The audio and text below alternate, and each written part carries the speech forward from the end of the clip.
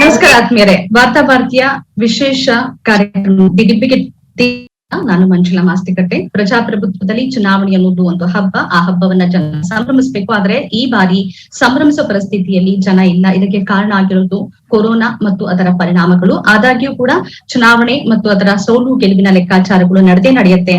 ಆ ಲೆಕ್ಕಾಚಾರಗಳು ಇವತ್ತು ಬಹಿರಂಗವಾಗಿದೆ. ಇವತ್ತು ಕೊನೆ ಹಂತದ ಮತದಾನ ಪಶ್ಚಿಮ ಬಂಗಾಳದಲ್ಲಿ 8ನೇ ಹಂತದ ಮತದಾನ ಮುಕ್ತಾಯವಾದ ನಂತರದಲ್ಲಿ ಚುನಾವಣಾ ಉತ್ತರ ಸಮೀಕ್ಷೆಗಳು ಬಹಿರಂಗ ಆಗಿದೆ.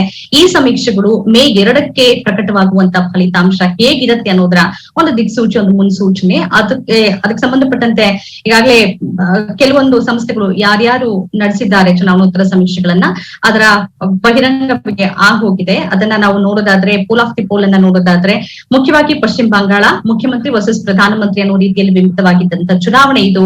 ಎರಡು ಪ್ರಮುಖ ಪಕ್ಷಗಳು, ಅದರ ಜೊತೆಗೆ ಹಿಂದಿನ ಅಧಿಕಾರವನ್ನ ನಡೆಸಿದಂತಹ ಎಡಪಕ್ಷ, ಇವೆಲ್ಲದರ ಜೊತೆಗೆ ಯಾರು ಅಧಿಕಾರವನ್ನು ಹಿಡಿತಾರೆ ಅಂತ ಬಹಳ ಕುತೂಹಲಕ್ಕೆ ಎಡೆಮಾಡಿಕೊಟ್ಟಿತ್ತು. ಇಲ್ಲಿ ನೋಡೋದಾದ್ರೆ ವೆಸ್ಟ್ ಬೆಂಗಾಲದಲ್ಲಿ ಪೋಲ್ ಆಫ್ ದಿ ಪೋಲ್ ಹೇಳೋದು ಬಿಜೆಪಿ ಬಹುತೇಕ 131 ಸ್ಥಾನಗಳಲ್ಲಿ ಗೆಲುವನ್ನ ಸಾಧಿಸಬಹುದು. ಟಿಎಂಸಿ ಮತ್ತೆ ಅಧಿಕಾರವನ್ನ ಹಿಡಿಬಹುದು. 149 ಸ್ಥಾನಗಳು. ಕಳೆದ ಬಾರಿ 211 ಇತ್ತು, ಅದು 149ಕ್ಕೆ ಕುಸಿತ ಆಗ್ಬಹುದು ಅಂತ. ಕಾಂಗ್ರೆಸ್ ಜೊತೆಗೆ ಅಲಯನ್ಸ್ ಆಗಿರೋ ಎಡಪಕ್ಷಗಳು 15 ಸ್ಥಾನಗಳಲ್ಲಿ ಗೆಲುವನ್ನ ಸಾಧಿಸೋದಕ್ಕೆ ಸಾಧ್ಯ ಆಗತ್ತೆ ಅಂತ ಪೋಲ್ ಆಫ್ ದಿ ಪೋಲ್ ಹೇಳ್ತಾ ಇದೆ. ತಮಿಳುನಾಡಿನಲ್ಲಿ ಬಹುತೇಕ ಡಿಎಂಕೆ, ತಮಿಳುನಾಡು ಬಹಳ ಮುಖ್ಯವಾದಂತಹ ಚುನಾವಣೆ ಇದು. ಯಾಕೆಂದ್ರೆ ಒಂದು ಬದ್ಧ ವೈರಿಗಳಾಗಿದ್ದಂತ ಕರುಣಾನಿಧಿ ಮತ್ತು ಜಯಲಲಿತಾ ಇಬ್ಬರು ಇಲ್ಲದೆ ಇನ್ನೊಂದು ತಲೆಮಾರು ನಡೆಸಿರುವಂತಹ ಚುನಾವಣೆ ಇದು. ಆ ತಲೆಮಾರಿನಲ್ಲಿ ಬಹುತೇಕ ಮೊದಲ ಬಾರಿಗೆ ಡಿಎಂಕೆ ಕ್ಲೀನ್ ಸ್ವೀಪ್ ಮಾಡೋ ಸಾಧ್ಯತೆ ಇದೆ. 123 ಸ್ಥಾನಗಳಲ್ಲಿ ಗೆಲುವನ್ನ ಸಾಧಿಸಬಹುದು ಅಂತ ಹೇಳಲಾಗ್ತಾ ಇದೆ.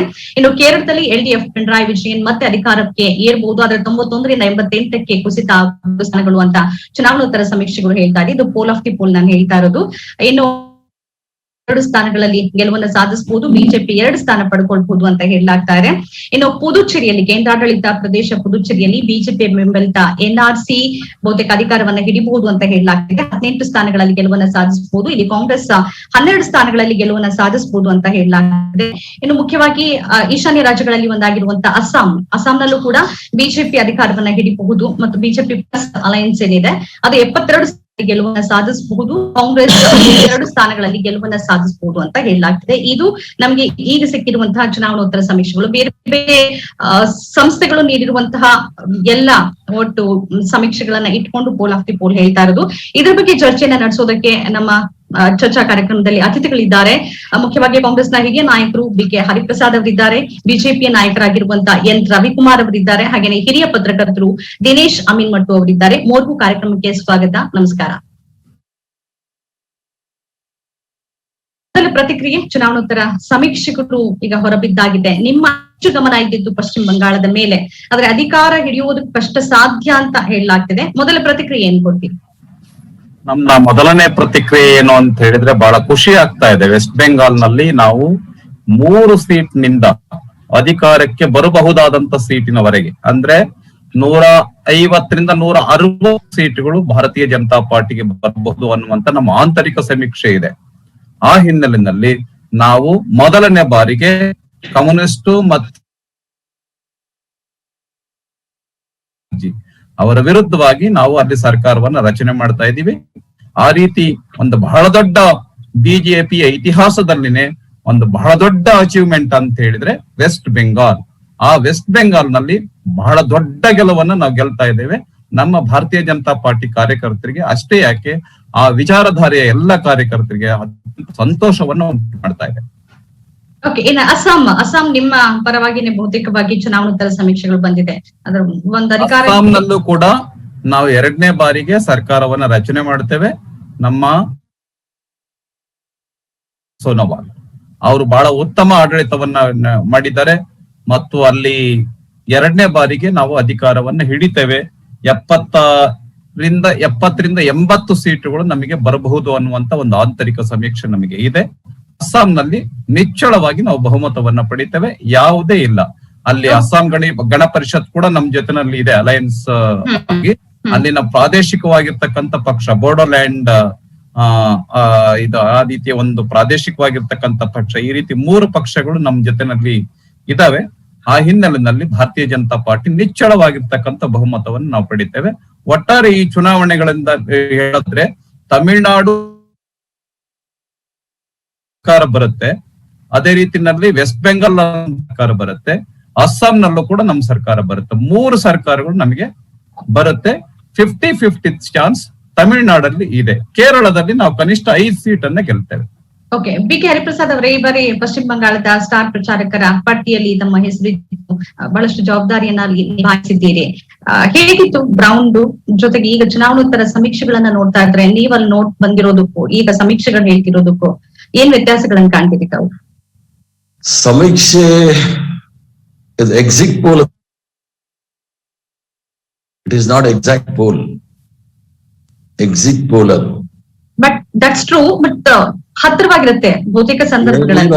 ಏನು ಹತ್ರವಾಗಿರೋದಿಲ್ಲ. ನಾನು ನನ್ನ ಜೀವನದಲ್ಲಿ ಇದು 46ನೇ ವರ್ಷ ರಾಜಕಾರಣದಲ್ಲಿ, ಅದ್ರಲ್ಲಿ 30 ವರ್ಷ ಬರೀ ಎಲ್ಲಾ ಪ್ರದೇಶದಲ್ಲಿ ಎಲೆಕ್ಷನ್ ಗಳು ಮಾಡಿದೀನಿ. ಎಕ್ಸಿಟ್ ಪೋಲ್ಗಳನ್ನ ಕಂಪನಿಗಳನ್ನ ಹೈರ್ ಮಾಡಿದೀವಿ. ಅವ್ರು ಯಾವ ರೀತಿ ಎಕ್ಸಿಟ್ ಪೋಲ್ ಕೊಡ್ತಾರೆ ಅನ್ನೋದು ನನಗೆ ಬಹಳ ಚೆನ್ನಾಗಿ ಗೊತ್ತಿದೆ. ಆದ್ರಿಂದ it is exit poll, not exact poll. ಅದರಿಂದ ಇದ್ರಲ್ಲಿ ಖುಷಿ ಬೀಳೋದು ಏನಿಲ್ಲ. ಎಕ್ಸಾಕ್ಟ್ ಪೋಲ್ ಗೊತ್ತಾಗ್ಬೇಕು ಅಂದ್ರೆ ಮೇ 2ನೇ ತಾರೀಕು ಅಂತ ಗೊತ್ತಾಗುತ್ತೆ. ಏನು ನನ್ನ ನಿರೀಕ್ಷೆ ಬಂದೆ. ಈಗ ತಾವು ತಮಿಳ್ನಾಡಲ್ಲಿ ತೆಗೆದುಕೊಂಡ್ರೆ ಅಲ್ಲಿ ಅಂಗೈ ಉಣ್ಣು ನೋಡಕ್ಕೆ ಕನ್ನಡಿಯನ್ ಬೇಕಾಗಿಲ್ಲ. ಅಲ್ಲಿ ಒಂದ್ಸಲಿ ADMK, ಇನ್ನೊಂದ್ಸಲಿ DMK ಅಂತ ಬಂದೇ ಬರುತ್ತಲ್ಲಿ. ಅಲ್ಲಿ ಬಿಜೆಪಿ ಅವ್ರು 20 ಸೀಟಲ್ಲಿ ಫೈಟ್ ಮಾಡ್ತಾ ಇದಾರೆ, ನಾವು 25 ಸೀಟಲ್ಲಿ ಮಾಡ್ತಾ ಇದ್ದೀವಿ. ಒಂದ್ ಲೋಕಸಭಾ ಸೀಟ್ ಕಾಂಗ್ರೆಸ್ ಫೈಟ್ ಮಾಡ್ತಾ ಇದೆ. ಲೋಕಸಭಾ ಸೀಟ್ ಕಾಂಗ್ರೆಸ್ ಅಲ್ಲಿ ಗೆಲ್ಲುತ್ತೆ.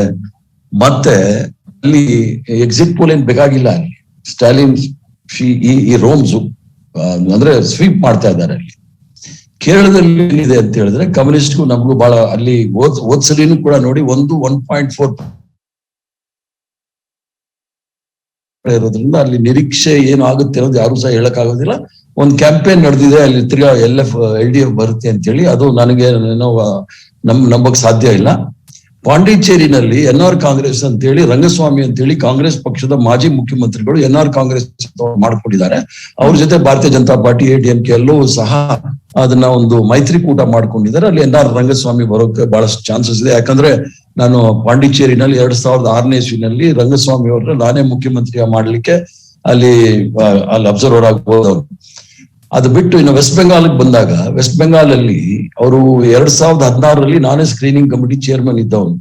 ಭಾರತೀಯ ಜನತಾ ಪಾರ್ಟಿಗೆ 3 ಸೀಟ್ ಸಿಕ್ಕಿತ್ತು, 10% ಓಟ್ ಇತ್ತು. ಆವಾಗ ಕಮ್ಯುನಿಸ್ಟ್ ಮತ್ತು ಕಾಂಗ್ರೆಸ್ ಅವರು ನಾವು ಒಟ್ಟಿಗೆ ಮೈತ್ರಿ ಮಾಡ್ಕೊಂಡಿದ್ವಿ. ಕಾಂಗ್ರೆಸ್ ಅವರು 35 ವರ್ಷಗಳ ಕಾಲ ಕಮ್ಯುನಿಸ್ಟ್ ಅವ್ರ ಜೊತೆ ಅವರ ಹಾವಳಿ. ಕಾಂಗ್ರೆಸ್ ಅಲ್ಲಿ ಕಾಂಗ್ರೆಸ್ ಕಾರ್ಯಕರ್ತರ ಕೊಲೆ, ಆ ಕೊಲೆ ಆದ ವ್ಯಕ್ತಿಯ ರಕ್ತ ತೆಗೆದು ಅನ್ನದಲ್ಲಿ ಮಿಶ್ರಣ ಮಾಡಿ ಅಲ್ಲಿ ಅವ್ರ ಪರಿವಾರದವ್ರಿಗೆ ತಿನ್ನಿಸ್ತಕ್ಕಂಥದ್ದೆಲ್ಲ ಕಾಂಗ್ರೆಸ್ ಅವ್ರು ನೋಡಿದ್ದಾರೆ. ಆದ್ರಿಂದ ಅವ್ರು ಬಹಳ ಸ್ಪಷ್ಟವಾಗಿ ಹೇಳಿದ್ರು, ನೀವು ಅಲಯನ್ಸ್ ಮಾಡ್ಕೊಳ್ಳಿ, ನಾವು ಕಮ್ಯುನಿಸ್ಟ್ ಅವ್ರಿಗೆ ವೋಟ್ ಮಾಡೋದಿಲ್ಲ ಅಂತ ಹೇಳಿ. ಆದ್ರಿಂದ ನಾವು ತಗೊಂಡಿದ್ದ ಅಲ್ಲಿ ಪರ್ಸೆಂಟೇಜ್ 12% ಆದ್ರೂ 44 ಸೀಟ್ ಇತ್ತು. ಕಮ್ಯುನಿಸ್ಟ್ ಅವ್ರು 20% ತಗೊಂಡ್ರೇನು ಕೂಡ ಅವ್ರಿಗೆ 26 ಸೀಟ್ ಮಾತ್ರ ಇತ್ತು. ಅಂದ್ರೆ ಕಮ್ಯುನಿಸ್ಟ್ ಅವ್ರು ಕಾಂಗ್ರೆಸ್ಗೆ ಸಹಾಯ ಮಾಡಿದ್ರು, ಕಾಂಗ್ರೆಸ್ ಅವ್ರು ಕಮ್ಯುನಿಸ್ಟ್ ಅವ್ರು ಸಹಾಯ ಮಾಡ್ಲಿಲ್ಲ. 2019ರಲ್ಲಿ ಏನಾಯ್ತು ಅಂತ ಹೇಳಿದ್ರೆ ಆಗ್ಲಿಲ್ಲ. ಯಾವಾಗ ಅಲಯನ್ಸ್ ಆಗ್ಲಿಲ್ಲ, ಕಮ್ಯುನಿಸ್ಟ್ ಅವ್ರು ಬೇರೆ, ಕಾಂಗ್ರೆಸ್ ಅವ್ರು ಬೇರೆ ಫೈಟ್ ಮಾಡಿದ್ವಿ. ಆಗೇನಿತ್ತು, ಈ ತೃಣಮೂಲ್ ಕಾಂಗ್ರೆಸ್ ಅವರು 2011ರಲ್ಲಿ ಕಾಂಗ್ರೆಸ್ ಜೊತೆ ಮೈತ್ರಿನಲ್ಲಿ ಅವ್ರು ಮುಖ್ಯಮಂತ್ರಿ ಆಗಿದ್ದು.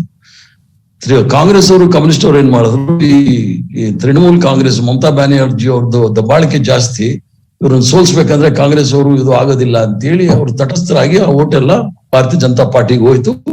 ಅವ್ರಿಗೆ 18 ಸೀಟು ಭಾರತೀಯ ಜನತಾ ಪಾರ್ಟಿಗೆ ಸಿಕ್ತು, 22 TMCಗೆ ಸಿಕ್ತು, 2 ಕಾಂಗ್ರೆಸ್ಗೆ ಸಿಕ್ತು. ಮತ್ತೆ ನೀವು ಅಂಕಿಅಂಶಗಳು ನೋಡಿದಾಗ ಕಾಂಗ್ರೆಸ್ ನಿಂದ 11 ಸೀಟು ಲೋಕಸಭಾ ಸೀಟು ತೃಣಮೂಲ್ ಕಾಂಗ್ರೆಸ್ ಹೊಡ್ತಾ ಬಿದ್ದಿದೆ. ಆದ್ರಿಂದ ಇವ್ರು ಗೆದ್ದಿರ್ತಕ್ಕಂಥದ್ದು ನೀವು ಆಗ ನೋಡಕ್ ಹೋದ್ರೆ, ಅವ್ರು ಬಲದ ಮೇಲೆ ಗೆದ್ದಿರ್ತಕ್ಕಂಥದ್ದು ನೋಡಕ್ ಹೋದಾಗ 7 ಸೀಟ್ ಮಾತ್ರ ಭಾರತೀಯ ಜನತಾ ಪಾರ್ಟಿಯವರು. ಈಗ 7 ವರ್ಷದಲ್ಲಿ ಬಿಟ್ಬಿಡಿ, 2019ರಿಂದ 21ರವರೆಗೂ ಆಗಿರ್ತಕ್ಕಂಥ ವಿಚಾರಗಳು ನೋಡಿದಾಗ ದೇಶದಲ್ಲಿ ಬಹಳಷ್ಟು ಅಲ್ಲೋಲ್ ಕಲ್ಲೋಲ್ ಆಗೋಗ್ಬಿಟ್ಟಿದೆ. ಅದು ಈ CAA ಇರ್ಬೋದು, NRC ಇರ್ಬೋದು, ಕೌಸ್ಲಾಟರ್ ಇಶ್ಯೂ ಇರ್ಬೋದು, ಎಲ್ಲ ವಿಚಾರಗಳು ತೆಗೆದುಕೊಂಡಾಗ ಒಂದು ಭಯದ ವಾತಾವರಣ ಇಡೀ ಏನು ದೇಶದಲ್ಲಿದೆ, ಆ ಭಯದ ವಾತಾವರಣ ಅಲ್ಲೂ ಇದೆ.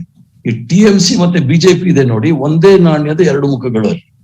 ಅಲ್ಲಿ ಯಾವ ರೀತಿ ತಮಿಳುನಾಡಲ್ಲಿ ಭಾಷೆ ಮೇಲೆ ಅಪಾರವಾದ ಅಭಿಮಾನ ಇದೆಯೋ ತಮಿಳುನಾಡಲ್ಲಿ, ಅದೇ ರೀತಿ ಬಾಂಗ್ಲಾದೇಶದಲ್ಲೂ ಬೆಂಗಾಲಲ್ಲೂ ಕೂಡ ಬಾಂಗ್ಲಾ ಭಾಷೆ ಮೇಲೆ ಬಹಳಷ್ಟು ಅಭಿಮಾನ ಇಟ್ಕೊಂಡಿರ್ತಾರೆ. ಅಲ್ಲಿ ನಿಮಗೆ ಮುಸ್ಲಿಂಗೂ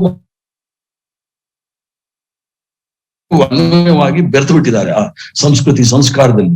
ಆದ್ರಿಂದ ಏನು ಈ 2 ವರ್ಷದಲ್ಲಿ ಆಗಿದೆ ನೋಡಿ ಅನಾಹುತಗಳು, ಆದ್ರಿಂದ ಅಲ್ಲಿ ಭಾರತೀಯ ಜನತಾ ಪಾರ್ಟಿ ಸರ್ಕಾರ ಮಾಡ್ಲಿಕ್ಕೆ ಆಗೋದಿಲ್ಲ. ಅಲ್ಲಿ ವೆಸ್ಟ್ ಬೆಂಗಾಲ್ ಅಲ್ಲಿ, ಅಸ್ಸಾಂ ಅಲ್ಲಿ ಕೇರಳ ತರನೇ ಅಲ್ಲಿ CAA NRC ಬಹಳ ದೊಡ್ಡ ಇಶ್ಯೂಸ್ ಇದೆ. ಆದ್ರಿಂದ ಅಲ್ಲೂ ಕೂಡ ತೀವ್ರವಾದ ಪೈಪೋಟಿ ಇದೆ. ಕಾಂಗ್ರೆಸ್ ಮೈತ್ರಿಕೂಟ ಅಲ್ಲಿ ಯಾಕೆ ಸರ್ಕಾರ, ಇವರು ನಮ್ಮ ರವಿಕುಮಾರ್ ಅವ್ರು ಹೇಳ್ತಾ ಇದ್ರು, ನಾವು ಬೋಡೋಲ್ಯಾಂಡು ಆಸು ಎಲ್ಲ ನಮ್ ಜೊತೆಗಿದ್ದಾರೆ ಅಂತ ಹೇಳಿ. ಬೋಡೋ ರೆಬೆಲ್ ಆಗು ನಿಂತಿದ್ದಾರೆ, ಆಸು ಕೂಡ ರೆಬೆಲ್ ಆಗಿ ನಿಂತಿದ್ದಾರೆ. ಪ್ಲಸ್ ಇವ್ರು ಅಷ್ಟೊಂದು ಕಾನ್ಫಿಡೆನ್ಸ್ ಇದ್ರೆ ಅಲ್ಲಿ ಕ್ಯಾಂಡಿಡೇಟ್ ಗಳಿದ್ದಾರೆ ನೋಡಿ, ಗೆಲ್ಲುವಂತ ಕ್ಯಾಂಡಿಡೇಟ್, ಅವ್ರನ್ನ ಆಪರೇಷನ್ ಕಮಲಕ್ಕೆ ಕೈ ಹಾಕಿದ್ರು. ಈಗ ನಾವು ಅವ್ರನ್ನೆಲ್ಲ ತಗೊಂಡು ಜೈಪುರಲ್ಲಿ ಇಟ್ಟಿದ್ವಿ, ರಾಜಸ್ಥಾನಲ್ಲಿ. ಗೆಲ್ತೀವಿ ಅಂತ ಹೇಳೋ ಒಂದು ಧೈರ್ಯ ಇದಿದ್ರೆ ಈ ಆಪರೇಷನ್ ಕಮಲಕ್ಕೆ ಅಸ್ಸಾಮಲ್ಲಿ ಕೈ ಹಾಕ್ತಾ ಇರ್ಲಿಲ್ಲ. ಇವ್ರಿಗೆ ಏನಾದ್ರೂ ಗೆಲ್ಲೋ ಅವಕಾಶಗಳಿದ್ರೆ ಅದು ಪಾಂಡಿಚೇರಿನಲ್ಲಿ ಮಾತ್ರ. ಈ 4 ರಾಜ್ಯದಲ್ಲಿ ಇನ್ನೆಲ್ಲೂ ಸಹ ಗೆಲ್ಲೋ ಅವಕಾಶಗಳು ಇಲ್ಲ. ಓಕೆ, ತಮ್ಮ 46 ವರ್ಷದ ರಾಜಕೀಯ ಅನುಭವದಲ್ಲಿ ಹರಿಪ್ರಸಾದ್ ಅವರೇ, ತಾವೀಗೇನು ಪ್ರಸ್ತಾಪವನ್ನ ಮಾಡಿದ್ರಿ, ಅದು CAA ಇರ್ಬೋದು, NRC ಇರ್ಬೋದು, ದೇಶದಲ್ಲಿ ಆಗಿರುವಂತಹ ಬೇರೆ ಬೇರೆ ಬದಲಾವಣೆಗಳು, ಇವೆಲ್ಲವೂ ಚುನಾವಣೆ ಮೇಲೆ, ಮತದಾರನ ಮೇಲೆ ಪರಿಣಾಮ ಬೀರುವ ಸಾಧ್ಯತೆಗಳ ಬಗ್ಗೆ ಏನ್ ಹೇಳ್ತೀರಿ ತಾವು? ನೋಡಿ, ಮತದಾರರು ಏನ್ ಮಾಡ್ತಾರೆ ಅಂತ ಹೇಳಿದ್ರೆ, ನೆಮ್ಮದಿ ಜೀವನ, ಅವ್ನು ಒಂದೊತ್ತು ಊಟ ಸಿಕ್ಕಿದ್ರೂ ಪರವಾಗಿಲ್ಲ, ನೆಮ್ಮದಿಯಿಂದ ಅವನು ಬದುಕಬೇಕು ಅನ್ನೋದನ್ನ ಬಹಳಷ್ಟು ಯೋಚನೆ ಮಾಡ್ತಾನೆ. ಭಯದ ವಾತಾವರಣದಲ್ಲಿ ಯಾರು ಸಹ ಜೀವನ ಮಾಡೋದಿಲ್ಲ. ಆದ್ರಿಂದ ಈ ಒಂದು ನನ್ನ ಅನುಭವದಲ್ಲಿ ವೆಸ್ಟ್ ಬೆಂಗಾಲ್ ಇರ್ತಕ್ಕಂಥ ಬಹಳ ಜಾಗೃತ ಮತದಾರರಿದ್ದಾರೆ. ಒಂದ್ ಹೇಳ್ತೀನಿ ಕೇಳಿ, ನಾನು ವೆಸ್ಟ್ ಬೆಂಗಾಲ್ ಅಲ್ಲಿ 96ನೇ ಇಸ್ವಿಯಿಂದ ಅಲ್ಲಿ ಚುನಾವಣೆ ಸಂದರ್ಭದಲ್ಲಿ ಹೋಗ್ತೀನಿ. ಈ ಬಾರಿ ಬಹಳ ಆಳವಾಗಿ ಹೋಗುವ ಅವಕಾಶಗಳು ಸಿಕ್ತು. ಅಲ್ಲಿ ಒಂದು ಚುನಾವಣೆಗೆ ನಮ್ಮ ಒಂದು ಅಸೆಂಬ್ಲಿನಲ್ಲಿ ಬೆಂಗಳೂರಲ್ಲಿ ನೋಡಿ, ಆ ದುಡ್ಡು ಇಡೀ ವೆಸ್ಟ್ ಬೆಂಗಾಲ್ ಅಲ್ಲಿ ಚುನಾವಣೆ ಮಾಡ್ಬಿಡ್ಬೋದು. ಒಂದು ಅಸೆಂಬ್ಲಿ ದುಡ್ಡು.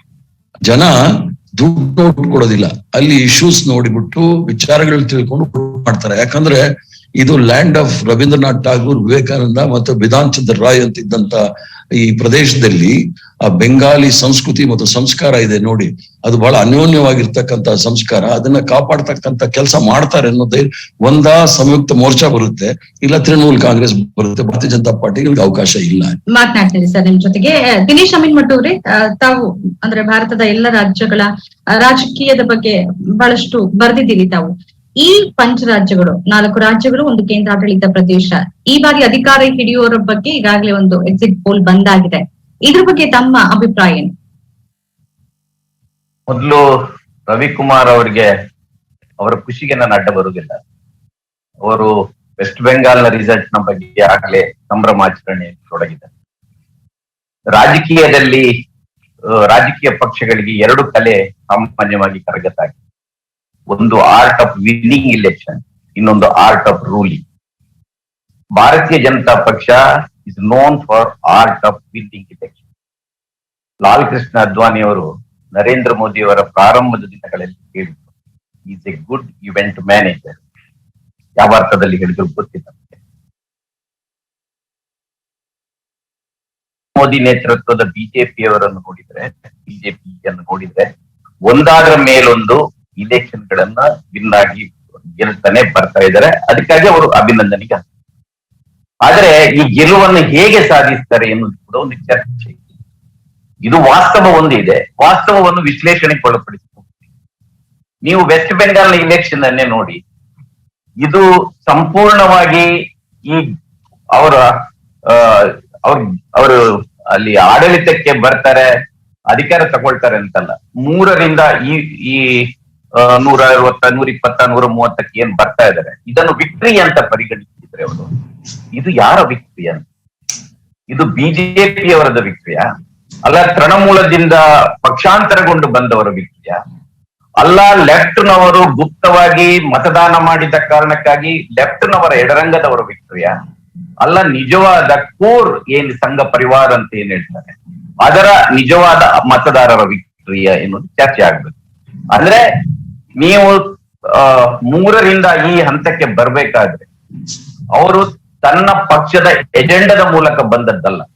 ಮೊದಲು ತೃಣಮೂಲವನ್ನು ಹೊಡೆದಾಕಿದ್ರು. ಅದರ ಸುಮೇನ್ ಚೌಧರಿ ಅದರ ಪ್ರಾಮಿನೆಂಟ್ ಲೀಡರ್ಗಳು ಇಲ್ಲಿ ವೆಸ್ಟ್ ಬೆಂಗಾಲದಲ್ಲಿ ಇದ್ದಾರೆ. They are not BJP. ಅವರು RSS ನಿಂದ ಬಂದವರಲ್ಲ, ಆ ಕ್ಯಾಡರ್ನವರಲ್ಲ. ಆಪರೇಷನ್ ಕಮಲ ಎನ್ನುವುದು ಇದೆಯಲ್ಲ, ಇದು ನಿಜವಾದ ನರೇಂದ್ರ ಮೋದಿ ಮತ್ತು ಅಮಿತ್ ಶಾ ಅವರ ಸ್ಟ್ರಾಟಜಿಯ ಮುಖ್ಯ ಕೇಂದ್ರ. ಅದು ಆಪರೇಷನ್ ಕಮಲ. ಸೊ ಅಲ್ಲೂ ಕೂಡ ಆಪರೇಷನ್ ಕಮಲದ ಸಕ್ಸಸ್ ಅನ್ನ ಬಿಜೆಪಿ ತನ್ನ ಪಕ್ಷದ ಸಾಧನೆ ಅಂತ ಹೇಳುದಿದ್ರೆ ನಾನು ಅದಕ್ಕೆ ಅಡ್ಡಿ ಬರುತ್ತಿದ್ದೆ. ಆದ್ರೆ ಅವ್ರು ನಿಜವಾಗಿ ಅವರ ಕಾರ್ಯಕ್ರಮದ ಮೂಲಕ ಬಂದದ್ದು ಎನ್ನುವುದು ಪ್ರಶ್ನೆ ಇದೆ. ಈ ಚುನಾವಣೆ ಪುದುಚೇರಿ ಅನ್ನೋ ಪಕ್ಕಕ್ಕೆ ಸಣ್ಣ ರಾಜ್ಯ, ಎಲ್ಲೂ ಕೂಡ ಬಿಜೆಪಿಗೆ ಅದರದಾದ ನೆಲೆ ಇಲ್ಲ. ಅಸ್ಸಾಂ ಒಂದು ಬಿಟ್ಟು.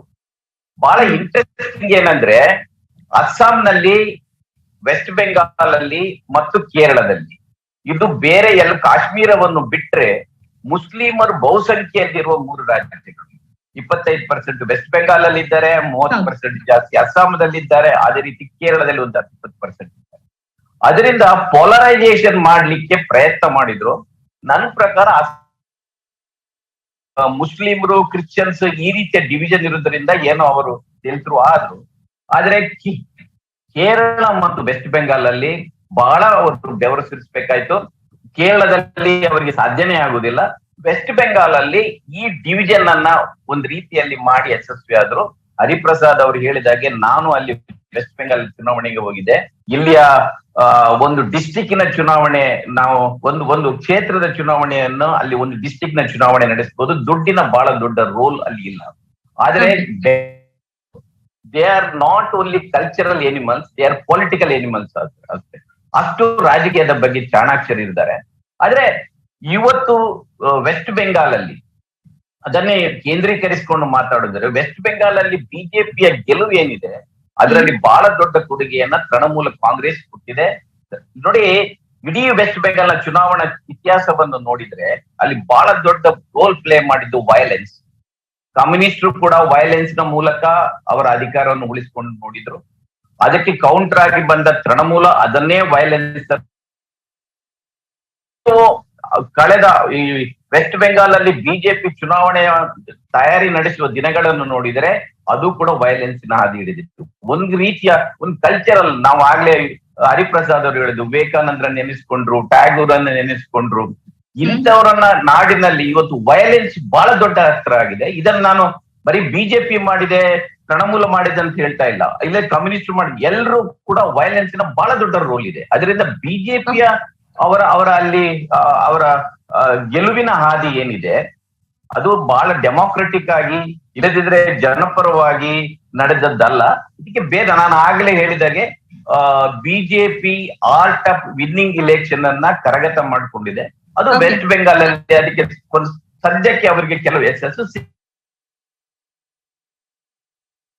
ಕಾರ್ಯಕ್ರಮದ ಸಿದ್ಧಾಂತದ ಗೆಲುವು ಅಲ್ಲ ಎನ್ನುವುದನ್ನ ಇದು ಸ್ಪಷ್ಟಪಡಿಸಿದೆ. ಓಕೆ, ದಿನೇಶ್ ಅಮೀನ್ಮಠ್ ಅವರೇ, ನಿಮ್ಮ ಮಾತಿಗೆ ಇವತ್ತಿಗೆ ನಾವು ಆಪರೇಷನ್ ಕಮಲನೋ, operation Congress, operation JDS, operation ಟಿಎಂಸಿನೋ ಇವ್ಯಾವ ನೈತಿಕ ಮತ್ತು ಅನೈತಿಕ ಅನ್ನೋ ಚರ್ಚೆಯನ್ನ ದಾಟಿ ಬಹಳ ಮುಂದಕ್ಕೆ ಸಾಗಿದೀವಿ ಅಂತ ಅನ್ಸುತ್ತೆ. ಯಾವುದೋ ಒಂದು ಪಕ್ಷದ ಮೂಲ ಕಾರ್ಯಕರ್ತರು ಯಾರಿದ್ದಾರೆ, ವಲಸೆ ಬಂದವರು ಯಾರಿದ್ದಾರೆ, ಅವ್ರು ಎಷ್ಟು ಅಧಿಕಾರ ಹಿಡಿದಿದ್ದಾರೆ, ಬಹುತೇಕ ಎಲ್ಲ ರಾಜ್ಯಗಳನ್ನ ನೋಡ್ಕೊಂಡ್ ಬಂದಿದ್ದೀವಿ. ಹೀಗಿರುವಾಗ ಈಗ ಹೊಸದಾಗಿ ಚುನಾವಣೆಗೆ, ಈಗ ಒಂದ್ ಚುನಾವಣೆ ನಡೆದು ಅಧಿಕಾರ ಹಿಡಿದು, ಈಗ ಕರ್ನಾಟಕದಲ್ಲಿ ಆಯ್ತಲ್ಲ, ಒಂದು ಸರ್ಕಾರವನ್ನ ಬೀಳಿಸಿ ಇನ್ನೊಂದು ಸರ್ಕಾರವನ್ನ ಹೊಸ ಚುನಾವಣೆಗೆ ಹೋಗ್ತಾ ಇದ್ದಾರೆ. ಈಗ ಎಷ್ಟು ಸ್ಥಾನ ಬರುತ್ತೆ, ಅದು ಪಕ್ಷದ್ದೇ ಸ್ಥಾನಗಳಾಗೋದಿಲ್ವಾ? ಇದ್ರ ಬಗ್ಗೆ ಏನ್ ಹೇಳ್ತೀರಿ ತಾವು? ನಾನು ಒಬ್ಬ ರಾಜಕಾರಣಿ ಅಲ್ಲ, ರಾಜಕೀಯವಾಗಿ ಅದನ್ನೇ ಹೇಳ್ತಾ ಇರೋದು. ಅದರಿಂದ ನಾನು ಅದನ್ನ ಡಿಪೆಂಡ್ ಮಾಡ್ಕೊಳ್ಳೋದಿಲ್ಲ. ನಾನು ಹೇಳ್ತಾ ಇರೋದು, ನಾನು ಈಗಲೂ ಅದು ಕಾಂಗ್ರೆಸ್ ಮಾಡ್ಲಿ, ನಾನೀಗ ವೆಸ್ಟ್ ಬೆಂಗಾಲ್ದ ಬಗ್ಗೆ ನಾವು ಮಾತಾಡ್ತಾ ಇದ್ದೇವೆ, ಅದಕ್ಕೆ ವೆಸ್ಟ್ ಬೆಂಗಾಲ್ ಹೇಳ್ತಾ ಇದೆ.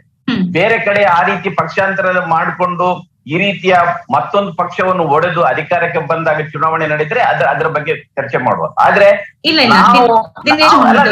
ನೀವು ಹೇಳಿದ ಸರಿಯೇ. ಒಂದೇ ನಿಮಿಷ, ನನ್ನ ಪ್ರಶ್ನೆ ಏನಾಗಿತ್ತಂದ್ರೆ, ಸರಿ ತಪ್ಪುಗಳ ಆಚೆಗೆ ನೀವೇನ್ ಪ್ರಸ್ತಾಪವನ್ನ ಮಾಡಿದ್ರಿ, ಇದು ಬಿಜೆಪಿಯ ಗೆಲುವು ಆಗಿರೋದಿಲ್ಲ ಅಂತ. ಹೊಸದಾಗಿ ಒಂದ್ ಚುನಾವಣೆಗೆ ಹೋಗಿ ತನ್ನ ಪಕ್ಷದ ಚಿಹ್ನೆಯ ಅಡಿಯಲ್ಲೇನೆ ಅಭ್ಯರ್ಥಿಗಳನ್ನ ನಿಲ್ಸಿ ಗೆದ್ಕೊಂಡ್ ಬಂದ್ರೆ, ಈ ಸಂದರ್ಭದಲ್ಲಿ ಈ ಸಂದರ್ಭಕ್ಕೆ ಮಾತ್ರ ನಾನು ಸೀಮಿತವಾಗಿ ಮಾತಾಡ್ತಿದ್ದೀನಿ, ಇದು ಬಿಜೆಪಿಯ ಗೆಲುವೇ ಆಗತ್ತಲ್ವಾ ಅಂತ ನನ್ನ ಪ್ರಶ್ನೆ. ಅಲ್ಲಲ್ಲ, ನೀವು ಟೆಕ್ನಿಕ್ ನಾನು ಆಗ್ಲೇ ಹೇಳಿದ್ದಲ್ಲ, ಅವರ ಆರ್ಟ್ ಆಫ್ ವಿನ್ನಿಂಗ್ ಇಲೆಕ್ಷನ್ಗೆ ನಾನು ಕಂಗ್ರಾಚುಲೇಟ್ ಮಾಡಿ ಆಗಿದೆ. ಅದರಿಂದ ನನಗೆ ಆಕ್ಷೇಪ ಇಲ್ಲ. ಗೆಲುವಿಗೆ ಅವರಿಗೆ ಅಭಿನಂದನೆಗಳು. ನಾಳೆ ವೆಸ್ಟ್ ಬೆಂಗಾಲ್ ಅಲ್ಲಿ ಅಧಿಕಾರಕ್ಕೆ ಬಂದ್ರೆ ನಾನೇ ಅಭಿನಂದನೆ ಮಾಡ್ತೇನೆ, ಅದು ಪ್ರಶ್ನೆ ಅಲ್ಲ. ನೀವು ಈಗ ಇನ್ನೊಂದು ಪಕ್ಷಾಂತರದ ಬಗ್ಗೆ ಪ್ರಶ್ನೆ, ಡೆಮೋಕ್ರಸಿಯಲ್ಲಿ ಯಾರು ಕೂಡ ಯಾವ ಪಕ್ಷ ಕೂಡ ಸೇರ್ಬೋದು. ಮಾತಾಡೋಣ. ರವಿಕುಮಾರ್ ಅವರು ಒಂದು ಮಾತು ಹೇಳಿ ಅವ್ರು ಆಮೇಲೆ ಕಂಟಿನ್ಯೂ ಮಾಡ್ಲಿ. ಯಾವ ಪಕ್ಷ ಕೂಡ ಅಧಿಕಾರಕ್ಕೆ ಪಕ್ಷಾಂತರ ಮಾಡ್ಬೋದು, ಅದರ ಪ್ರಶ್ನೆ ಅಲ್ಲ. ಆದ್ರೆ ಇವತ್ತು ನೀವು ರಾಷ್ಟ್ರದ ರಾಜಕೀಯವನ್ನು ನೋಡಿದ್ರೆ ಬಿಜೆಪಿಯ ಕೈಯಲ್ಲಿ ಕೇವಲ ರಿಸೋರ್ಸಸ್ ಮತ್ತೊಂದಲ್ಲ, ನೀವು ಅವರ ಕೈಯಲ್ಲಿ ಇಡಿ ಇದೆ, ಐಟಿ ಇದೆ, ಸಿಬಿಐ ಇದೆ. ಇವತ್ತು ತೃಣಮೂಲದ ಭ್ರಷ್ಟ ರಾಜಕಾರಣಿಗಳು ಬಿಜೆಪಿಯ ತತ್ವವನ್ನು ಒಪ್ಪಿಕೊಂಡು ಅದಕ್ಕೆ ಹೋಗಿದ್ದಲ್ಲ, ಅದಕ್ಕೆ ಬೇರೆ ಏನೋ ಕಾರಣ ಇದೆ. ಅದರಿಂದ ನಾವು ಒಂದು ಸ್ವಚ್ಛ ರಾಜಕೀಯದ ಬಗ್ಗೆ ಮಾತಾಡುವಾಗ ಈ ರಾಜಕೀಯವನ್ನು ಒಪ್ಲಿಕ್ಕೆ ಆಗುದಿಲ್ಲ, ಅಷ್ಟೇ ನನ್ನ ಪ್ರಶ್ನೆ. ಓಕೆ, ಹೇಳಿ ರವಿಕುಮಾರ್ ಅವರೇ, ತಾವು ಪ್ರತಿಕ್ರಿಯೆ ಕೊಡ್ರಿ. ದಿನೇಶ್ ಅಮೀನ್ಮಠ್ ಅವರು ವೆಸ್ಟ್ ಬೆಂಗಾಲ್ ಅಲ್ಲಿ ಬಿಜೆಪಿ ಅಧಿಕಾರಕ್ಕೆ ಬರುತ್ತೆ ಅನ್ನುವಂಥದ್ರ ಬಗ್ಗೆ ನಾನು ಹೇಳಿದಾಗ ಬಿಜೆಪಿಯ ವಿಚಾರದ ಬೆಂಬಲಿಗರಿಗೆ ಖುಷಿ ಆಗತ್ತೆ, ನನಗೂ ಖುಷಿ ಆಗತ್ತೆ ಅಂತ ಹೇಳಿದಾಗ ಅದಕ್ಕೆ ತನ್ನದೇ ಆಗಿರ್ತಕ್ಕಂಥ ಬೇರೆದೇ ಆಗಿರ್ತಕ್ಕಂಥ ವಿಶ್ಲೇಷಣೆಯನ್ನ ಅವ್ರು ಮಾಡಿದ್ರು. ನಾನು ಒಂದನ್ನ ಹೇಳೋದಕ್ಕೆ ಬಯಸ್ತೇನೆ. ಅವರು ಯಾರು ಗೆಲ್ತಾ ಇದ್ದಾರೆ, ಬಿಜೆಪಿಯ ಚಿಹ್ನೆಯ ಮೇಲೆ ಗೆಲ್ತಾ ಇದ್ದಾರೆ. ಹಾಗಾಗಿ ನಾನು ಹೇಳ್ತಾ ಇದ್ದೀನಿ, ಇದು ಬಿಜೆಪಿಯ ಗೆಲುವು ಒಂದನೇದು. ಎರಡನೇದು, ಇದು ವೆಸ್ಟ್ ಬೆಂಗಾಲ್ನ ಗೆಲುವು. ಇದು ವೆಸ್ಟ್ ಬೆಂಗಾಲ್ನ ಗೆಲುವು. ವೆಸ್ಟ್ ಬೆಂಗಾಲ್ನ ಸಂಸ್ಕೃತಿಗೆ ವಿರುದ್ಧವಾಗಿರ್ತಕ್ಕಂಥ ಆಡಳಿತ ನಡೀತಾ ಇತ್ತು, ವಿಪರೀತವಾಗಿರ್ತಕ್ಕಂಥ ತುಷ್ಟೀಕರಣ ನಡೀತಾ ಇತ್ತು, ಗುಂಡಾಯಿಸಂ ನಡೀತಾ ಇತ್ತು, ರೈತರ ವಿರೋಧಿ ಸರ್ಕಾರ ನಡೀತಾ ಇತ್ತು. ಫಾರ್ ಎಕ್ಸಾಂಪಲ್ ಹೇಳ್ತೇನೆ, ಕೇಂದ್ರ ಸರ್ಕಾರ ಕೃಷಿ ಸಮ್ಮಾನ್ ನಿಧಿಯನ್ನ ಘೋಷಣೆ ಮಾಡಿ ರೈತರ ಅಕೌಂಟ್ಗೆ 6,000 ರೂಪಾಯಿ ಪ್ರತಿ ವರ್ಷಕ್ಕೊಂದ್ಸಾರಿ ಹಾಕೋದಕ್ಕೆ ಪ್ರಾರಂಭ ಆದಾಗ ಅದನ್ನ ತಡೆ ಹಿಡಿದಂತವ್ರು ಯಾರು ಅಂತ ಹೇಳಿದ್ರೆ TMC ಆಡಳಿತ, ಅಂದ್ರೆ ನಮ್ಮ ಮಮತಾ ಬ್ಯಾನರ್ಜಿ ಅವರು. ಜನ ಬರೀ ವೆಸ್ಟ್ ಬೆಂಗಾಲ್ನಲ್ಲಿ ತೃಣಮೂಲ ಕಾಂಗ್ರೆಸ್ನಿಂದ ಬಿಜೆಪಿ ಸೇರ್ಕೊಂಡಿಲ್ಲ, ಕಾಂಗ್ರೆಸ್ನಿಂದ ಬಂದಿದ್ದಾರೆ, ಕಮ್ಯುನಿಸ್ಟ್ ಪಾರ್ಟಿಯಿಂದ ಬಂದಿದ್ದಾರೆ, ಆಮೇಲೆ TMC ಇಂದ ಬಂದಿದ್ದಾರೆ, ಬೇರೆಲ್ಲ ಪಾರ್ಟಿಗಳಿಂದ ಬಿಜೆಪಿಗೆ ಬಂದಿದ್ದಾರೆ. ಈ ರೀತಿ ಒಂದು ಸಂವಿಧಾನದತ್ತವಾಗಿರ್ತಕ್ಕಂಥ ಪ್ರಜಾಸತ್ತಾತ್ಮಕ ಮೌಲ್ಯಗಳಿಗೆ ಬೇಕಾಗಿರ್ತಕ್ಕಂಥ ವಿವೇಕಾನಂದರ ವಿಚಾರಗಳಿಗೆ, ನೇತಾಜಿ ಸುಭಾಷ್ ಚಂದ್ರ ಬೋಸ್ ರವರ ವಿಚಾರಗಳಿಗೆ, ರವೀಂದ್ರನಾಥ್ ಟ್ಯಾಗೋರ್ ಅವರ ವಿಚಾರಗಳಿಗೆ ಇದನ್ನೆಲ್ಲ ಬೆಂಬಲಿಸ್ತಾ ಇದ್ರ ಅವ್ರು ಇದ್ದಿದ್ರೆ ವಿಪರೀತ ತುಷ್ಟೀಕರಣವನ್ನ, ಈ ಗುಂಡಾಯಿಸಂ ಅನ್ನ ವಿವೇಕಾನಂದರು ಒಪ್ಕೊಳ್ಳಿಲ್ಲ. ಈ ಎಲ್ಲ ವಿಚಾರಗಳಿಗೆ ಬದ್ಧವಾಗಿರ್ತಕ್ಕಂಥ ಬಿಜೆಪಿ ಸರ್ಕಾರ, ಬಿಜೆಪಿಯ ವಿಚಾರ ಅಲ್ಲಿ ಗೆಲ್ತಾ ಇದೆ. ಹಾಗಾಗಿ ನನಗೆ ಖುಷಿ ಆಗ್ತಾ ಇದೆ. ಇವ್ರು ಒಪ್ಕೊಳ್ತಾರೆ ಬಿಡ್ತಾರೆ ನನಗೆ ಸೆಕೆಂಡರಿ. ಅದ್ ಬಿಟ್ಟುಬೇಡಿ, ಇದು ನಿಮ್ಮ ಅಭಿಪ್ರಾಯ ಮುಕ್ತವಾಗಿ ನೀವು ಹಂಚ್ಕೊಳ್ಬಹುದು. ತಾವೇನ್ ಹೇಳಿದ್ರಿ, ನೇತಾಜಿ ಸುಭಾಷ್ ಚಂದ್ರ ಬೋಸ್ ಒಪ್ಕೊಳ್ತಾ ಇದ್ರ, ವಿವೇಕಾನಂದ್ರ ಒಪ್ಕೊಳ್ತಿದ್ರ, ಟ್ಯಾಗೋರ್ ಅವ್ರು ಒಪ್ಕೊಳ್ತಿದ್ರ ಅಂತ. ಅದೇ ಗುಂಡಾಯಿಸಮ್, ಅದೇ ಭ್ರಷ್ಟಾಚಾರ, ಅದೇ ತುಷ್ಟೀಕರಣದಿಂದ ಬಂದಂತಹ TMC ಮತ್ತು ಇತರ ಪಕ್ಷಗಳ ನಾಯಕರನ್ನ ನಿಮ್ಮ ಪಕ್ಷಕ್ಕೆ ಸೇರಿಸ್ಕೊಂಡ್ರಲ್ಲ, ಆಗ ತುಷ್ಟೀಕರಣ ಇರ್ಲಿಲ್ವಾ ತಮ್ಗೆ? ಆಗ ಗುಂಡಾಯಿಸಮ್ ವಿರುದ್ಧವಾಗಿ ಬಂದಿದ್ದಾರೆ, ಇದಕ್ಕೆ ವಿರುದ್ಧವಾಗಿ ಬಂದಿದ್ದಾರೆ. ಹೇಗೆ ಒಂದೊಂದು ಸಂದರ್ಭದಲ್ಲಿ ಒಬ್ಬ ಮನುಷ್ಯ ಒಂದೊಂದು ವೇಷ ತೊಡಕಾಗತ್ತೆ? ಸಾಮಾನ್ಯವಾಗಿ ಪಕ್ಷಾಂತರ ಅಂತಕ್ಕಂಥ ಸಂಸ್ಕೃತಿ ಮೊದಲು ಪ್ರಾರಂಭ ಆಗದ್ದೇ ಕಾಂಗ್ರೆಸ್ನಿಂದ. ಪಕ್ಷಾಂತರ ಸಂಸ್ಕೃತಿ ಮೊದಲು ಪ್ರಾರಂಭ ಆಗಿದ್ದೇ ಕಾಂಗ್ರೆಸ್ನಿಂದ. ಹಾಗಾಗಿ ನಾನು ಹೇಳ್ತಾ ಇದ್ದೀನಿ, ಪಕ್ಷಾಂತರ ರಾಜ್ಯದಲ್ಲಿ, ದೇಶದಲ್ಲಿ ಪಕ್ಷಗಳು ಇರೋವರೆಗೂ ಪಕ್ಷಾಂತರ ಇದ್ದೇ ಇರುತ್ತೆ. ಅಲ್ಲ, ಈ ಸಂದರ್ಭದಲ್ಲಿ ಪಕ್ಷಾಂತರ ಹೇಗಾಗುತ್ತೆ ಅಂದ್ರೆ, ಯಾರ ಮೇಲೆ ಭ್ರಷ್ಟಾಚಾರದ ಆರೋಪಗಳು ಹೆಚ್ಚು ಬಂದು, ಈಗ say for example Mukul Roy, Sharada scam ಅಲ್ಲಿ A1 ಇದ್ದಂತವ್ರು ನಿಮ್ ಪಕ್ಷಕ್ಕೆ ಬಂದ ತಕ್ಷಣ ಅವ್ರದ್ದು ಕೇಸ್ಗಳೇ ಕ್ಲೋಸ್ ಆಗಿ ಮ್ಯಾನಿಫೆಸ್ಟೋನಲ್ಲಿ ಹೇಳಿದ್ವಿ, ಭ್ರಷ್ಟಾಚಾರದ ಹೊರತಾಗಿರ್ತಕ್ಕಂಥ ಕ್ಲೀನ್ ಗವರ್ನಮೆಂಟ್, ಪಶ್ಚಿಮ ಬಂಗಾಳದಲ್ಲಿ ಸ್ವಚ್ಛವಾಗಿರ್ತಕ್ಕಂಥ, ಪಶ್ಚಿಮ ಬಂಗಾಳಕ್ಕೆ ಬೇಕಾಗಿರ್ತಕ್ಕಂಥ ಸಂಸ್ಕೃತಿ ಆಡಳಿತವನ್ನು ನಾವು ಕೊಡ್ತೀವಿ ಅಂತ ಹೇಳಿದ್ದಕ್ಕೆ ಜನ ದೊಡ್ಡ ಪ್ರಮಾಣದಲ್ಲಿ ಅಲ್ಲಿ ಸಂಸ್ಕೃತಿ ಉಳಿಸ್ತೀವಿ, ನಿಮ್ಮ ಸ್ವಭಾವವನ್ನು ಉಳಿಸ್ತೀವಿ, ಸ್ವಸಂಸ್ಕೃತಿಯನ್ನ ಉಳಿಸ್ತೇವೆ, ವಿವೇಕಾನಂದರ ವಿಚಾರ ಉಳಿಸ್ತೇವೆ ಅಂತ ಹೇಳಿದ್ದಕ್ಕೆ ಅಪಾರವಾಗಿರ್ತಕ್ಕಂಥ ಬೆಂಬಲ ಅಲ್ಲಿ ಸಿಕ್ಕಿದೆ. ನಮ್ಮ ವಿಶೇಷವಾಗಿ ಅಮಿತ್ ಶಾ ಅವರಿಗೆ ಮತ್ತು ನರೇಂದ್ರ ಮೋದಿ ಅವರಿಗೆ ಮತ್ತು ನಮ್ಮ ಎಲ್ಲ ಕಾರ್ಯಕರ್ತರಿಗೆ ಬಿಜೆಪಿಗೆ ಈ ರೀತಿ ಬಲವನ್ನ ಬರೋದನ್ನ ಆ ಜನ ನಿರೀಕ್ಷೆ ಮಾಡ್ತಾ ಇದ್ರು, ಕಾಯ್ತಾ ಇದ್ರು. ಹಾಗಾಗಿ ಒಂದ್ ರೀತಿ ನಾನು ಹೇಳ್ತಾ ಇದ್ದೀನಿ, ಸ್ಥಿತ್ಯಂತರ ಆಗಿದೆ ಅಲ್ಲಿ, ರಾಜಕೀಯ ಸ್ಥಿತ್ಯಂತರ ಆಗಿದೆ. ಜನ ಬಯಸ್ತಾ ಇದ್ರು. ಹಾಗಾಗಿ BJP has come as A alternative. ಅಲ್ಲಿನ ಜನ ಬಿಜೆಪಿಯನ್ನ ಬೆಂಬಲಿಸಿದ್ರು. ಹಾಗಾಗಿ ಈಗ ಉದಾಹರಣೆಗೆ ತೆಗೆದುಕೊಳ್ಳಿ, MP ಸೀಟು 2 ಸೀಟಿಂದ 18 ಸೀಟ್ ಇದ್ವಿ. ಸರ್, ನೀವು ಸೀಟ್ ಅಂತ ಹೇಳ್ತಿಲ್ಲ, ಈಗಲೂ ಅಧಿಕಾರವನ್ನ ಹಿಡಿಬಹುದು, ಆದ್ರೆ ಹೇಗೆ ಅಧಿಕಾರವನ್ನು ಹಿಡಿತೀವಿ? ಗೆದ್ದಿದೀವಿ, ಈಗ MLA ಗೆಲ್ತಾ ಇದೀವಿ. ಹೇಳಿ ಹರಿಪ್ರಸಾದ್.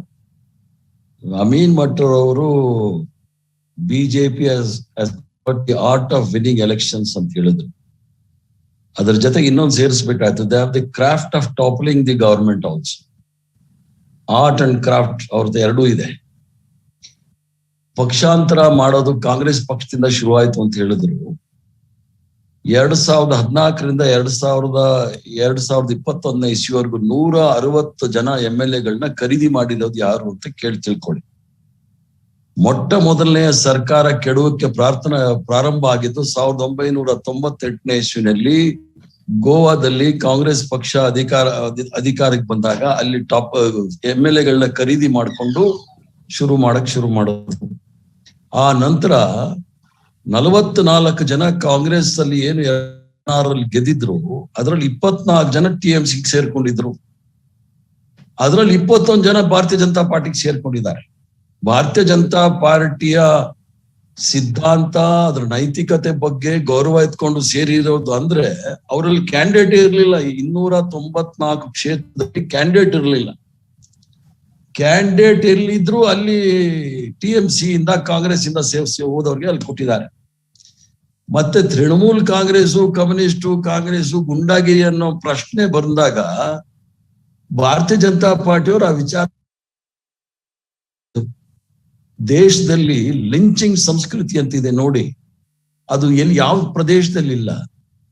ಮತ್ತೆ ಸುಭಾಷ್ ಚಂದ್ರ ಬೋಸ್, ರವೀಂದ್ರನಾಥ್ ಠಾಗೂರ್, ವಿವೇಕಾನಂದ, ಬಿಧಾನ್ ಚಂದ್ರ ರಾಯ್, ರವಿಕುಮಾರ್ ಅವ್ರು ಹೇಳಿದ್ರು, ನಾವು ಆ ಬಾಂಗ್ಲಾ ಭಾಷೆಗೆ ನಾವು ಆದ್ಯತೆ ಕೊಡ್ತೀವಿ ಅಂತ ಹೇಳಿ. ಹಂಗಾದ್ರೆ ನಿಮ್ಮ RSS ಬಿಜೆಪಿದು ಹಿಂದೂ, ಹಿಂದೂಸ್ತಾನಿ ಅಂಡ್ ಹಿಂದಿ ಅದೆಲ್ಲ ಬಿಟ್ಬಿಡ್ತೀರಿ?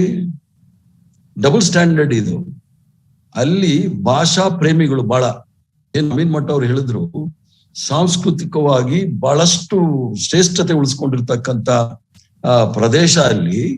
ಆದ್ರಿಂದ ಬದ್ರಲೋಕ್ ಅಂತ ಹೇಳ್ತಾರೆ. ನೀವು ಅಲ್ಲಿ ತುಷ್ಟೀಕರಣದ ಪ್ರಶ್ನೆನೇ ಬರೋದಿಲ್ಲ. ಈಗ ನಾನು ಸುಮಾರು ಈಗ ಜನವರಿಯಿಂದ ಅಲ್ಲಿ ಓಡಾಡ್ಕೊಂಡಿದ್ದೀನಿ. ಅಲ್ಲಿ ಮುಸ್ಲಿಮ್ಸು ಕೂಡ ಬೆಂಗಾಲಿ ಮಾತಾಡ್ತಾರೆ, ಉರ್ದು ಮಾತಾಡೋದಿಲ್ಲ. ನಾನು ಕೆಲವ್ರ ಹತ್ರ ಕೇಳ್ದೆ, ಏನಪ್ಪಾ ಇಲ್ಲಿ ಪೋಲರೈಸೇಷನ್ ಇಲ್ಲ ಸರ್, ನಮ್ಗೂ ಅವ್ರಿಗೆ ನೀವು ಮುಸ್ಲಿಮ್ಸ್ ನೋಡಿದ್ರೆ ಅವ್ರು ಬಾಂಗ್ಲಾ ಬದ್ರಲೋಕ್ ಅವ್ರು ಯಾವ ತರ ಡ್ರೆಸ್ ಮಾಡ್ತಾರೆ ನೋಡಿ, ಕಚ್ಚೆ ಪಂಚೆ ಹಾಕೊಂಡು ಶುಭ್ರವಾಗಿರ್ತಾರೆ, ಏನು ವ್ಯತ್ಯಾಸನೇ ಕಾಣೋದಿಲ್ಲ. ಬಟ್ ಅವರೇ ಹೇಳ್ತಾರೆ, ಸರ್ ಬಾಂಗ್ಲಾ ಮುಸ್ಲಿಮ್ಸ್ಗೂ ನಮಗೂ ಏನು, ಹಿಂದೂಗಳಿಗೆ ಏನು ವ್ಯತ್ಯಾಸ ಇಲ್ಲ, ಇಟ್ಸ್ ಎ ಕಾಸ್ಮೋಪಾಲಿಟನ್. ಬಿಹಾರಿಂದ ಬಂದಿರ್ತಕ್ಕಂಥ ಮುಸ್ಲಿಮ್ಸ್ನ ನಾವು ಒಪ್ಕೊಳ್ಳೋದಿಲ್ಲ ಇಲ್ಲಿ. ಬಟ್ ಬಾಂಗ್ಲಾದೇಶ್ ಮುಸ್ಲಿಮ್ಸು ಮತ್ತೆ ನಾವು ನಮ್ಮ ಸಂಸ್ಕೃತಿ ಸಂಸ್ಕಾರದಲ್ಲಿ ಅವ್ರು ಸೇರ್ಕೊಂಡಿದ್ದಾರೆ. ಇಲ್ಲಿ ದುರ್ಗಾ ಪೂಜೆ ಆದ್ರೆ ದುರ್ಗಾ ಪೂಜೆನಲ್ಲೂ ಅವ್ರು ಪಾಲ್ಗೊಳ್ತಾರೆ. ಆದ್ರಿಂದ ಇಲ್ಲಿ ಏನೂ ವ್ಯತ್ಯಾಸ ಇಲ್ಲ. ಶತಪ್ರಯತ್ನ ಮಾಡಿದ್ದಾರೆ ಭಾರತೀಯ ಜನತಾ ಪಾರ್ಟಿಯವರು ಅದನ್ನ ಹೋಲ್ಡ್ ಮಾಡ್ಲಿಕ್ಕೆ. ಅದು ಆಗಿಲ್ಲ ಇವ್ರ ಕೈಯಲ್ಲಿ.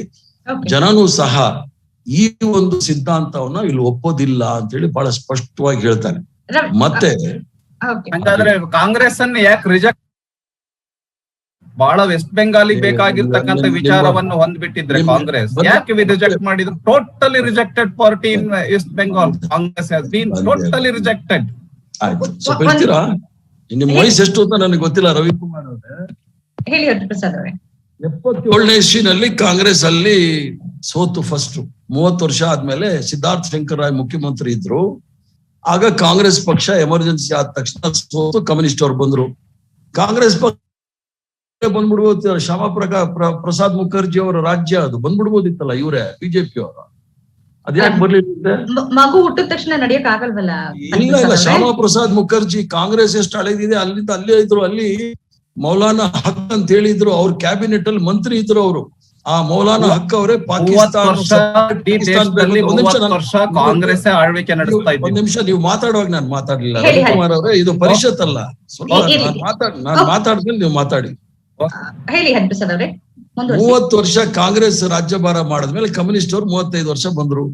ಶ್ಯಾಮಾ ಪ್ರಸಾದ್ ಮುಖರ್ಜಿ ಅವರು ಇದಾರೆ ನೋಡಿ, ಅವರು ಹಕ್ ಕ್ಯಾಬಿನೆಟ್ ಅಲ್ಲಿ ಇದ್ದವರು. ಹಕ್ ಅವರು ರೆಸಲ್ಯೂಷನ್ ಮೂವ್ ಮಾಡಿದ್ರು ಪಾಕಿಸ್ತಾನ ಪಾರ್ಟಿಷನ್ಗೆ. ಅವ್ರ ಜೊತೆ ಅವರು ಮಂತ್ರಿ ಆಗಿದ್ದವರು. ಅವ್ರನ್ನೇ ಮಾಡ್ಬೋದಿತ್ತಲ್ಲ ಆಗ ಜನರ ಹಿಂದೂ ಮಹಾಸಭದವರು ಈ RSS ಅವರೆಲ್ಲ ಸೇರಿ. ಅದು ಅವಕಾಶ ಆಗ್ಲಿಲ್ಲ. ಕಾಂಗ್ರೆಸ್ ಪಕ್ಷ ಸೆಕ್ಯುಲರ್ ಪಾರ್ಟಿ, ಇದು ಸಂವಿಧಾನಕ್ಕೆ ಗೌರವ ಕೊಡ್ತಕ್ಕಂಥದ್ದು. ಇದು ನಮ್ಮ ಸಂಸ್ಕೃತಿ ಸಂಸ್ಕಾರಕ್ಕೆ ಗೌರವ ಕೊಡ್ತದೆ. ಈ 67ರಲ್ಲಿ ಬಹಳಷ್ಟು ಉತ್ತರ ಪ್ರದೇಶ ಬಿಹಾರಲ್ಲೆಲ್ಲ ನಾವು ಕಾಂಗ್ರೆಸ್ ಪಕ್ಷ ಸೋತಿತ್ತು. 77ರಲ್ಲಿ ಎಮರ್ಜೆನ್ಸಿ ಆದ್ಮೇಲೆ ಸೋಲ್ತು. ಆಮೇಲೆ ನಾವು ರಿಕವರ್ ಮಾಡಕ್ ಆಗ್ಲಿಲ್ಲ. ಕಮ್ಯುನಿಸ್ಟ್ ಅವ್ರ ಜೊತೆ ನಾವು ಹೋರಾಟ ಮಾಡ್ಕೊಂಡೇ ಬರ್ಬೇಕಾಗಿತ್ತು. ಈ 35 ವರ್ಷದಲ್ಲಿ ಭಾರತೀಯ ಜನತಾ ಪಾರ್ಟಿ ಎಲ್ಲೂ ಕಾಣ್ಲೇ ಇಲ್ಲ. ಹೇಳ್ತೀನಿ ಕೇಳಿ, ಒಂದೇ ಒಂದು ಹೇಳ್ಬಿಟ್ಟು ನಾನು ಮುಗಿಸ್ತೀನಿ. ಕಾಂಗ್ರೆಸ್ ಅವ್ರದ್ದು ಕೊಲೆ ಮಾಡೋರೆಲ್ಲ, ಕಾಂಗ್ರೆಸ್ ಕೊಲೆ ಆಗೋರೆಲ್ಲ ಆ ರಕ್ತ ತೆಗೆದುಕೊಂಡು ಅನ್ನದಲ್ಲಿ ಕಲಸಿ ಆ ಪರಿವಾರದವ್ರಿಗೆ ತಿನ್ಸಕ್ ಪ್ರಯತ್ನ ಮಾಡೋರು. ಇದನ್ನ ಕಾಂಗ್ರೆಸ್ ಅವರು ಅಲ್ಲಿ ನೋಡಿದ್ದಾರೆ. ಆದ ಕಾಂಗ್ರೆಸ್ ಪಕ್ಷದಲ್ಲಿ ಏನು ಮಾಡಿಲ್ಲ, ಜನ ರಿಜೆಕ್ಟ್ ಮಾಡಿದ್ರು ಅಂದ್ರೆ ನಿಮ್ಮನ್ನೇನು ಆರಿಸ್ಕೊಂಡು ಬಂದಿದಾರ? ಇತಿಹಾಸ ಮಾಡಕ್ ಹೋದ್ರೆ ಬೇರೆ ಇದೆ ಇತಿಹಾಸ. ಹರಿಪ್ರಸಾದ್ ಅವರೇ, ನಿಮ್ಮಿಂದ ನಾನು ಮತ್ತೆ ಮುಂದುವರಿಯಕ್ಕಿಂತ ಮುಂಚೆ ನಿಮಗೆ ಮತ್ತೊಂದು ಪ್ರಶ್ನೆ ಇದ್ದ. ಹೇಳಿದ್ರಿ ಅಂದ್ರೆ ಕಾಂಗ್ರೆಸ್ ಕಾರ್ಯಕರ್ತರ ಕೊಲೆಗಳಾಗಿದೆ, ಎಡಪಕ್ಷಗಳ ನಾಯಕರು ಅನೇಕ ಕೊಲೆಗಳನ್ನ ಮಾಡಿಸಿದ್ದಾರೆ, ರಕ್ತದಲ್ಲಿ ಅನ್ನ ಬೇಯಿಸಿರೋದು, ಇದನ್ನ ನಾವು ಕೂಡ ಓದ್ಕೊಂಡ್ ಬಂದಿದೀವಿ. ನಾವು ಅದಕ್ಕೆ ಸಾಕ್ಷಿ ಆಗೋಕ್ಕಾಗಿಲ್ಲ, ಯಾಕಂದ್ರೆ ಅಷ್ಟು ವಯಸ್ಸಿರ್ಲಿಲ್ಲ. ಇಂತಹ ಪಕ್ಷದ ಮಾಡ್ಕೊಂಡಿದ್ದೀರಿ. ಒಂದು ಕಡೆಯಲ್ಲಿ ನೀವು ಹೇಳ್ತೀರಿ ಬಿಜೆಪಿನ ಸೋಲಿಸ್ಬೇಕು ಅಂತ ಹೇಳ್ತೀರಿ, ಇನ್ನೊಂದು ಕಡೆಯಲ್ಲಿ ಇದನ್ನ ಮಾಡ್ಕೊಂಡಿದ್ದೀರಿ, ಹೊಂದಾಣಿಕೆ ಮಾಡ್ಕೊಂಡಿದ್ದೀರಿ. ಮತ್ತೆ ಬಿಜೆಪಿ ಅವ್ರು ಹೇಳ್ತಿದ್ದಾರೆ ಅವ್ರಿಗಿರೋದು 2 ಟಾರ್ಗೆಟ್ ಇತ್ತು ಪಶ್ಚಿಮ ಬಂಗಾಳದಲ್ಲಿ. ಒಂದು ಒಂದು ಬಹುಮತವನ್ನ ಪಡೆಯೋದಕ್ಕೆ ಬೇಕಾದಂತ ಹೋರಾಟ, ಇನ್ನೊಂದು ಟಿಎಂಸಿ ಮತ್ತು ಕಾಂಗ್ರೆಸ್ ಬಲಿಷ್ಠ ಅಭ್ಯರ್ಥಿಗಳು ಎಲ್ಲೆಲ್ಲಿ ಇದ್ದಾರೋ ಅಲ್ಲಿ ವೋಟ್ ಶೇರ್ ಮಾಡೋದು. ವೋಟ್ ಶೇರ್ ಹೇಗಾಗತ್ತೆ ಅಂತಂದ್ರೆ ಟಿಎಂಸಿ ಮತ್ತು ಕಾಂಗ್ರೆಸ್ ಅಥವಾ ಎಡಪಕ್ಷ ಅಂತ ಬಂದಾಗ ಸಹಜವಾಗಿ ಬಿಜೆಪಿಗೆ ನಿಲುವಿಗೆ ಪೂರಕವಾಗಿ ತಾವು ಕೆಲಸ ಮಾಡ್ತಿದ್ದೀರಲ್ಲ, ಈ ದ್ವಂದ್ವ ನಿಲುವು ನಿಮ್ದು ಸ್ವಲ್ಪ ಇನ್ನೊಂದ್ಸಲಿ ರಿಪೀಟ್ ಮಾಡ್ತೀರಾ? ನಿಮ್ ಕಾಲ್ ಬಂದ್ಬಿಡ್ತು ಮಧ್ಯದಲ್ಲಿ. ಇರ್ಲಿ ಸರ್. ಒಂದು ತಾವು ಹೇಳ್ತಾ ಇದ್ದೀರಿ ಕಾಂಗ್ರೆಸ್ ಕಾರ್ಯಕರ್ತರು ಹಿಂದಿಂದ ಯಾವ ರೀತಿಯಾಗಿ ಅಲ್ಲಿ ಸಂಕಷ್ಟನ ಅನುಭವಿಸ್ ಬಂದ್ರು ಎಡಪಕ್ಷಗಳ ನಾಯಕರು ಮತ್ತು ಅದರ ಅಧಿಕಾರದಿಂದ ಅಂತ ಹೇಳ್ತಿದ್ದೀರಿ. ಅದೇ ಪಕ್ಷದ ಜೊತೆಗೆ ತಾವೀಗ ಹೊಂದಾಣಿಕೆಯನ್ನ ಮಾಡ್ಕೊಂಡಿದ್ದೀರಿ, ಎಡಪಕ್ಷಗಳ ಜೊತೆ ಹೊಂದಾಣಿಕೆಯನ್ನ ಮಾಡಿ ಚುನಾವಣೆಗೆ ಹೋಗಿದ್ದೀರಿ. ಹೇಳ್ತೀನಿ ಕೇಳಿ. ಕಮ್ಯುನಿಸ್ಟ್ ಗುಂಡಾಗಿರಿ ಮಾಡ್ತೀರಿ ಅಂತ ಹೇಳಿ ನಮ್ಮ ರವಿಕುಮಾರ್ ಅವ್ರು ಹೇಳ್ತಾ ಇರಲ್ಲ, ನೀವು ಹೇಳಿದ್ದೀರಾ, ಅವ್ರು ಹೇಳಿದ್ದಲ್ಲ. ಈಗ್ಲೂ ಹೇಳ್ತೀನಿ. 77ರಲ್ಲಿ ಸರ್ಕಾರದಲ್ಲಿ ಇದ್ದವ್ರು ಯಾರು? ಕಮ್ಯುನಿಸ್ಟ್ ಅವ್ರ ಜೊತೆ ಭಾರತೀಯ ಜನತಾ ಪಾರ್ಟಿ ಅವರು, ಕಮ್ಯುನಿಸ್ಟ್ ಅವರು, ಜನತಾ ಪಾರ್ಟಿ ಆಯ್ತು ನೋಡಿ, ಕಮ್ಯುನಿಸ್ಟ್ ಎಲ್ಲ ಜನಸಂಘ ಎಲ್ಲ ಸೇರ್ಕೊಂಡು ಆಯ್ತು. 89ರಲ್ಲಿ ವಿ.ಪಿ. ಸಿಂಗ್ ಅವ್ರ ಜೊತೆನೂ ಕೂಡ ಸೇರ್ಕೊಂಡು ಸರ್ಕಾರ ಮಾಡಿದ್ರು ಕಮ್ಯುನಿಸ್ಟ್ ಅವ್ರ ಜೊತೆ. ಕಮ್ಯುನಿಸ್ಟ್ ಅವರು ಬಿಜೆಪಿ ಅಂಡರ್ಸ್ಟ್ಯಾಂಡಿಂಗ್ ಅಲ್ಲೇ ಇರೋರು ಮೊದಲಿಂದ, ಅದೇನಲ್ಲ. ಈಗ ಪರಿಸ್ಥಿತಿ ನಾವು ಇದ್ವಿ ಇಲ್ಲ ಅಂತ ಅಲ್ಲ. ಕರ್ನಾಟಕ ರಾಜ್ಯದಲ್ಲೂ ಕೂಡ MS ಕೃಷ್ಣನ್ ಅಂತವ್ರು ಮತ್ತೆ ಗೂಡು ಸಾಬ್ ಅಂತ ಹೇಳಿ ಬಹಳ ಒಳ್ಳೆ ಕಮ್ಯುನಿಸ್ಟ್ ಲೀಡರ್ಗಳೆಲ್ಲ ಗೆದ್ದಿದ್ರು. ಆದ್ರಿಂದ ನಮ್ಮ ಸೋಷಿಯಲಿಸ್ಟಿಕ್ ಪ್ಯಾಟರ್ನ್ ಸಿದ್ಧಾಂತ ಇದೆ ನೋಡಿ, ಕಮ್ಯುನಿಸ್ಟ್ ಅವ್ರಿಗೂ ನಮಗೂ ಸ್ವಲ್ಪ ಹತ್ರ ಇದೆ. ಕಮ್ಯುನಿಸ್ಟ್ ಅವ್ರಿಗೂ ಬಿಜೆಪಿಗೂ ಯಾವುದೇ ಸಂಬಂಧ ಇಲ್ವಲ್ಲ. ಅವ್ರು ಗೋಲ್ವರ್ಕರ್ ಬರ್ದಿರೋ ಬುಕ್ ಅಲ್ಲಿ ಬಂಚ್ ಆಫ್ ಥಾಟ್ ಅಲ್ಲಿ three enemies of the country ಅಂತ ಹೇಳ್ಬಿಟ್ಟು ಮುಸ್ಲಿಂ, ಕ್ರಿಶ್ಚಿಯನ್, ಕಮ್ಯುನಿಸ್ಟ್ ಅಂತ ಹೇಳಿದ್ದಾರೆ. ಅವ್ರ ಜೊತೆನೆ ಇವ್ರು ಸರ್ಕಾರ ಮಾಡಿದ್ರು. ಅದರಿಂದ ನೈತಿಕತೆ ಪ್ರಶ್ನೆ ಬರೋದಿಲ್ಲ. ಒಂದೇ ನಿಮ್ ಪ್ರಶ್ನೆಗೆ, ದೇಶದಲ್ಲಿ ಸೃಷ್ಟಿಯಾಗಿರ್ತಕ್ಕಂಥ ಭಯದ ವಾತಾವರಣ. ರವಿಕುಮಾರ್ ಅವ್ರು ಹೇಳಿದ್ರು ರೈತರ ಬಗ್ಗೆ ಬಹಳಷ್ಟು ಕಾಳಜಿ ಭಾರತೀಯ ಜನತಾ ಪಾರ್ಟಿಗಿದೆ ಅಂತ ಹೇಳಿ. ಲ್ಯಾಂಡ್ ರಿಫಾರ್ಮ್ಸ್ ಆಕ್ಟ್ ಯಾಕೆ ತಂದ್ರಂತೆ? ಇವತ್ತು ಕೂಡ ನಾನು ಆಗ್ಲೇ ಈಗ 4 ತಿಂಗಳಿಂದ ಅಲ್ಲಿ ಸ್ಟ್ರೈಕ್ ಆಗ್ತಿದೆ, 300 ಜನ ಸತ್ತಿದ್ದಾರೆ. ಅವ್ರು ಯಾಕೆ ಅಂತ ಯಾರನ್ನು ಕೇಳಿಲ್ಲ. ಭಾರತೀಯ ಜನತಾ ಪಾರ್ಟಿಗೆ ವೆಸ್ಟ್ ಬೆಂಗಾಲ್ ಅದು ಸರ್ಕಾರ ಮಾಡ್ಲಿಕ್ಕಲ್ಲ. ನಂದಿ ಗ್ರಾಮದಲ್ಲಿ ಟಾಟಾ ಕಂಪನಿ ಅವ್ರಿಗೆ ಓಡಿಸ್ಬಿಟ್ಟಿದ್ರು ಇವರು ನಮ್ಮ ಮಮತಾ ಬ್ಯಾನರ್ಜಿ ಅವರು. ಅದನ್ನ ಸಾನದ್ ಅಂತ ಹೇಳಿ ಗುಜರಾತ್ ಅಲ್ಲಿ ನಾನೋಕಾರತ ಮಾಡಿದ್ರು. ಪ್ರತಿಯೊಬ್ಬ ಗುಜರಾತಿ ಮೇಲೆ 41,000 ಸಾಲ ವರ್ಷಕ್ಕೆ. ಅದು ಮುಚ್ಚೋಯ್ತು ಕಂಪನಿ. ಅಲ್ಲಿ ಇರ್ತಕ್ಕಂಥ ಭೂಮಿ ಇದೆ ನೋಡಿ, ಫಲವತ್ತಾದ ಭೂಮಿ. ಅಲ್ಲಿರ್ತಕ್ಕಂಥ ಭೂಮಿನ ಅಂಬಾನಿ ಅದಾನಿ ಕೊಡ್ಲಿಕ್ಕೋಸ್ಕರ ಇವರು ಬೆಂಗಾಲ್ನ ತೆಗೆದುಕೊಳ್ಬೇಕು. ಅದಕ್ಕೆ ನಾನು ಹೇಳಿದ್ದು, ಅವ್ರು ಮಾರ್ಕೆಟಿಂಗ್ ಮಾಡಿದ್ದಾರೆ, ಕ್ಯಾಂಪೇನ್ ಮಾಡಲಿಲ್ಲ.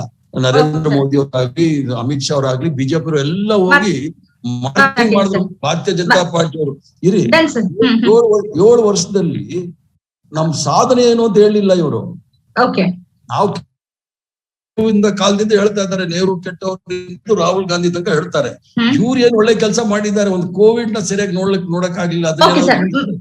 ಮಾತನಾಡ ಹರಿಪ್ರಸಾದ್ ಅವರೇ, ಮಾತನಾಡ. ದಿನೇಶ್ ಭಟ್ ಅವರೇ, ನನ್ಗೆ ಸರಿಯಾದ ಉತ್ತರ ಹರಿಪ್ರಸಾದ್ ಅವರಿಂದ ಸಿಗ್ಲಿಲ್ಲ. ಪ್ರಶ್ನೆನ ಮತ್ತೆ ನಾನು ನಿಮ್ ಕಡೆಗೆ ವರ್ಗಾಯಿಸೋದಾದ್ರೆ, ಬಿಜೆಪಿ 2 ಉದ್ದೇಶ ಇತ್ತು. ಒಂದು ಗೆಲುವನ್ನು ಸಾಧಿಸೋದು, ಇನ್ನೊಂದು ವೋಟ್ ಅನ್ನ ಶೇರ್ ಮಾಡೋದ್ರ ಮುಖಾಂತರವಾಗಿ ಟಿಎಂಸಿಗೆ ಸೋಲನ್ನ ಉಣಿಸೋದು. ಅದರಲ್ಲಿ ಬಹುತೇಕ ಯಶಸ್ವಿ ಆಗಿದೆಯಾ ಇವರ ಹೊಂದಾಣಿಕೆಯಿಂದ, ಎಡಪಕ್ಷಗಳು ಮತ್ತು ಕಾಂಗ್ರೆಸ್ ಹೊಂದಾಣಿಕೆಯಿಂದ? ಇದ್ರ ಬಗ್ಗೆ ತಮ್ಮ ಅಭಿಪ್ರಾಯ? ನೀವು ಪ್ರಶ್ನೆಗೆ ಉತ್ತರಿಸುವ ಮೊದಲು ರವಿಕುಮಾರ್ ಒಂದು ವಿಷಯ ಪ್ರಸ್ತಾಪ ಮಾಡಿದ್ರು. ನನ್ನ ಅಭಿಪ್ರಾಯಕ್ಕೆ ಪ್ರತಿಕ್ರಿಯೆಯಾಗಿ, ವೆಸ್ಟ್ ಬೆಂಗಾಲ್ ಅಲ್ಲಿ ವಿವೇಕಾನಂದರು ಇದ್ರೆ, ರವೀಂದ್ರನಾಥ್ ಟ್ಯಾಗೂರ್ ಇದ್ರೆ, ಅಲ್ಲಿರುವ ಗೂಂಡಾಗಿರಿಯನ್ನು ಒಪ್ಕೊಳ್ತಾ ಇದ್ದಾರೆ, ಖಂಡಿತ ಒಪ್ಕೊಳ್ತಾ ಇದ್ದಾರೆ. ಅದೇ ರೀತಿ ಗುಜರಾತ್ ನಲ್ಲಿ ಗಾಂಧೀಜಿ ಇದ್ದಿದ್ರೆ ನರೇಂದ್ರ ಮೋದಿ ಆಡಳಿತವನ್ನ ಗುಜರಾತ್ ರೈಟ್ಸ್ ಅನ್ನು ಕೂಡ ಹೋಗ್ತಾ ಇದೆ. ಇದು ವಾಸ್ತವ. ಅದರಿಂದ ದೊಡ್ಡವರ ಹೆಸರು ಖಂಡಿತ ಟೆರರಿಸಂ ಎನ್ನುವುದು ಎರಡು ರೀತಿಯಲ್ಲಿ ನಡೆಯುತ್ತಿರುತ್ತೆ.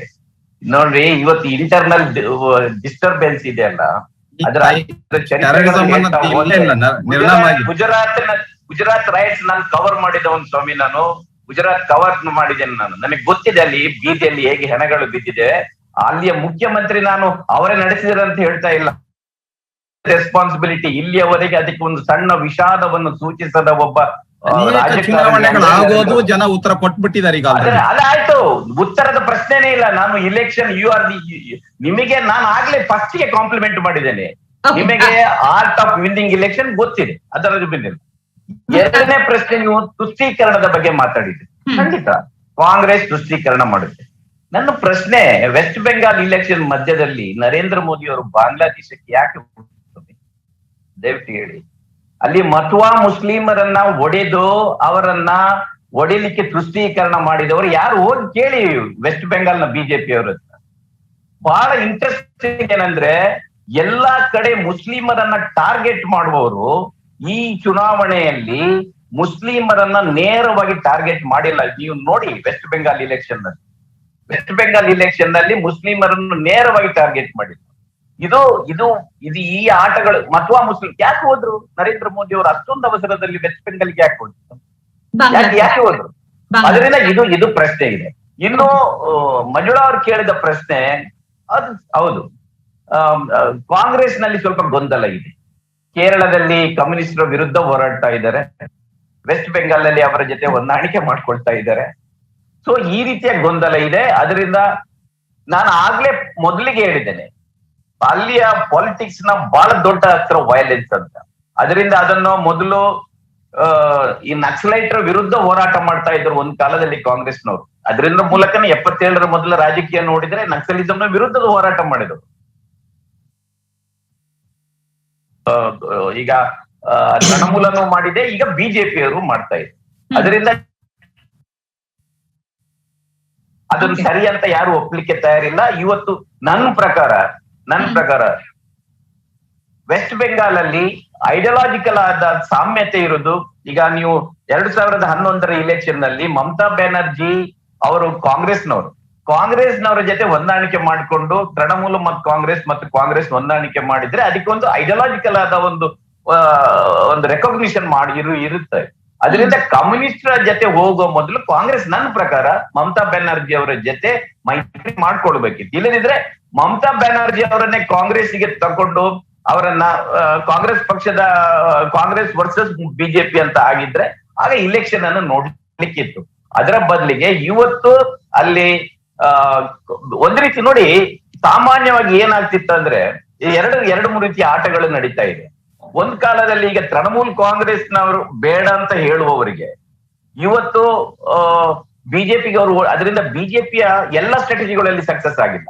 ತೃಣಮೂಲ್ ಬೇಡ ಅಂತ ಹೇಳುವವರಿಗೆ ಬಿಜೆಪಿ ಒಂದೇ ಆಯ್ಕೆ ಅಲ್ಲ, ಕಾಂಗ್ರೆಸ್ ಮತ್ತು ಲೆಫ್ಟ್ ಪಾರ್ಟಿನ ಅಲಯನ್ಸ್ ಗೆ ಇದಕ್ಕೊಂದು ಸಮರ್ಥನೆ ಇದೆ. ಯಾಕಂದ್ರೆ ಅವರು ಲೆಫ್ಟ್ ಪಾರ್ಟಿ ಅಲಯನ್ಸ್ ಗೆ ವೋಟ್ ಹಾಕ್ಬೋದು, ಅದು ಗೊತ್ತಿಲ್ಲ. ಅಂತದ್ದು ಆಗದೆ ಇದ್ರೆ ಕೇವಲ ತೃಣಮೂಲ ಕಾಂಗ್ರೆಸ್ ವರ್ಸಸ್ ಬಿಜೆಪಿ ಆಗಿದ್ರೆ ಬಿಜೆಪಿ ಗೊತ್ತಿಲ್ಲ, ಇನ್ನೂ ಹೆಚ್ಚು ಬರ್ತಿತ್ತ ಏನೋ ಗೊತ್ತಿಲ್ಲ. ಆದ್ರೆ ಇವತ್ತು ತೃಣಮೂಲ್ ಬೇಡ ಅಂತ ಹೇಳಿದವರಿಗೆ, ಅಂದ್ರೆ ಅದಕ್ಕೆ 10 ವರ್ಷಗಳ ಆಂಟಿ ಇನ್ಕಂಬೆನ್ಸಿ ಇದೆ, ಅವರಿಗೆ ಅದು ಬೇಡ ಅಂತ ಹೇಳಿದವರಿಗೆ ಅಲ್ಲಿ ಲೆಫ್ಟ್ ಮತ್ತು ಕಾಂಗ್ರೆಸ್ನ ಇದಿದೆ. ಅಷ್ಟು ಮಾತ್ರ ಅಲ್ಲ, ನೀವು ತುಷ್ಟೀಕರಣದ ಪ್ರಶ್ನೆ ಬಂದಾಗ ನಾನು ಕಾಂಗ್ರೆಸ್ನವರು ಅದನ್ನ ಒಪ್ತಾ ಇಲ್ಲ. ಈಗ ಅಲ್ಲಿ ಒಬ್ರು ಯಾರು ಅಬ್ಬಾಸ್ ಸಿದ್ದಿಕಿ ಅಂತ ಇಂಡಿಯನ್ ಯಾವ್ದೋ ಒಂದು ಫ್ರಂಟ್ ಇದೆ, ಅವರು ಅದರ ಜೊತೆ ಕಮ್ಯುನಿಸ್ಟರು ಹೊಂದಾಣಿಕೆ ಮಾಡ್ಕೊಂಡಿದ್ದಾರೆ. ಅದರಿಂದ ಐಡಿಯಾಲಜಿಕಲ್ ಆಗಿ ಯಾರಿಗೂ ಕೂಡ ಒಂದು ಸ್ಪಷ್ಟತೆ ಇಲ್ಲದೆ ಇರುವಂತ ವಾತಾವರಣ ಇದೆ. ಅದರಿಂದ ಕೊನೆಗೆ ಇಲೆಕ್ಷನ್ ನಲ್ಲಿ ಸೋಲು ಮತ್ತು ಗೆಲುವು ಅಷ್ಟೇ ಸತ್ಯ ಅಂತ ಆದ್ರೆ ಅದು ಸತ್ಯ ಅಂತ ನಾವು ಒಪ್ಕೊಳ್ಬೇಕಾಗುತ್ತೆ ಇವತ್ತಿನ ವಾಸ್ತವದಲ್ಲಿ. ರವಿಕುಮಾರ್ ಅವರೇ, ಉತ್ತರದಲ್ಲಿ ಅಂದ್ರೆ ಹಿಂದಿ ಮಾತನಾಡುವ ರಾಜ್ಯಗಳು ಏನಿದೆ ಅದರಲ್ಲಿ ಬಹುತೇಕ ಪಾರಮ್ಯವನ್ನ ಸಾಧಿಸ್ತಿರುವಂತ ಈ ಹೊತ್ತಲ್ಲಿ ದಕ್ಷಿಣದ ಕಡೆಗೆ ಅಂದ್ರೆ ಹಿಂದಿಯೇತರ ರಾಜ್ಯಗಳೇನಿದೆ ಕರ್ನಾಟಕವನ್ನ ಹೊರತುಪಡಿಸಿ ತಾವೇ ನೆಲೆ ಊರ್ಬೇಕು ಅಂತ ಬಯಸ್ತಾ ಇದೀರಿ, ಅದು ಸಾಧ್ಯ ಆಗ್ತಾ ಇಲ್ಲ. ಕೇರಳದ ಚುನಾವಣೋತ್ತರ ಸಮೀಕ್ಷೆನ ತಗೊಳ್ಳಿ ಅಥವಾ ಕೇರಳದ ಚುನಾವಣೋತ್ತರ ಸಮೀಕ್ಷೆನ ತಗೊಳ್ಳಿ, ಇದ್ರ ಬಗ್ಗೆ ತಮ್ಮ ಅಭಿಪ್ರಾಯ? ಮೇಡಮ್, ನಾನು ಭಾರತೀಯ ಜನತಾ ಪಾರ್ಟಿನ ಒಂದ್ ಕಾಲದಲ್ಲಿ ಅದೇ ರೀತಿ ಬಿಂಬಿಸಿದ್ರು. ಇದು ಹಿಂದಿ ಬೇಸ್ಡ್ ಪಾರ್ಟಿ, ಇದು ಹಿಂದಿ ರಾಜ್ಯಗಳಿಗೆ ಹಿಂದಿ ರಾಜ್ಯಗಳ ಪಾರ್ಟಿ ಅನ್ನುವಂಥದ್ದನ್ನ ಬಿಜೆಪಿನ ಐಡೆಂಟಿಫೈ ಮಾಡಿದ್ರ. ಆತರ ನಗರ ಕೇಂದ್ರಿತ ಪಕ್ಷ ಅನ್ನುವಂತ, ನಗರ ಕೇಂದ್ರಿತವಾಗಿರ್ತಕ್ಕಂಥ ಪಕ್ಷ, ಲೀಡರ್ಶಿಪ್ ಇಲ್ಲ, ಇದೆಲ್ಲ ಹೇಳ್ತಾ ಇದ್ರು. ಮತ್ತು ಇವ್ರು ಯಾವತ್ತು ಅಧಿಕಾರಕ್ಕೆ ಬರಕ್ ಸಾಧ್ಯ ಇಲ್ಲ, ಇದೆಲ್ಲ ಹೇಳಿದ್ರು. ಎರಡೇ ಎರಡು ಸೀಟ್ ಇತ್ತು ಅಟಲ್ ಬಿಹಾರಿ ವಾಜಪೇಯಿ ಅವ್ರು ಮೊದಲನೇ ಬಿಜೆಪಿ ರಾಷ್ಟ್ರೀಯ ಅಧ್ಯಕ್ಷ ಆದಾಗ. ಅವಾಗ ಹೇಳಿದ್ರು ಇಸ್ಕೆ ನೀಚೆ ಕಬಿ ಬಿ ಹಮ್ ನೈ ಜಾ ಸಕ್ತೆ ಅಂತ ಹೇಳಿದ್ರು. 2 ಸೀಟಿಗಿಂತ ಯಾವತ್ತು ಕೆಳಗಿಳಿಯೋದಿಲ್ಲ, ಅಧಿಕಾರಕ್ಕೆ ಬಂದೇ ಬರ್ತೀವಿ ಅಂತ ಹೇಳಿದ್ರು. ನಾವು ಅಧಿಕಾರಕ್ಕೆ ಬಂದಿದ್ದೇವೆ. ಬಿಜೆಪಿ ಇವತ್ತು ಬರೀ ಹಿಂದಿ ಬೇಸ್ಡ್ ಅಲ್ಲ, ಇಡೀ ಇಂಡಿಯಾ ಬೇಸ್ಡ್ ಆಗಿದೆ. ಹಾಗಾಗಿ ನಾನು ಹೇಳ್ತಾ ಇದ್ದೀನಿ, ಇದು ಇಂಡಿಯಾ ಬೇಸ್ಡ್, ಡೆವಲಪ್ಮೆಂಟ್ ಬೇಸ್ಡ್ ಮತ್ತು ಎಲ್ಲರನ್ನು ಕೂಡ ಪ್ರೀತಿಸ್ತಕ್ಕಂಥ ಪಾರ್ಟಿ. ಹಾಗಾಗಿ ನಾನು ಹೇಳ್ತಾ ಇದ್ದೀನಿ Indian cultured based party. Tamil Nadu, ಕೇರಳದಲ್ಲಿ ಮಾತ್ರ ಅವ್ರ ನ್ಯಾಷನಲ್ ಪಾರ್ಟಿ. ಕರ್ನಾಟಕಕ್ಕೆ ಬಂದ್ರೆ ಹಿಂದಿ ಬೇಸ್ಡ್ ಪಾರ್ಟಿ. ಯಾಕಂದ್ರೆ ಅವರ ಕರ್ನಾಟಕ ಹೇಳ್ತೇನೆ, ತಮಿಳುನಾಡಲ್ಲೇ ನೋಡಿ, ಹಿಂದಿಯಲ್ಲೇ ಇರುತ್ತೆ, ಅಭಿಮಾನ ಇಲ್ಲ. ಅದಕ್ಕಾಗಿ ನೆಕ್ಸ್ಟ್ ನೋಡಿ ತೆಲಂಗಾಣದಲ್ಲಿ ಎಷ್ಟು ಸೀಟ್ ಗೆದ್ದಿದ್ದೀವಿ ನಾವು? ತೆಲಂಗಾಣದಲ್ಲಿ ನಮ್ ಪಾರ್ಟಿ ಗೆಲ್ತಾ ಇದೆ. ತಮಿಳುನಾಡಲ್ಲಿ ನಾವೊಂದು 6-7 ಸೀಟ್ ಗೆಲ್ತೇವೆ, ಪಕ್ಕಾ ಗೆಲ್ತೇವೆ. ಕೇರಳದಲ್ಲಿ 5-6 ಸೀಟ್ ನಾವು ಗೆಲ್ತೀವಿ ನೆಕ್ಸ್ಟ್. ಕರ್ನಾಟಕ ರಾಜ್ಯದ 2 ಸಾರಿ ಅಧಿಕಾರಕ್ಕೆ ಬಂದಿದ್ದೇವೆ. ಹಾಗಾಗಿ ಬಿಜೆಪಿನ ಏನ್ ಈ ರೀತಿ ಟೀಕೆ ಮಾಡ್ತಾ ಇದ್ರು, ಅದಕ್ಕೆ ಸರಿಯಾದ ಟೀಕೆಯನ್ನ, ಕನ್ಸ್ಟ್ರಕ್ಟಿವ್ ಟೀಕೆಯನ್ನ, ಸತ್ಯಕ್ಕೆ ಹತ್ತಿರವಾಗಿರ್ತಕ್ಕಂಥ ಟೀಕೆಯನ್ನು ಮಾಡ್ತಾ ಇರ್ಲಿಲ್ಲ. ಒಂದು. ಎರಡನೇ, ನೀವು ಆಗ್ಲೇ ಪ್ರಶ್ನೆ ಕೇಳಿದ್ರಿ, ಕಾಂಗ್ರೆಸ್ ಏನಿದೆ ಇದು ಯಾವತ್ತೂ ಕೂಡ ಐಡಿಯಾಲಜಿಕಲ್ ಪಾರ್ಟಿ ಅಲ್ಲೇ ಅಲ್ಲ. ಅದು ಅನುಕೂಲ ಸಿಂಧುವಾಗಿರ್ತಕ್ಕಂಥ ಪಾರ್ಟಿ ಕಾಂಗ್ರೆಸ್. ಅದು ವೆಸ್ಟ್ ಬೆಂಗಾಲ್ ನಲ್ಲಿ ಕಮ್ಯುನಿಸ್ಟರು ಬೇಕು, ಅನುಕೂಲ ಅಲ್ಲಿದೆ. ಹಾಗಾಗಿ ಅವ್ರ ಜೊತೆನಲ್ಲಿ ಹೊಂದಾಣಿಕೆ ಮಾಡ್ಕೊಳ್ಳೋದು. ಅನುಕೂಲ ಸಿಂಧು ಪಾರ್ಟಿ ಕೇರಳದಲ್ಲಿ ನೀವು ಪ್ರತ್ಯೇಕತಾವಾದಿಗಳ ಜೊತೆನೆ ಹೊಂದಾಣಿಕೆ ಎಲ್ಲೂ ಕೂಡ ನಾ ಹೇಳ್ತೇನೆ, ಎಲ್ಲೂ ಕೂಡ ಯಾವ್ದೋ ಒಂದು ಉದಾಹರಣೆ ಕೊಟ್ಟಿಲ್ಲ. ನಾನು ಓದ್ಬಿಟ್ಟು ಹೇಳ್ತೇನೆ. 77ರಲ್ಲಿ 75ರಲ್ಲಿ ಕಮ್ಯುನಿಸ್ಟ್ ಜೊತೆನಲ್ಲಿ ಬಿಜೆಪಿ ನೆವರ್ ಕಾಂಗ್ರೆಸ್ ಜೊತೆನಲ್ಲಿ ಮತ್ತು ಕಮ್ಯುನಿಸ್ಟ್ ಜೊತೆನಲ್ಲಿ ಯಾವತ್ತೂ ಹೊಂದಾಣಿಕೆ ಮಾಡ್ಕೊಳ್ಳೋ ಪ್ರಶ್ನೆನೆ ಬರಲಿಲ್ಲ. ಐಡಿಯಾಲಜಿಗೂ ಹೊಂದಾಣಿಕೆ ಆಗೋದೇ ಇಲ್ಲ. ಜನತಾ ಪಾರ್ಟಿ ಯಾರದು ಸ್ವಾಮಿ? ಅದು ಹಾಗಾಗಿ BJP the party ideological based party ಮತ್ತು ಡೆವಲಪ್ಮೆಂಟ್ ಬೇಸ್ಡ್ ಪಾರ್ಟಿ. ರವಿಕುಮಾರ್ ಅವರೇ, ಹಾಗಾಗಿ ಜನ ಇಡೀ ದೇಶದಲ್ಲಿ ಎಲ್ಲಾ ಪಾರ್ಟಿಗಳನ್ನು ರಿಜೆಕ್ಟ್, ಪ್ರತ್ಯೇಕತಾವಾದಿಗಳ ಜೊತೆ ಹೊಂದಾಣಿಕೆ ಮಾಡ್ಕೊಂಡು ಅಧಿಕಾರವನ್ನ ಅನುಭವಿಸ್ತಾ ಇದ್ದೀರಲ್ಲ ನೀವು ಸಿಪಿಐಎಂ ಎಡಪಕ್ಷಗಳ ಜೊತೆ ಮಾಡ್ಕೊಳ್ದೇ ಇರ್ಬೋದು, ಪ್ರತ್ಯೇಕತಾವಾದಿಗಳ ಜೊತೆ ಹೊಂದಾಣಿಕೆ ಮಾಡ್ಕೊಂಡು ಅಧಿಕಾರ ನಡೆಸ್ತಿದ್ದೀರಲ್ಲ. ಪ್ರತ್ಯೇಕತಾವಾದಿಗಳು ನಾ ಹೇಳ್ತೀನಿ ಪ್ರತ್ಯೇಕತಾವಾದಿಗಳು ನಮ್ ಜೊತೆನಲ್ಲಿ ಬಂದಿದ್ದಾರೆ ಅಂತ ಹೇಳಿದ್ರೆ ಇದನ್ನ ನೀವು ತಗೊಂಡ್ಬಿಟ್ಟಿದ್ರೆ ಅವರು ನ್ಯಾಷನಲಿಸ್ಟ್ ಆಗೇ ಆಗ್ತಾರೆ. ಇದ್ರ ಬಗ್ಗೆ ಎಳ್ಳಷ್ಟು ಕೂಡ ಸಂಶಯ ಬೇಡ, ಅವ್ರು ನ್ಯಾಷನಲಿಸ್ಟ್ ಆಗೇ ಆಗ್ತಾರೆ. ನಾರ್ತ್ ಈಸ್ಟ್ ಕಾಂಗ್ರೆಸ್ ಆಡಳಿತದಲ್ಲಿ ನಾರ್ತ್ ಈಸ್ಟ್ ಪರಿಸ್ಥಿತಿ, ಹಾಗಾಗಿ ಅಲ್ಲಿ ಪ್ರತ್ಯೇಕತಾವಾದ ನಡೀತಾ ಇತ್ತು.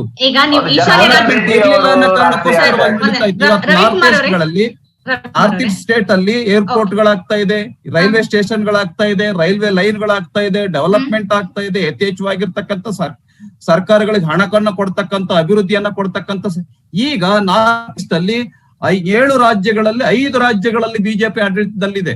ಹೌದು ಸರ್. ಈಶಾನ್ಯ ರಾಜ್ಯ ನಿಮ್ಮ ನಿಲುವು ಹೇಗಿದೆ ಅಂದ್ರೆ, ಈಶಾನ್ಯ ರಾಜ್ಯದಲ್ಲಿ ನಿಮ್ ನಾಯಕರು ಹೇಳ್ತಾರೆ ನಾವು ಗೋಮಾಂಸವನ್ನ ಫ್ರೀಯಾಗಿ ಕೊಡ್ತೀವಿ, ಗೋಮಾಂಸದ ನಿಷೇಧ ಯಾವ ಕಾರಣಕ್ಕೂ ಇಲ್ಲ ಅಂತ. ಅಲ್ಲಿನ ವಾತಾವರಣ ಮತ್ತು ಅಲ್ಲಿನ ಆಹಾರ ಪದ್ಧತಿ ಆಗಿದೆ. ನಿಮ್ಮ ನಾಯಕರು ಅದಕ್ಕೆ ಒಪ್ಕೊಂಡಿದ್ದಾರೆ. ನೀವ್ ಈ ಕಡೆ ಬಂದ್ರೆ ಗೋಹತ್ಯೆಯನ್ನ ನಿಷೇಧ ಮಾಡ್ತೀರಿ, ಅದಕ್ಕೊಂದು ಕಾನೂನು ತರ್ತೀರಿ. ಈ ತರ ಐಡಿಯಾಲಜಿ ಯಾವ್ದು ಐಡಿಯಾಲಜಿ? ನಾವು ಇದಕ್ಕೆ ಬದ್ಧರಾಗಿದ್ದೀವಿ. ಡಬಲ್ ಸ್ಟ್ಯಾಂಡರ್ಡ್ ಡಬಲ್ ಸ್ಟ್ಯಾಂಡರ್ಡ್ ಇಲ್ವೇ ಇಲ್ಲ. ನಾವ್ ಇದಕ್ಕೆ ಬದ್ಧರಾಗಿದ್ದೀವಿ. ಈಶಾನ್ಯ ರಾಜ್ಯದಲ್ಲಿ ಏನ್ ಮತ್ತೆ? ಇಲ್ಲ, ಒಪ್ಕೊಂಡಿಲ್ಲ. ನಾನು ಒಪ್ಕೊಳ್ತೇನೆ, ಎಲ್ಲೂ ಕೂಡ ರಾಜಿ ಮಾಡ್ಕೊಂಡಿಲ್ಲ. ಕಾಶ್ಮೀರದಲ್ಲಿ ಮೆಹಬೂಬಾ ಮುಫ್ತಿ ಅವರ ಜೊತೆ ಸೇರಿ ಅಧಿಕಾರ ಮಾಡಿ ಈಗ ಮೆಹಬೂಬ್ ಮುಫ್ತಿ ಮತ್ತು ನಿಮ್ಮ ನಡುವಿನ ಸಂಬಂಧ ಏನಂತ ಅಲ್ಲಿ ಕಾಶ್ಮೀರದಲ್ಲಿ ಭಯೋತ್ಪಾದನೆಗೆ ಮಟ್ಟ ಹಾಕೋದಕ್ಕೋಸ್ಕರವಾಗಿ ಒಂದು strategy, we have made A strategy ಮಾಡಿದ್ದು. ಅಲ್ಲಿನ ಭಯೋತ್ಪಾದನೆಯನ್ನ ಮಟ್ಟ ಹಾಕೋದಕ್ಕೆ 370 ಆರ್ಟಿಕಲ್ ರದ್ದು ಮಾಡೋದಕ್ಕೋಸ್ಕರವಾಗಿ ಕಾಶ್ಮೀರದಲ್ಲಿ ನಾವು ಒಂದು ಪ್ರಾಯೋಗಿಕವಾಗಿ ಅವ್ರ ಜೊತೆನಲ್ಲಿ ಸರ್ಕಾರ ಮಾಡಿದೀವಿ ಅಷ್ಟೇ. ಒಂದು ನಿಮಿಷ, ಹರಿಪ್ರಸಾದ್ ಅವರೇ ತಾವೇನೋ ಹೇಳೋದಕ್ಕೆ ಹೊರಟ್ರೆ ಹೇಳಿ ಸರ್. ಈಗ ನನ್ನ ಪಾಯಿಂಟ್ ನ ದಿನೇಶ್ ಅಮೀನ್ ಮಟ್ರು ಅವ್ರು ಹೇಳಿದ್ರು, ರವಿಕುಮಾರ್ ಅವ್ರು ಹೇಳಿದ್ರು ಕಾಂಗ್ರೆಸ್ ಪಕ್ಷಕ್ಕೆ ಸಿದ್ಧಾಂತ ಇಲ್ಲ ಅಂತ ಹೇಳಿ. ಪ್ರತ್ಯೇಕವಾದಿಗಳ ಜೊತೆ ಮತ್ತೆ ಹೋದ್ಸಲಿ ಚುನಾವಣೆ ಆದಾಗ ಜಮ್ಮು ಕಾಶ್ಮೀರಲ್ಲಿ ಮೆಹಬೂಬಾ ಮುಫ್ತಿರವರು ಮೊಟ್ಟ ಮೊದಲನೇ ಬಾರಿಗೆ ಪಾಕಿಸ್ತಾನ ಜೊತೆ ಇವ್ರು ಸೇರ್ಕೊಂಡ್ರು. ಅಂದ್ರೆ ಕಾಂಗ್ರೆಸ್ ಪಕ್ಷದ ಸಿದ್ಧಾಂತ ಇರ್ಬೋದು, ವಿ ಆರ್ ಲಿಬರಲ್ಸ್, ಡೆಮಾಕ್ರಸಿನಲ್ಲಿ ನಂಬಿಕೆ ಇಟ್ಕೊಂಡಿರೋರು, ಕಾನ್ಸ್ಟಿಟ್ಯೂಷನ್ ಅಲ್ಲಿ ನಂಬಿಕೆ ಇಟ್ಕೊಂಡಿರೋರು, ಜನಗಳು ಬೇಕಾಗ ನಾವು ಅಮೆಂಡ್ಮೆಂಟ್ ಕೂಡ ಮಾಡಿದೀವಿ ಕಾನ್ಸ್ಟಿಟ್ಯೂಷನ್ಗೆ. ಇವ್ರು ಯಾಕೆ ಕಾಂಪ್ರಮೈಸ್ ಆಗ್ತಾ ಇದ್ದಾರೆ ಇವ್ರ ಸಿದ್ಧಾಂತದಲ್ಲಿ? ಇವ್ರು ಎಲ್ಲೆಲ್ಲಿ ಕಾಂಪ್ರಮೈಸ್ ಆಗಿದ್ದಾರೆ ಅಂತ ಹೇಳಿ ಈಗ್ಲೂ ಸಹ ತಾವ್ ಹೇಳಿದ್ರಲ್ಲ, ಕೇರಳದಲ್ಲಿ ಆ ಕ್ಯಾಂಡಿಡೇಟ್ ಹೇಳ್ತಾರೆ, quality beef will be served in the door steps. Parrikar ಇದ್ರು ಗೋವಾದಲ್ಲಿ, if there is a shortage of beef you will import from Karnataka. Assam ಅಲ್ಲಿ ಒಬ್ಬ MLA, ಬಿಜೆಪಿ MLA ಹೇಳ್ತಾನೆ, we will serve the best beef in the world. Nagaland ಅಲ್ಲಿ ಇನ್ನೂ ಸಹ ಕಾಶ್ಮೀರ್ಕಿನ್ನ ಬಹಳ ತೀವ್ರವಾದ ಪರಿಸ್ಥಿತಿಯಲ್ಲಿದೆ. ಅದ್ರ ಬಗ್ಗೆ ಅವ್ರು ಯಾರು ಮಾತಾಡ್ಲಿಕ್ಕೆ ಹೋಗೋದಿಲ್ಲ. ಆದ್ರಿಂದ ಸಿದ್ಧಾಂತದ ಬಗ್ಗೆ ಮಾತಾಡೋದಿದ್ರೆ ಸ್ವಲ್ಪ ಕಮ್ಮಿ ಮಾಡೋದು ಒಳ್ಳೇದು. ಸಿದ್ಧಾಂತ ಮುಗಿಸ್ತೀನಿ, ಒಂದ್ ನಿಮಿಷ. ಇವ್ರ ಸಿದ್ಧಾಂತ ಬರೋದು ನಾಗ್ಪುರ್ ಯೂನಿವರ್ಸಿಟಿಯಿಂದ. ಅವ್ರ ಸಂವಿಧಾನವನ್ನು ಒಪ್ಕೊಳ್ಳಲ್ಲ, ಅಂಬೇಡ್ಕರ್ನ ಒಪ್ಕೊಳ್ಳೋದಿಲ್ಲ. ಸಿದ್ಧಾಂತ ಬರೋದು ಇಟಲಿಯಿಂದ. ಈಗ ಒಂದ್ ನಿಮಿಷ ನಾನು ಮಾತಾಡೋ ಈ ವೈಯಕ್ತಿಕ ಟೀಕೆಗಳು ನಮ್ ಸಿದ್ಧಾಂತ ಇಟಾಲಿಯನ್ ಬಂದ್ರೆ ಇವ್ರ ಸಿದ್ಧಾಂತನೂ ಪ್ರಿಪೇರ್ ಆಗಿದ ಮುಸ್ಲೋನಿ ಇಟಾಲಿಯನ್ ಅವನು ಕೂಡ. ಇವರು ಮುಸ್ಲೋನಿ ಹತ್ರ ಹೋಗಿ ಹೆಗಡೆ ಹೋಗಿ ಕಲ್ತ್ಕೊಂಡ್ ಬಂದಿದ್ದು, ಅಲ್ಲಿ ಇಟಾಲಿನಲ್ಲಿ ಹೆಂಗಿದೆ ನಾವು ಇಲ್ಲಿ ಮಾಡ್ತೀವಿ ಅಂತ.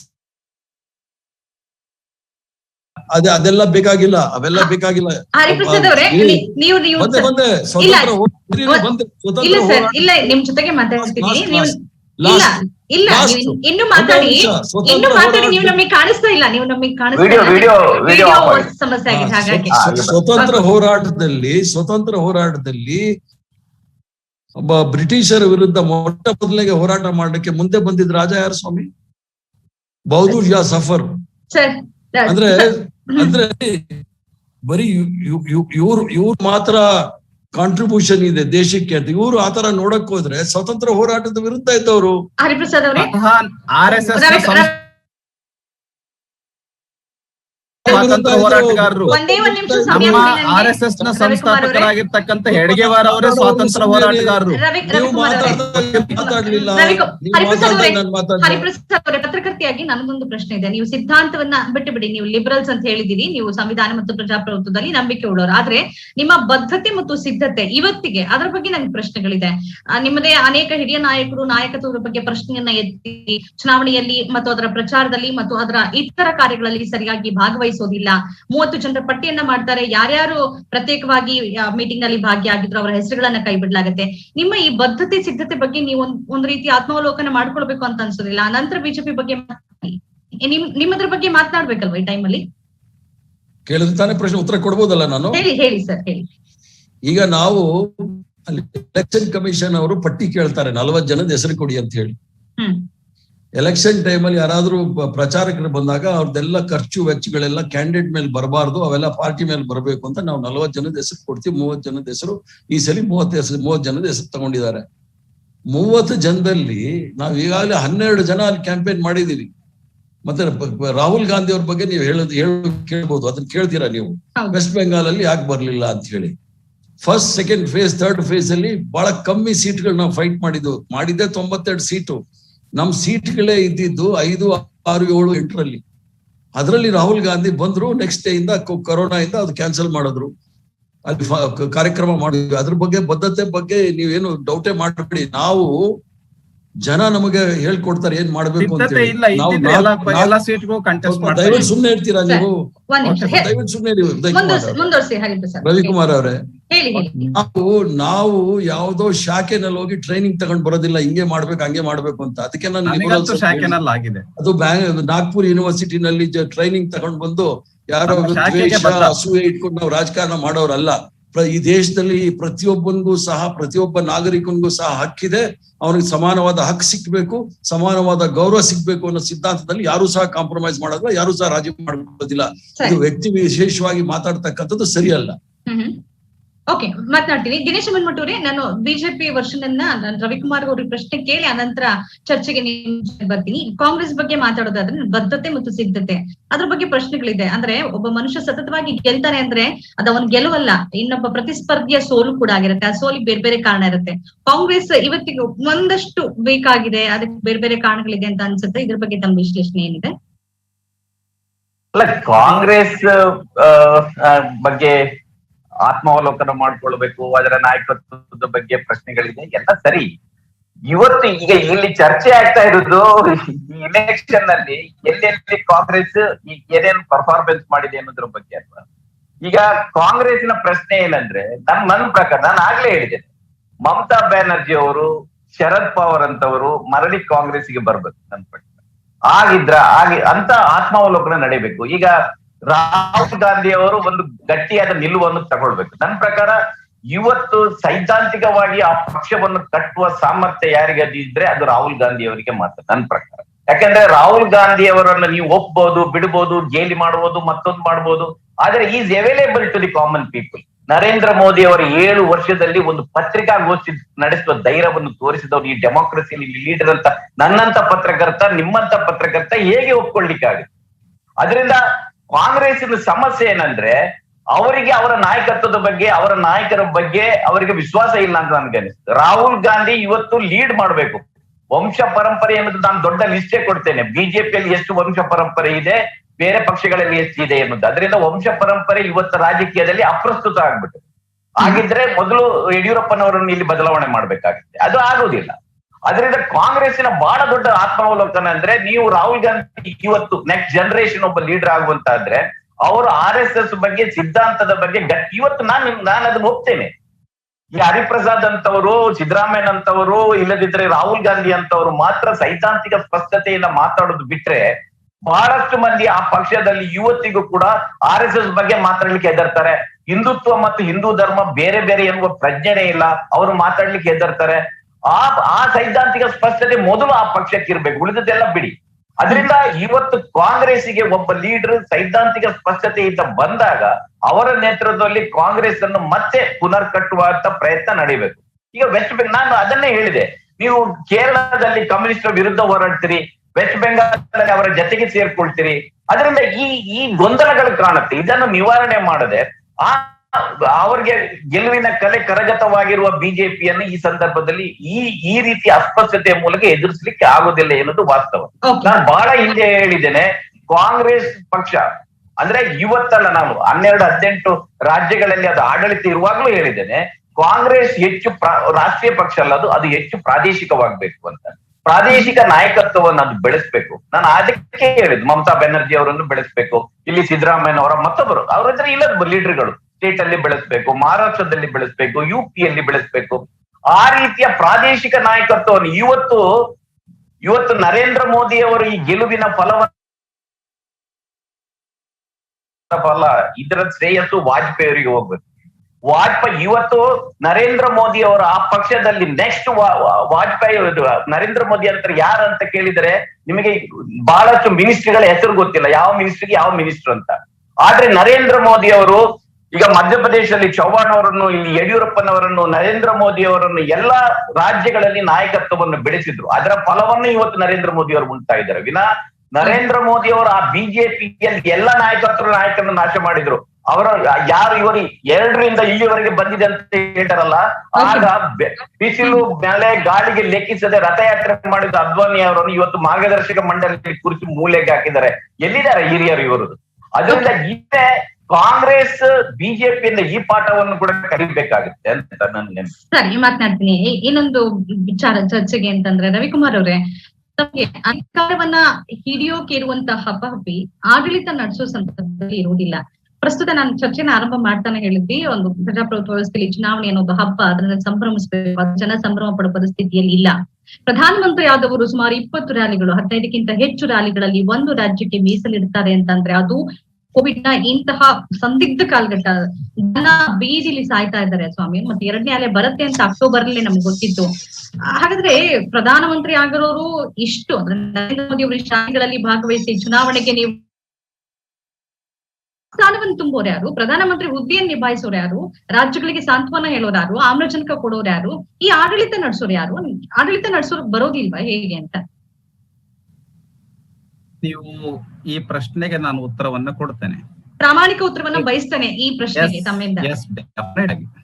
ಇವತ್ತೇನಾದ್ರು ಪ್ರಜಾಪ್ರಭುತ್ವಕ್ಕೆ ಬದ್ಧವಾಗಿರ್ತಕ್ಕಂಥ ಪಾರ್ಟಿ ಯಾವ್ದಾದ್ರು ಇದ್ರೆ ಅದು ಬಿಜೆಪಿ. ಹೆಚ್ಚು ಜನರನ್ನ ತಲುಪ್ತಾ ಇರ್ತಕ್ಕಂಥ ಪಾರ್ಟಿ, ಹೆಚ್ಚು ಜನರ ಮನಸ್ಸುಗಳನ್ನ ತಲುಪ್ತಾ ಇರ್ತಕ್ಕಂಥ ಪಾರ್ಟಿ ಬಿಜೆಪಿ. ಈಗ ಫಾರ್ ಎಕ್ಸಾಂಪಲ್ ನರೇಂದ್ರ ಮೋದಿ ನೇರ ಕೆಳ ಹಂತದಿಂದ ಹಿಡ್ಕೊಂಡು ಮೇಲಿನ ಹಂತದವರೆಗೆ ಜನರನ್ನ ತಲುಪ್ತಾರೆ. ಇದು ಡೆಮೋಕ್ರಸಿ. ಎರಡನೇದು ನಾನು ಹೇಳೋದಕ್ಕೆ ಬಯಸ್ತೇನೆ, ನಿಮ್ಮ ಬದ್ಧತೆ ಇರೋದಿಲ್ಲ ಅಂತ ನಾನ್ ಹೇಳ್ತೇನೆ. ಕೊನೆ ವ್ಯಕ್ತಿಯವರೆಗೆ ಆಡಳಿತ ತಲುಪಿರೋದು. ರಾಜೀವ್ ಗಾಂಧಿ ಒಂದ್ ಮಾತು ಹೇಳಿದ್ರು, ನಾನು ಒಂದು 100 ರೂಪಾಯಿ ಡೆಲ್ಲಿಯಿಂದ ಬಿಡುಗಡೆ ಮಾಡಿದ್ರೆ 85 ರೂಪಾಯಿ ಸೋರಿ ಹೋಗುತ್ತೆ, 15 ರೂಪಾಯಿ ಮಾತ್ರ ಕೊನೆ ವ್ಯಕ್ತಿಗೆ ತಲುಪುತ್ತೆ ಅಂತ. ಇವತ್ ನರೇಂದ್ರ ಮೋದಿ ಅವರ ಆಡಳಿತ ಹೆಂಗಿದೆ ಅಂತ ಹೇಳಿದ್ರೆ, 100 ರೂಪಾಯಿ ಬಿಡುಗಡೆ ಮಾಡಿದ್ರೆ 100 ರೂಪಾಯಿ ರೈತನ ಅಕೌಂಟಿಗೆ ತಲುಪುತ್ತೆ. ಇದನ್ನ ನಮ್ ದೀನ್ ದಯಾಳ್ ಉಪಾಧ್ಯಾಯ ಅವರು ಹೇಳಿದ್ರು, ಅಂತ್ಯೋದಯ ಅಂತ ಹೇಳಿ. ಕೊನೆಯಲ್ಲಿರ್ತಕ್ಕಂಥ ವ್ಯಕ್ತಿಯವರೆಗೆ ಆಡಳಿತ ತಲುಪಬೇಕು, ಸರ್ಕಾರ ತಲುಪಬೇಕು. ಆ ರೀತಿ ಸರ್ಕಾರ ತಲುಪ್ತಾ ಇದೆ, ಆಡಳಿತ ತಲುಪ್ತಾ ಇದೆ. ನಿಮ್ಮ ಮಾತಿನ ಮಧ್ಯದಲ್ಲಿ ಪ್ರವೇಶ ಮಾಡ್ತಾ ಇದ್ದೀನಿ. ನನ್ನ ಪ್ರಶ್ನೆ ನೇರವಾಗಿದೆ. ಪ್ರಸ್ತುತ ಚುನಾವಣೆಯಲ್ಲಿ ಕೋವಿಡ್ ನ 2ನೇ ಅಲೆ ಈ ತರ ಅಪ್ಪಳಿಸಿರುವಂತ ಸಂದರ್ಭದಲ್ಲಿ ಹೇಳ್ತೇನೆ, ಆಡಳಿತ ಕೊನೆ ವ್ಯಕ್ತಿಯವರೆಗೆ ತಲುಪ್ತಾ ಇದೆ. ಆಡಳಿತದಲ್ಲಿ ಬದ್ಧತೆ ಇದೆ, ಸರ್ಕಾರ ಇದೆ ಅಂತ ಗೊತ್ತಾಗ್ತದೆ. ಇದೇನು ಕೋವಿಡ್ ಬಗ್ಗೆ ಇಡೀ ಪ್ರಪಂಚದಲ್ಲಿ ಭಾರತಕ್ಕಷ್ಟೇ ಕೋವಿಡ್ ಬಂದಿಲ್ಲ, ಪ್ರಪಂಚದ ಬೇರೆಲ್ಲ ದೇಶಗಳಿಗೆ ಬಂದಿದೆ. ಇದನ್ನ ಮೊದಲನೇ ರೌಂಡ್ ಅಲ್ಲಿ ಅತ್ಯಂತ ಜಾಗೃತಿಯನ್ನ ನಿರ್ಮಾಣ ಮಾಡಿ ಮೊದಲನೇ ಅಲೆಯನ್ನ ಕಟ್ಟಿ ಹಾಕಿದಂತ ಪ್ರಧಾನಮಂತ್ರಿ ಇದ್ರೆ ಅದು ನರೇಂದ್ರ ಮೋದಿ ಅವರು. ಅದು ಜನತೆಗೆ ಬೇಕಾಗಿರ್ತಕ್ಕಂಥ ಪ್ಯಾಕೇಜ್ಗಳನ್ನೆಲ್ಲ ಕೂಡ ಕೊಟ್ಟು ಮತ್ತು ಕೋವಿಡ್ ಅನ್ನ ನಿಯಂತ್ರಣ ಮಾಡೋದ್ರಲ್ಲಿ ಅತ್ಯಂತ ಸಫಲವಾಗಿರ್ತಕ್ಕಂಥ ಪ್ರಧಾನಮಂತ್ರಿ ನರೇಂದ್ರ ಮೋದಿ ಅವರು. 2ನೇ ಅಲೆ ಬಗ್ಗೆ ನೀವು ಹೇಳಿದ್ರೆ ಅದರ ಚುನಾವಣೆ ಬಂತು. ಚುನಾವಣೆಯಲ್ಲಿ ಯಾರು ಪ್ರಚಾರ ಮಾಡಿಲ್ಲ? ನರೇಂದ್ರ ಮೋದಿ ಅವರು ವೆಸ್ಟ್ ಬೆಂಗಾಲ್ ಅಲ್ಲಿ ದೊಡ್ಡ ದೊಡ್ಡ ಸಭೆಗಳನ್ನ ಉದ್ದೇಶಿಸಿ ಮಾತಾಡಿದ್ದಾರೆ, ರ್ಯಾಲಿಗಳು ಮಾತಾಡಿದ್ದಾರೆ. ಅಮಿತ್ ಶಾ ಅವರು ಮಾತಾಡಿದ್ದಾರೆ, ಪ್ರಧಾನ ಮಂತ್ರಿಗಳು ಮಾತಾಡಿದ್ದಾರೆ, ಕಾಂಗ್ರೆಸ್ನವ್ರು ಮಾಡಿದ್ದಾರೆ, ಮಮತಾ ಬ್ಯಾನರ್ಜಿ ಮಾಡಿದ್ದಾರೆ. ನಾವು ಮಾಡಿದಾಗ ದೊಡ್ಡ ರ್ಯಾಲಿಗಳು ಮಾಡಬಾರ್ದು, ಅವರೆಲ್ಲವನ್ನು ಕೂಡ ಮಾಡಿದಾಗ. ರವಿಕುಮಾರ್ ಅವರೇ, ಒಂದು ಸಾರಿ ಚುನಾವಣೆ ಘೋಷಣೆ ಆದ್ಮೇಲೆ ಸೆಂಟೆನ್ಸ್ ಕಂಪ್ಲೀಟ್ ಮಾಡಿ ಮುಗಿಸ್ತೇನೆ. ನಾವೇನ್ ಕೇಳಿ, ಒಂದ್ಸರಿ ಚುನಾವಣೆ ಘೋಷಣೆ ಮಾಡಿದ್ಮೇಲೆ ಎಲೆಕ್ಷನ್ ಕಮಿಷನ್ ನಾವು ಅದನ್ನ ಫೈಟ್ ಮಾಡ್ಬೇಕಾಗತ್ತೆ. ಇಲ್ಲ ಅಂತ ನಾನು ಹೇಳ್ತಿಲ್ಲ ಸರ್, ಚುನಾವಣೆಯಲ್ಲಿ ನೀವು ಫೈಟ್ ಮಾಡ್ಬೇಕು. ಚುನಾವಣಾ ಆಯೋಗದ ತಪ್ಪಿದೆ, ಅದಕ್ಕೆ ಕೋರ್ಟ್ ಕೂಡ ಈಗಾಗಲೇ ಛೀಮಾರಿ ಹಾಕಿದೆ. ನೀವು ಎಲ್ಲರ ಮಾರಣ ಹೋಮಕ್ಕೆ ಕಾರಣ ಆಗಿದ್ದೀರಿ ಅಂತ ಚುನಾವಣಾ ಆಯೋಗವನ್ನೇ ತರಾಟೆಗೆ ತೆಗೆದುಕೊಂಡಿದೆ. ಅದ್ ಪಕ್ಕಕ್ಕಿಡಿ. ಚುನಾವಣೆ ಘೋಷಣೆ ಆದ ನಂತರದಲ್ಲಿ ಒಂದು ರಾಜಕೀಯ ಪಕ್ಷವಾಗಿ, ಅದು ಆಡಳಿತ ನಡೆಸೋ ಪಕ್ಷವಾಗಿ ತಮ್ಮ ಎಲ್ಲ ಪೂರ್ಣ ಪ್ರಯತ್ನವನ್ನ ತಾವು ಹಾಕಬೇಕು. ಅದರಲ್ಲಿ ಏನ್ 2 ಮಾತಿಲ್ಲ. ನನ್ನ ಪ್ರಶ್ನೆ ಇರೋದು ಪ್ರಧಾನಮಂತ್ರಿ ಹುದ್ದೆಯಲ್ಲಿ ಇರೋರು ಅವರ ಬಗ್ಗೆ ಮಾತ್ರ. ನರೇಂದ್ರ ಮೋದಿ ಅವರ ಬಗ್ಗೆ ನಿಮ್ ಪಕ್ಷದ ಬೇರೆ ಅವರೇ ಬೇಕಿದೆಯಾ? 20 ಚುನಾವಣೆಯಲ್ಲಿ 20 ರ್ಯಾಲಿಗಳನ್ನು ಮಾಡೋದಕ್ಕೆ ಹೇಳ್ತೀನಿ. ಆಕ್ಸಿಜನ್ ಅನ್ನ ಟ್ರೈನ್ ಕಳಿಸಿದ್ರೆ ತಡವಾಗುತ್ತೆ ಅಂತ ಹೇಳಿ ವಿಮಾನದಲ್ಲಿ ಆಕ್ಸಿಜನ್ ಗಳನ್ನ ಟ್ಯಾಂಕ್ ಗಳಲ್ಲಿ ತುಂಬಿಸಿ ಬೇರೆ ಬೇರೆ ರಾಜ್ಯಗಳಿಗೆ ಕಳಿಸ್ತಾ ಇದ್ದಾರೆ. ಜನ ಯಾಕೆ ಸಾಯ್ತಾ ಇದ್ದಾರೆ? ಅಷ್ಟೇ ಅಲ್ಲ, ಕೇರಳದಲ್ಲಿ ಹೇಳ್ತೀನಿ ನೋಡಿ, ನಾನು ಹೇಳ್ತೇನೆ, ಜನಕ್ಕೆ ಜಾಗೃತಿ ಬರ್ಬೇಕಾಗಿದೆ. ನಾನು ಹೇಳ್ತೇನೆ, ಈವನ್ ಮಾಸ್ಕ್ ಹಾಕೊಳ್ಬೇಕು ಅಂತ ನಾನು ಗೊತ್ತಿದ್ರು ಕೂಡ ಅನೇಕರು ಹಾಕೊಳ್ಳೋದಿಲ್ಲ. ಜನಕ್ ಜಾಗೃತಿ ಬರ್ಬೇಕಾಗಿದೆ. ಸರ್ಕಾರ ಅಲ್ಲ, ಸರ್ಕಾರ ಮತ್ತು ಜನ ಒಂದೇ ದಿಕ್ಕಿನಲ್ಲಿ. ಅಮೆರಿಕ ಸರ್ಕಾರ ಯಾಕೆ ವಿಫಲ ಆಯ್ತು? ಫ್ರಾನ್ಸ್ ಸರ್ಕಾರ ಯಾಕೆ ವಿಫಲ ಆಯ್ತು? ದೇಶಗಳಲ್ಲಿ ಸರ್ಕಾರಗಳು ಯಾಕೆ ವಿಫಲ ಆಯ್ತು? ಸಂಖ್ಯೆಗೆ ಈ ಕೋವಿಡ್ ಅನ್ನ ನಿಯಂತ್ರಣದಲ್ಲಿಟ್ಟಿರ್ತಕ್ಕಂಥದ್ದು ನಮ್ಮ ನರೇಂದ್ರ ಪ್ರಧಾನಿ ಕೇಂದ್ರ ಸರ್ಕಾರ. ನೀವು ಅಂತಾರಾಷ್ಟ್ರೀಯ ಯಾವುದೇ ಮಾಧ್ಯಮವನ್ನ ಇವತ್ತು ತೆಗೆದು ನೋಡಿದ್ರೆ ಭಾರತದ ಪರಿಸ್ಥಿತಿ, ಅದರ ಭೀಕರತೆ ಏನು ಅನ್ನೋದು ಅರ್ಥ ಆಗುತ್ತೆ. ಆಡಳಿತ ಪಕ್ಷ ತಯಾರಿಲ್ಲ. 130 ಕೋಟಿ ಜನಸಂಖ್ಯೆಗೆ ಕೊರೋನಾ ಬಂದಿದೆ. ಅಕಸ್ಮಾತ್ ನಿಯಂತ್ರಣ ಇದ್ದಿದ್ರೆ ಅತ್ಯಂತ ಜಾಗೃತಿಯನ್ನ ನಿರ್ಮಾಣ ಮಾಡಿರ್ತಕ್ಕಂಥವ್ರು ಕೋವಿಡ್ ಬಗ್ಗೆ ಯಾರು ಅಂತ ಹೇಳಿದ್ರೆ ವಾಸ್ತವವನ್ನ ಜನ ನಾವು ಅರ್ಥ ಮಾಡ್ಕೊಳ್ಬೇಕಾಗಿದೆ. ಆಸ್ಪತ್ರೆ ಗೋಳಾಡ್ತಾರಲ್ಲ, ಅಲ್ಲಿ ಹೋಗಿ ಭಾಷಣ ಮಾಡಿದನ್ನು ರವಿಕುಮಾರ್ ಮಟ್ಟೂರಿ ಒಂದೇ ನಿಮಿಷ ಹರಿಪ್ರಸಾದ್ ಅವರೇ ಹೇಳಿ. ಈಗ ಕೋವಿಡ್ ವಿಚಾರಕ್ಕೆ ಬಂದ್ರೆ ಬಹಳ ಒಳ್ಳೇದಾಯ್ತು. ಚುನಾವಣೆಗಳು ಮುಖ್ಯ ಅಲ್ಲ. ಯಾರನ್ನ ಚುನಾವಣೆಯಲ್ಲಿ ನಾವು ಆರಿಸ್ತಕ್ಕಂಥದ್ದು ಮೊದಲನೆಯ ಕರ್ತವ್ಯ, ಆದ್ಯ ಕರ್ತವ್ಯ ಇದೆ ನೋಡಿ. ಪ್ರಧಾನಮಂತ್ರಿಗಳು, ಮುಖ್ಯಮಂತ್ರಿಗಳದು ದೇಶದ ಆಸ್ತಿ ಪಾಸ್ತಿ ಜೀವವನ್ನ ಉಳಿಸ್ತಕ್ಕಂಥದ್ದು. That is the fundamental duty and the right, and it is the right of the people to ask questions of the prime minister, the chief minister. Fundamental duty ಬಿಟ್ಬಿಟ್ಟು ನಮ್ಮ ರವಿಕುಮಾರ್ ಅವ್ರು ಹೇಳಿದ್ರು ಎಲ್ಲ ಕಟ್ ಹಾಕ್ಬಿಟ್ರು ಕೋವಿಡ್ ಅಂತ ಹೇಳಿ. ಪತ್ರಿಕೆಗಳು ನೋಡಿದ್ರು ಇಲ್ವೋ? ನಾನು ಡೆಲ್ಲಿ ಲಾಕ್ ಡೌನ್ ಆದಾಗ ಬೈ ರೋಡ್ ಬಂದವನು ಡೆಲ್ಲಿಯಿಂದ ಬೆಂಗಳೂರಿಗೆ. ದಾರಿ ಉದ್ದಕ್ಕೆ ಬೆಂಗಳೂರವರೆಗೂ ನೋಡಿದ್ರೆ ವಲಸೆ ಹೆಂಗ್ ಹೋಗ್ತಾ ಇದ್ರು ಅಂತ ಹೇಳಿ. ಮಾರ್ಚ್ 24ನೇ ತಾರೀಕು ಲಾಕ್ ಡೌನ್ ಆದ ನಂತರ ಅದು ಅನ್ಪ್ಲಾನ್ಡ್ ಲಾಕ್ ಡೌನ್. ಅದು ಯಾವುದೇ ಯೋಚನೆ ಇಲ್ಲದೆ ಅದನ್ನ ಲಾಕ್ ಡೌನ್ ಮಾಡಿ ನಮ್ಮ ಪ್ರಧಾನ ಮಂತ್ರಿಗಳು ಮನೆ ಬಿಟ್ಟು ಈಚೆ ಬರ್ಲಿಲ್ಲ. ಜನಗಳಿಗೆ ಊಟದ ವ್ಯವಸ್ಥೆ, ನೀರಿನ ವ್ಯವಸ್ಥೆ ಮಾಡ್ಬೇಕು ಅಂತ ಯೋಚನೆ ಮಾಡಿಲ್ಲ. ಆ PM House 7 ರೋಸ್ ಕೋರ್ಸ್ ಅಲ್ಲಿ ನವಿಲ್ ಗಿಳಿಗೆ ಕಾಳುಗಳು ಹಾಕೊಂಡು ಕೂತ್ಕೊಂಡ್ರು. ಜನಕ್ಕೆ ನೀರಿದ್ಯಾ, ಊಟ ಇದೆಯಾ ಅಂತ ಕೇಳಲಿಲ್ಲ. ಹೊರಗಡೆ ಬಂದಿದ್ವಿ ಅಂತ ಹೇಳಿದ್ರೆ ಅಕ್ಟೋಬರ್ ಅಲ್ಲಿ ಹೊರಗಡೆ ಬಂದ್ರು. ಬಿಹಾರ್ ಚುನಾವಣೆ ಡಿಕ್ಲೇರ್ ಆಯ್ತು. ಅಭಿದ್ ಹೇಗೆ ಅಂತ ಕೇಳಿ ಜನ ಡಿಸಿಪ್ಲಿನ್ ಒಪ್ಕೊಂಡ್ರು. ನೀವು ಕಠೋರವಾದ ಪರಿಸ್ಥಿತಿ ತಂದಿಟ್ಬಿಟ್ರಿ. ಲಾಠಿ ಚಾರ್ಜ್, ಜನಗಳಿಗೆ ಹೊಡೆಯೋದು, ಮೊಲ್ಸೆ ಜನ ಹೊಡಿತಕ್ಕಂಥ ಕೆಲ್ಸಗಳು ಸಿಕ್ಕಾಪಟ್ಟೆ ಮಾಡಿದಾಗ ಜನ ಭಯ ಬಿದ್ದು ಮನೇಲಿ ಕೂತ್ರು. ಅದು ಕಂಟ್ರೋಲ್ ಬಂತು. ಬಿಹಾರ್ ಚುನಾವಣೆ ಆದ ತಕ್ಷಣ, ಡಿಸೆಂಬರ್ ಜನವರಿನಲ್ಲಿ ಪಾರ್ಲಿಮೆಂಟ್ ಆದ ತಕ್ಷಣ ನೀವು 5 ರಾಜ್ಯದ ಘೋಷಣೆ ಮಾಡಿದ್ರಿ. ತೀವ್ರವಾಗಿದ್ದಂತ ಕೋವಿಡ್ ತಮಿಳುನಾಡು, ಕೇರಳ, ವೆಸ್ಟ್ ಬೆಂಗಾಲ್ ಇಲ್ಲಿ ಚುನಾವಣೆಗಳಾದಾಗ ನೀವು ದೇಶದ ಪ್ರಧಾನಮಂತ್ರಿ, ಭಾರತೀಯ ಜನತಾ ಪಾರ್ಟಿ ಅಧ್ಯಕ್ಷರಲ್ಲ, ಜನಗಳ ಹಿತರಕ್ಷಣೆ ಮಾಡ್ಲಿಕ್ಕೆ ಈ ಕ್ರಮ ತೆಗೆದುಕೊಳ್ಬೇಕಾದ್ರೆ ನೀವೇ ಮೊದಲು ಇನಿಷಿಯೇಟಿವ್ ತಗೋಬೇಕಾಗಿತ್ತು. ನೋಡಿ ಈ ತರ ಪರಿಸ್ಥಿತಿ ಇದೆ, ಮಾಡ್ಬೇಕು ಅಂತ ಹೇಳಿ. ಅಮೆರಿಕನ್ ಜೊತೆ ಹೋಲಿಸಿದ್ರು. ಅಮೆರಿಕದಲ್ಲಿ 5 ಲಕ್ಷ ಜನ ಸತ್ರು. ಅಮೆರಿಕಾದಲ್ಲಿ ಇವತ್ತು 1000 ಇಳಿದಿದೆ. ನಾವು ಎಷ್ಟು ಸತ್ತಿದೀವಿ ಅಂತ ಲೆಕ್ಕ ಹಾಕೊಳ್ಳಿ. ಸುಡಕ್ಕೆ ಸ್ಮಶಾನದಲ್ಲಿ ಜಾಗ ಇಲ್ಲ. ಇವ್ರು 130 ಕೋಟಿ ಅಂತಾರಲ್ಲ, ಎಷ್ಟು ಕೋಟಿ ಜನಕ್ಕೆ ವ್ಯಾಕ್ಸಿನೇಷನ್ ಮಾಡಿದ್ದಾರೆ ಕೇಳಿ. 35,000 ಕೋಟಿ ಬಜೆಟ್ ಅಲ್ಲಿ ಪಕ್ಕಕ್ಕೆ ಇಟ್ಟಿದ್ದೀನಿ ಅಂದ್ರು ನಿರ್ಮಲಾ ಸೀತಾರಾಮನ್. ಹಾಸ್ಪಿಟಲ್ಗಳಲ್ಲಿ ಬೆಡ್ಗಳಿಲ್ಲ. 1 ವರ್ಷದಲ್ಲಿ ಎಷ್ಟು ಬೆಡ್ ಜಾಸ್ತಿ ಮಾಡಿದ್ದಾರೆ ಅಂತ ಕೇಳಿ. 1 ವರ್ಷದಲ್ಲಿ ಯಾವ ಹಾಸ್ಪಿಟಲ್ ಕಟ್ಟಿದ್ದಾರೆ ಅಂತ ಕೇಳಿ.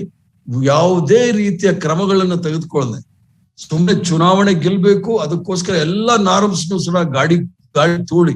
ವೆಸ್ಟ್ ಬೆಂಗಾಲ್ ಅಲ್ಲಿ ಕೇವಲ ಬೆಂಗಾಲ್ ಜನತೆ ಮಾತ್ರ ಬರ್ಲಿಲ್ಲ, ಪಕ್ಕ ಜಾರ್ಖಂಡ್, ಬಿಹಾರ, ಅಸ್ಸಾಂ, ಒಡಿಸ್ಸಾ ಇಂದೆಲ್ಲ ಜನ ಕರ್ಕೊಂಡ್ಬಂದು ಅಸನ್ಸೋಲಲ್ಲಿ ಒಂದು ಭಾಷಣ ಮಾಡಿದ್ರು. ಇಷ್ಟು ಮಹಾಸಾಗರ ನನ್ನ ಜೀವನದಲ್ಲಿ ನೋಡಿಲ್ಲ ಅಂತ ಹೇಳಿ. ಆ ಜನ ಎಲ್ಲಿಂದ ಬಂದ್ರು ಅಂತ ನನಗೆ ಗೊತ್ತಿದೆ. ಆದ್ರಿಂದ ಸಂಪೂರ್ಣವಾಗಿ ವಿಫಲರಾಗಿದ್ದಾರೆ. ಜನರ ಜೀವದ ಬಗ್ಗೆ ಯಾವುದೇ ರೀತಿಯ ಗೌರವ ಇಲ್ದಿರ್ತಕ್ಕಂಥವ್ರು. ಜನಗಳು ಉಳುಗಳು ಬೀಳ್ತಾ ಇದ್ದಾರೆ. ಇವತ್ತು ಆಕ್ಸಿಜನ್ ಇಲ್ಲ, ಬೆಡ್ ಇಲ್ಲ, ಹಾಸ್ಪಿಟಲ್ಗಳಿಲ್ಲ, ಆಂಬ್ಯುಲೆನ್ಸ್ ಇಲ್ಲ. 108 ಆಂಬ್ಯುಲೆನ್ಸ್ ಇದೆ ನೋಡಿ. ಅದು ಮನಮೋಹನ್ ಸಿಂಗ್ ನೋಡಿ, ಅವ್ರು ಕೊಟ್ಟಿದ್ದು 108 ಆಂಬ್ಯುಲೆನ್ಸ್ಗಳು. ಏನೇನು ಕಾಂಗ್ರೆಸ್ ಪಕ್ಷ ಮಾಡಿದ್ರೆ ನೋಡಿ, ಆ ಒಂದು ವ್ಯವಸ್ಥೆನಲ್ಲೇ ನಡೀತಾ ಇದೆ ವಿನಃ 1 ವರ್ಷದ ಸಮಯ ಐತಲ್ಲ, ಇದರಲ್ಲಿ ನೀವು 20 ಲಕ್ಷ ಕೋಟಿ ಪ್ರೈಮ್ ಮಿನಿಸ್ಟರ್ ಕೇರ್ ಫಂಡ್ ಅಂದ್ರಲ್ಲ, ಅದು ಏನಾಯ್ತು, ಎಲ್ಲಿ ಖರ್ಚು ಮಾಡಿದೀರಾ ಅಂತ ಹೇಳಿ ಇವತ್ತು ಕೂಡ ಹೇಳಿಲ್ಲ. ಓಕೆ, ನಿಮ್ಗೆ ಉತ್ತರ ಕೊಡ್ತಾ ಇದ್ದಾರೆ.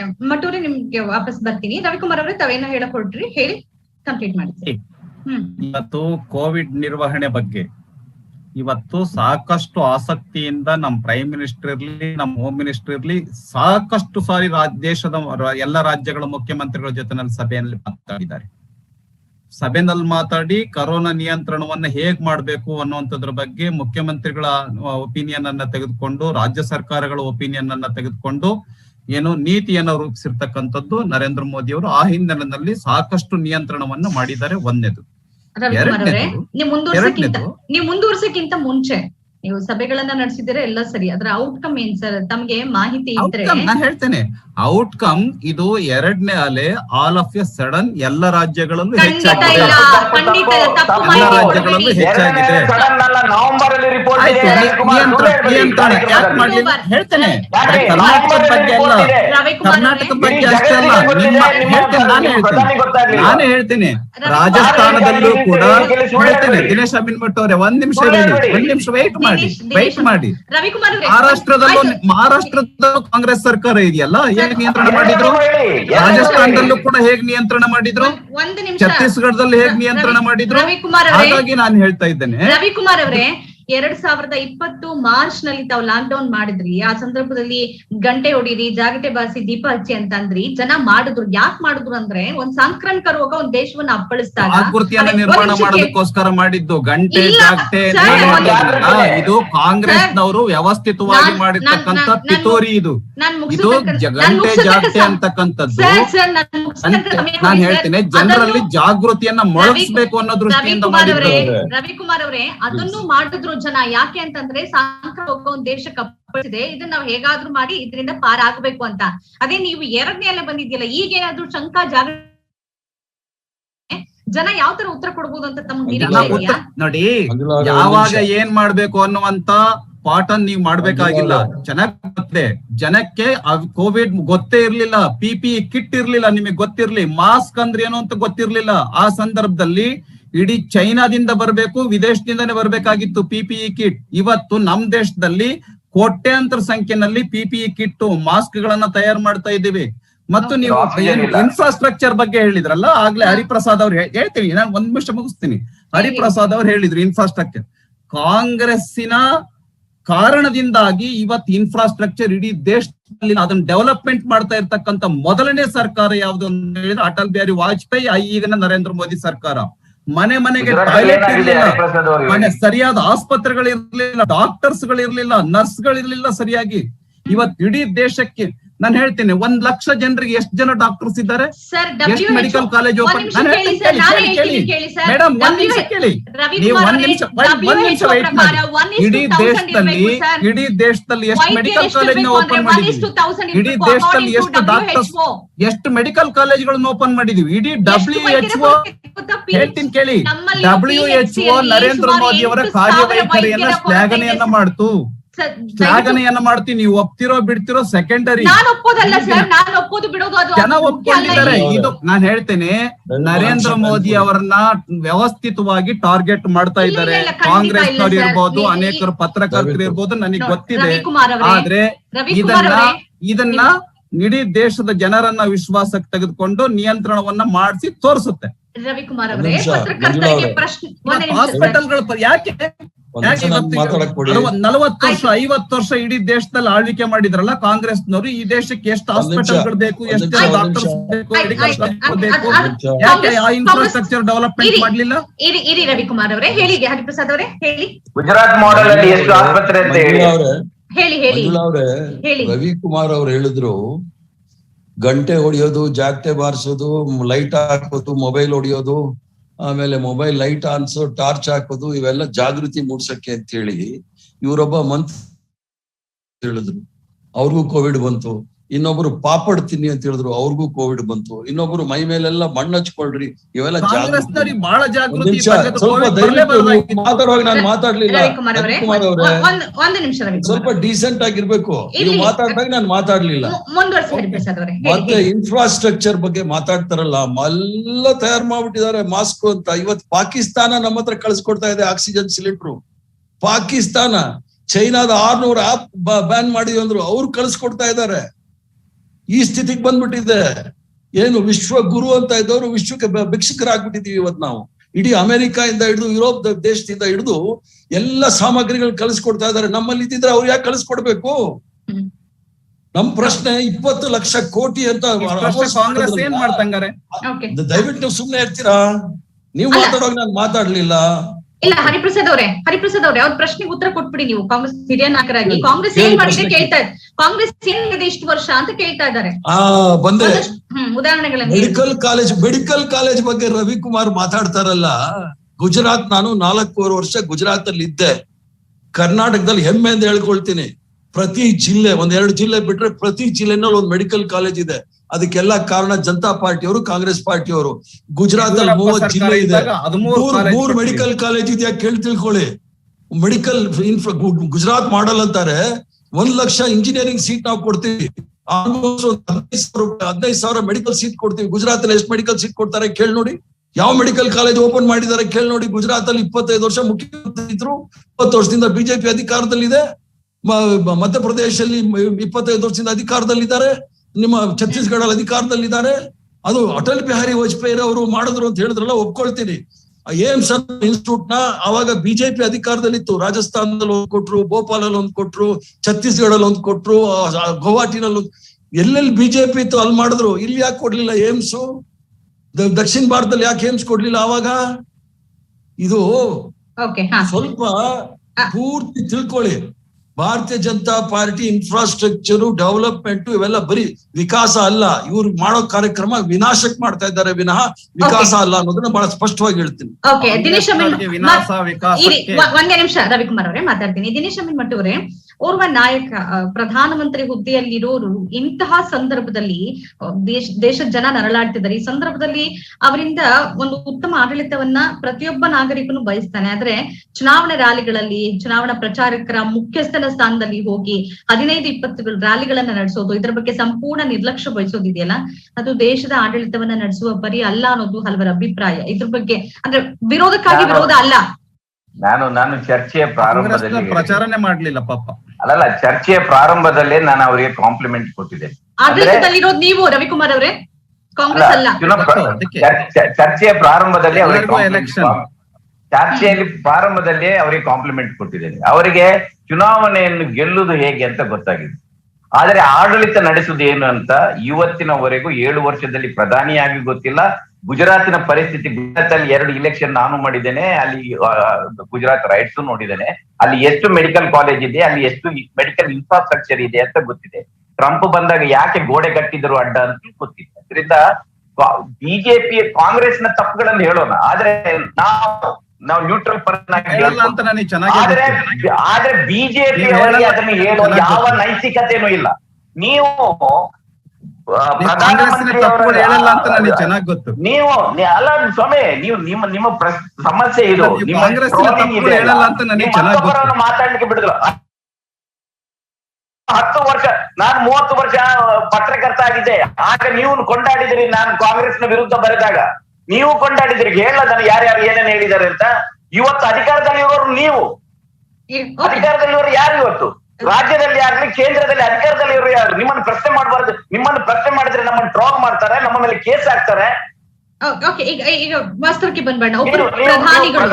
ಪ್ರಧಾನಮಂತ್ರಿ ಅವರು ಇವರು ಹೇಳ್ತಾರೆ. ಆದ್ರೆ ಒಂದು ರೆಸ್ಪಾನ್ಸಿಬಲ್ ಪೊಲಿಟಿಕಲ್ ಪಾರ್ಟಿಯಾಗಿ, ಒಬ್ಬ ರೆಸ್ಪಾನ್ಸಿಬಲ್ ಲೀಡರ್ ಆಗಿ ಈ ಸಂದರ್ಭದಲ್ಲಿ ಇಲೆಕ್ಷನ್ ಗಳನ್ನು ನಡೆಸುವುದು ಸರಿಯಲ್ಲ ಅಂತ ಒಪಿನಿಯನ್ ಕೊಡ್ಲಿಕ್ಕೆ, ಒಂದು ಅಭಿಪ್ರಾಯವನ್ನು ಕೊಡ್ಲಿಕ್ಕೆ ಯಾರೂ ಅಡ್ಡ ಬರುವುದಿಲ್ಲ. ನೀವು ಯಾಕೆ ಇಂಟರ್ಫಿಯರ್ ಆಗ್ತಿರ್ತಾರೆ? ನಾನು ಸುಮ್ಮನೆ ಮಾತಾಡ್ಬೇಕಾದ್ರೆ ಸುಮ್ಮನೆ ಕೂತ್ಕೊಳ್ತೇನೆ ನಾನು. ಪೊಲಿಟಿಕಲ್ ಪಾರ್ಟಿಯಾಗಿ ನೀವು ಅಭಿಪ್ರಾಯವನ್ನು ಕೊಟ್ಟಿದ್ದೀರಾ ಅಂತ ನನ್ನ ಪ್ರಶ್ನೆ. ನೀವು ಚುನಾವಣಾ ಆಯೋಗ ಅದನ್ನು ಧಿಕ್ಕರಿಸಿ ಚುನಾವಣೆ ಮಾಡಿದ್ರೆ ಇಟ್ ಇಸ್ ದೇರ್ ಹೆಲ್, ಅವರ ಕರ್ಮ ಅದು. ಆಮೇಲೆ ಮಾತಾಡುವವರು ನೀವು ಅದನ್ನ ಇವತ್ತು ಚುನಾವಣಾ ಆಯೋಗ ಯಾರ ಅಣತಿ ಮೇಲೆ ನಡೀತದೆ ಅನ್ನೋದು ಗೊತ್ತಿದೆ. ನಾನು ಇವತ್ತು ಬಿಜೆಪಿ ಅಂತಲ್ಲ, ಕಾಂಗ್ರೆಸ್ ಅಧಿಕಾರದಲ್ಲಿದ್ದಾಗಲೂ ಅದ ಒಂದು ಅಂಡರ್ಸ್ಟ್ಯಾಂಡಿಂಗ್ ನಲ್ಲಿ ನಡೀತಾ ಇರೋದು, ಅದು ವಾಸ್ತವ. ಅದು ಅಂತ ಪರ್ಮಿಷನ್ ಕೊಟ್ಟ ನಂತರ, ಈಗ ನೋಡಿ ರಾಹುಲ್ ಗಾಂಧಿ ನಾನು ರ್ಯಾಲಿಯಲ್ಲಿ ಭಾಗವಹಿಸಿದಂತ ವಾಪಸ್ ಬಂದ ನಂತರ ನರೇಂದ್ರ ಮೋದಿ ಅವರು ಡಿಸಿಷನ್ ತಗೊಳ್ತಾರೆ, ನಾವು ಇನ್ನು ಕೊನೆ 2 ಫೇಸ್ಗೆ ಬರುದಿಲ್ಲ.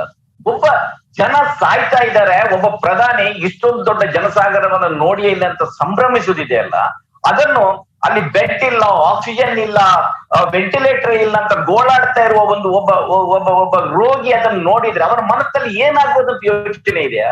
ಇವತ್ತು ನೀವು ಕರ್ನಾಟಕಕ್ಕೆ ನೀವು ಒಂದು ಲೆಕ್ಕ ಕೊಡಿ ಸ್ವಾಮಿ, ನಿಮ್ಮ ಮುಖ್ಯಮಂತ್ರಿ ಅವರಿಂದ ಜನತೆಗೆ ಲೆಕ್ಕ ಕೊಡಿ. ಕಳೆದ 1 ವರ್ಷದಿಂದ ನೀವು ಎಷ್ಟು ವೆಂಟಿಲೇಟರ್ ಗಳನ್ನು ಜಾಸ್ತಿ ಮಾಡಿದಿರಿ, ಎಷ್ಟು ಆಕ್ಸಿಜನ್ ಬೆಡ್ ಗಳನ್ನು ಜಾಸ್ತಿ ಮಾಡಿದಿರಿ, ಎಷ್ಟು ICU ಬೆಡ್ ಗಳನ್ನು ಜಾಸ್ತಿ, ನೀವು ಮಾಸ್ಕ್ ಸ್ಯಾನಿಟೈಸೇಷನ್ ಬಗ್ಗೆ ಮಾತ್ರ ಅದರಲ್ಲಿ 4,000 ಕೋಟಿ ಕರಪ್ಷನ್ ಬಗ್ಗೆ ಇವತ್ತೇ ಉತ್ತರ ಕೊಡ್ಲಿಕ್ಕೆ ಆಗಿಲ್ಲ ನಿಮ್ಮ ಆರೋಗ್ಯ ಸಚಿವರಾಗ್ಲಿ ನಿಮ್ಮ ಮುಖ್ಯಮಂತ್ರಿಗಳು. ಅದು ಬೇರೆ ಬಿಡಿ, ಯಾಕೆ ಕೊಡ್ಲಿಕ್ಕೆ ಆಗ್ತಾ ಇಲ್ಲ ಅಂತ. ನಿಮ್ಮ ಮುಖ್ಯಮಂತ್ರಿ, ನಿಮ್ಮ ಪ್ರಧಾನಮಂತ್ರಿಯವರು ಆಗಾಗ ಮುಖ್ಯಮಂತ್ರಿ ಅವರ ಸಭೆ ಕರೆದು ಅವರಿಗೆ ಬುದ್ಧಿ ಹೇಳ್ತಾ ಇರೋದು, ಜನರಿಗೆ ಅವರ ಕರ್ತವ್ಯ ನೆನಪಿಸುವುದು ಬಿಟ್ರೆ ನೀವು ಅದರಿಂದ ಆಗೋದಿಲ್ಲ. ನೀವು ಇನ್ಫ್ರಾಸ್ಟ್ರಕ್ಚರ್ ಡೆವಲಪ್ ಮಾಡ್ಲಿಕ್ಕೆ ಕಾಂಗ್ರೆಸ್ ಏನು ಮಾಡಿಲ್ಲ, ಬಿಟ್ಬಿಡಿ. ಕಾಂಗ್ರೆಸ್ ಅನ್ನೋದಕ್ಕೆ ಜನ ಸೋಲಿಸ್ತಾರೆ, ಕಾಂಗ್ರೆಸ್ ಅನ್ನೋದಕ್ಕೆ ಜನ ಸೋಲಿಸಿದ್ದಾರೆ. ಓಕೆ, ಅವರು ಅದಕ್ಕೆ ನೀವು ಏನು ಮಾಡ್ತಾ ಇದ್ದೀರಿ ನೀವು? ಇಲ್ಲ ದಿನೇಶ್ ಅಮೀನ್ಮಠ್ ಅವರೇ, ನಮ್ಮ ಪ್ರಧಾನಿಗಳು ಅಂತ ನಮ್ಮ ಪ್ರಧಾನಿಗಳವರು ರವಿಕುಮಾರ್ ಅವರೇ, ಪ್ರಧಾನಿಗಳನ್ನ ವಿರೋಧ ಮಾಡೋದಲ್ಲ ಇದು. ನೀವು ಪ್ರಶ್ನೆನ ಅರ್ಥ ಮಾಡ್ಕೊಳ್ಳಿ. 1 ತಿಂಗಳ ಹಿಂದೆ ಅಂದ್ರೆ ನರೇಂದ್ರ ಮೋದಿ ಅವರು ಪ್ರಚಾರಕರ ಮುಖ್ಯಸ್ಥ ಸ್ಥಾನದಿಂದ ಬಹುಶಃ ಹೊರಗೆ ಬಂದು ಪ್ರಧಾನಿ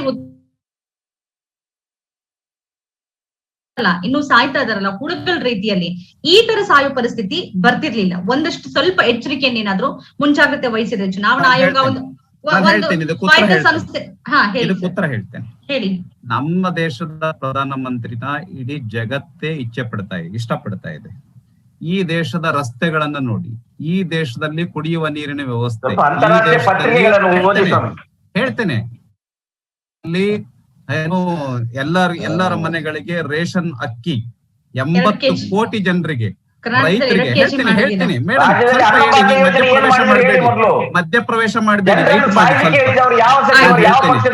ರೈತರಿಗೆ, ಬಡ ರೈತರಿಗೆ 1 ವರ್ಷಕ್ಕೆ ಕರ್ನಾಟಕ ಸರ್ಕಾರ ಸೇರಿ ಕೇಂದ್ರ ಸರ್ಕಾರ ಸೇರಿ ಬಡ ರೈತರಿಗೆ 1 ವರ್ಷಕ್ಕೆ 10,000 ರೂಪಾಯಿ, 5 ವರ್ಷಕ್ಕೆ 50,000 ರೂಪಾಯಿ. ಈ ತರ ಸ್ಕೀಮ್ ಅನ್ನ, ಒಂದು ಸ್ಕೀಮ್ ಅನ್ನ ಕಾಂಗ್ರೆಸ್ ಸರ್ಕಾರ ತಂದಿಲ್ಲ ಬಡವರಿಗೋಸ್ಕರ. ಮನೆಗೆ ಶೌಚಾಲಯ, ಮನೆಗೆ ಗ್ಯಾಸ್ ಸಿಲಿಂಡರ್, ಮತ್ತು ಏನು ಆರೋಗ್ಯ ಇದಕ್ಕೆ ಸಂಬಂಧಪಟ್ಟಂತೆ, ಹಾರ್ಟ್ ಆಪರೇಷನ್ ವಿಷಯಕ್ಕೆ ಸಂಬಂಧಪಟ್ಟಂತೆ, ಮೊಣಕಾಲಿನ ಆಪರೇಷನ್ ಸಂಬಂಧಪಟ್ಟಂತೆ, ಮತ್ತು ಬಹಳ ಕನಿಷ್ಠ ಬೆಲೆಯಲ್ಲಿ ಮೆಡಿಸಿನ್ ಸಿಗುವಂತದ್ದು, ಮೆಡಿಕಲ್ ಕಾಲೇಜ್ಗಳನ್ನು ಇಡೀ ದೇಶದಲ್ಲಿ ಓಪನ್ ಮಾಡಿರ್ತಕ್ಕಂಥದ್ದು, ಈ ತರ ರಸ್ತೆಗಳಿರ್ತಕ್ಕಂಥದ್ದು ಇರ್ಬೋದು. ಮತ್ತು ಬಡವರಿಗೆ ಯಾರಿಗೆ ಮನೆ ಇಲ್ಲ ಅವರಿಗೆ ಮನೆಗಳು ಏನು ಎಲ್ಲರಿಗೂ ಮನೆ ಅನ್ನುವ ಯೋಜನೆಯಲ್ಲಿ ಈ ತರ ಅನೇಕ ಯೋಜನೆಗಳನ್ನ ತಂದಿರ್ತಕ್ಕಂಥವ್ರು, ಇನ್ಫ್ರಾಸ್ಟ್ರಕ್ಚರ್ ತಂದಿರ್ತಕ್ಕಂಥವ್ರು ಯಾರು ಅಂತ ಹೇಳಿದ್ರೆ ನಮ್ಮ ದೇಶದ ಪ್ರಧಾನಮಂತ್ರಿಗಳು ನರೇಂದ್ರ ಮೋದಿ ಅವರು. ಹಾಗಾಗಿ ಈಗ ಏನ್ ಬಂದಿದೆ ಹೇಳ್ತೀನಿ, ಎಲೆಕ್ಷನ್ ಬಂದಂತ ಸಂದರ್ಭದಲ್ಲಿ ಸಣ್ಣ ಸಭೆಗಳನ್ನ ನಡೆಸಬೇಕು, ಆನ್ಲೈನ್ ಸಭೆಗಳನ್ನ ಮಾಡಿಸಿದ್ರು, ಆನ್ಲೈನ್ ಸಭೆಗಳನ್ನ ಮಾಡಿದ್ರು, ಬೇರೆ ಯಾರು ಮಾಡ್ಲಿಲ್ಲ. ನಾನು ಒಂದೇ ಒಂದ್ ನಿಮಿಷ ಟೈಮ್ ಕೊಟ್ಬಿಡಿ. ನಾನು ತುಂಬಾ ಚರ್ಚೆಗೆ ನಿಮ್ಮ ಹತ್ರ ವಾದಕ್ಕೆ ಹೋಗೋದಿಲ್ಲ. ಆದ್ರೆ ಇವತ್ತಿನ ಗ್ಯಾಸ್ ಬೆಲೆ ಎಷ್ಟಿದೆ, ಇವತ್ತಿನ ಪೆಟ್ರೋಲ್ ಬೆಲೆ ಎಷ್ಟಿದೆ, ಹೌದು ನಿತಿನ್ ಗಡ್ಕರಿ ಅವರ ಸಂದರ್ಭದಲ್ಲಿ ನಿಮ್ಗೆ ಒಂದ್ ನಿಮಿಷ ಸರ್, ಇಲ್ಲ ಅಂತಾರಾಷ್ಟ್ರೀಯ ಮಾರುಕಟ್ಟೆಯಲ್ಲಿ ಕಡಿಮೆ ಇದೆ ಸರ್. ನೀವು ಅಂತಾರಾಷ್ಟ್ರೀಯ ಮಾರುಕಟ್ಟೆಯಲ್ಲಿ ಬ್ಯಾರೆಲ್ಗೆ 114 ರೂಪಾಯಿ ಇದ್ದಾಗ ನಮ್ಮಲ್ಲಿ 40-35 ರೂಪಾಯಿಗೆ ಮನಮೋಹನ್ ಸಿಂಗ್ ಅವರು ಕೊಟ್ಟಿದ್ರು. ಲಿಂಕ್ ಆಗಿದೆ, ಒಂದ್ ನಿಮಿಷ ಕೇಳಿ ಸರ್, ಲಿಂಕ್ ಆಗಿದೆ.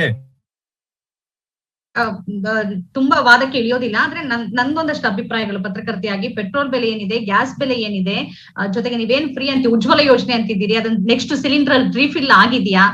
ನಿತಿನ್ ಗಡ್ಕರಿ ಅವರ ಸಂದರ್ಭದಲ್ಲಿ ನ್ಯಾಷನಲ್ ಹೈವೇ ಕಿಲೋಮೀಟರ್ ಜಾಸ್ತಿ ಆಗಿರ್ಬೋದು, ಆದ್ರೆ ಟೋಲ್ ಯಾವ ರೀತಿಯಾಗಿ ಜನರನ್ನು ಹಿಂಸೆ ಮಾಡ್ತಿದೆ, ಟೋಲ್ ಪ್ಲಾಜಾ ಫಾಸ್ಟ್ ಆಗಿ ಯಾವ ತರ ಇದೆ, ಇದನ್ನೆಲ್ಲ ತಾವು ಒಂದಷ್ಟು ಗಮನ ಹರಿಸಿದ್ರೆ ನಿಮ್ಮ ನಡುವೆ ಈ ವಾದಗಳು ನಡೆಯೋಲ್ಲ ಅಂತ ಅನ್ಸುತ್ತೆ. ನನ್ನ ಪ್ರಶ್ನೆ ಇದ್ದಿದ್ದೇನು ಅಂದ್ರೆ, ಕೋವಿಡ್ ನಿರ್ವಹಣೆ ಬಗ್ಗೆ ಮಾತ್ರ ಇವತ್ತಿನ ಪರಿಸ್ಥಿತಿಯಲ್ಲಿ ಚುನಾವಣೆಗೆ ಹೋಗೋದನ್ನ ಸ್ವಲ್ಪ ಬಿಟ್ಟು, ಅದು ಪ್ರಧಾನಮಂತ್ರಿಗಳು ಮಾತ್ರ ಪಕ್ಷವಾಗಿ ಹೋಗ್ಬೇಕು, ನಾಯಕರು ಎದುರಿಸ್ಬೇಕು ರಾಜಕೀಯ ಪಕ್ಷವಾಗಿ, ಪ್ರಧಾನಿಯಾಗಿ ಅವರ ಹುದ್ದೆಯನ್ನು ನಿಭಾಯಿಸಿ.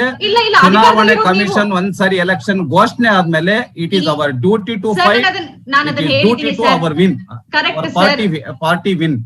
ಹಾಗಾಗಿ ನಾನೇನ್ ಹೇಳ್ತಾ ಇದ್ದೀನಿ, ಎಲ್ಲ ಪಕ್ಷಗಳು ಪಾಲನೆ ಮಾಡಬೇಕು. ಆ ನಿಟ್ಟಿನಲ್ಲಿ ಭಾರತೀಯ ಜನತಾ ಪಾರ್ಟಿ ನಂಬರ್ 1 ಸ್ಥಾನದಲ್ಲಿ ನಿಂತ್ಕೊಂಡು ಸಣ್ಣ ಸಭೆಗಳನ್ನು ಮಾಡಿದೆ. ಪ್ರಧಾನಿಗಳು ಎಲ್ಲಾ ಪಕ್ಷಗಳನ್ನು ಕರೆದು ಒಂದು ಮೀಟಿಂಗ್ ಮಾಡಬಹುದು. ಎಲ್ಲಾ ಪಕ್ಷಗಳು ಸೇರಿ ಒಂದು ನಿರ್ಧಾರ. ಸರ್ ನರೇಂದ್ರ ಮೋದಿ ಅವರು ಪ್ರಧಾನಿಗಳು, ಜೆಪಿ ನಡ್ಡಾ ಅವ್ರು ಅಲ್ಲ ಸರ್. ನೀವ್ ಯಾಕೆ ಅರ್ಥ ಮಾಡ್ಕೋತಿಲ್ಲ? ನಡ್ಡಾ ಅವ್ರು ಹೌದು ಹೋಗ್ಬೇಕು, ಪಕ್ಷದ ರಾಷ್ಟ್ರೀಯ ಅಧ್ಯಕ್ಷರು, ಪ್ರಧಾನಿಗಳು ಸರ್. ನರೇಂದ್ರ ಮೋದಿ ಅವ್ರ ಬಗ್ಗೆ ಮಾತ್ರ ನನ್ನ ಪ್ರಶ್ನೆ, ನಿಮ್ಮ ಪಕ್ಷದ ಇತರ ನಾಯಕರ ಬಗ್ಗೆ ಅಲ್ಲ. ನರೇಂದ್ರ ಮೋದಿ ಅವರು ಸಣ್ಣ ಸಭೆಗಳನ್ನ ಮಾಡಬೇಕು ಅಂತೇಳಿ ಇಮಿಡಿಯೇಟ್ ಡಿಸಿಷನ್ ಮಾಡಿದ್ದಾರೆ. ಯಾವಾಗ ಸರ್? ಎಷ್ಟನೇ ಹಂತಕ್ಕೆ ಸರ್? ನೀವು ಸುಳ್ಳು ಹೇಳ್ಬಾರ್ದು, ಕ್ಷಮಿಸಿ. ಪ್ರಶ್ನೆನೇ ಬರೋದಿಲ್ಲ. ನಿಮ್ಗೆ ವಾಸ್ತವ ನಾನು ಈಗಲೇ ನಿಮ್ಗೆ ಡಾಟಾಗಳನ್ನ ಫಾರ್ವರ್ಡ್ ಮಾಡ್ಬೋದು ಸರ್, ಯಾವ ಸಭೆಗಳಲ್ಲಿ ಅವ್ರು ಎಷ್ಟೆಷ್ಟು ಜನರ ರ್ಯಾಲಿಯನ್ನು ಉದ್ದೇಶಿಸಿ ಮಾತನಾಡಿದ್ದಾರೆ ಅಂತ. 3 ಫೇಸ್ ಆಗೋಷ್ಟೊತ್ತಿಗೆ 9 ರ್ಯಾಲಿಯಲ್ಲಿ ಭಾಗಿಯಾಗಿದ್ರು ಸರ್. ಇನ್ನು ಬಹಳ ದೂರ ಹೋಗ್ಬೇಡಿ, ನಮ್ ಕರ್ನಾಟಕ ರಾಜ್ಯದ ಉದಾಹರಣೆ ಕೊಡ್ತೇನೆ. ನನಗೆ ಕೋವಿಡ್ ಆಗಿಲ್ಲ ಅಂತೇಳಿ ನಮ್ ಕರ್ನಾಟಕ ರಾಜ್ಯದ ಕಾಂಗ್ರೆಸ್ನ ಅಧ್ಯಕ್ಷರು ಡಿ ಕೆ ಶಿವಕುಮಾರ್ ಕೋವಿಡ್ ಬಂದಾಗ್ಲೂ ಕೂಡ ಜನರ ಸಭೆಗಳನ್ನು ಉದ್ದೇಶಿಸಿ ಮಾತಾಡಿದ್ರು, ಜನರ ರ್ಯಾಲಿಗಳನ್ನ ಮಾಡಿದ್ರು. ಅವ್ರ ಬಗ್ಗೆ ಏನ್ ಹೇಳ್ತೀರಾ?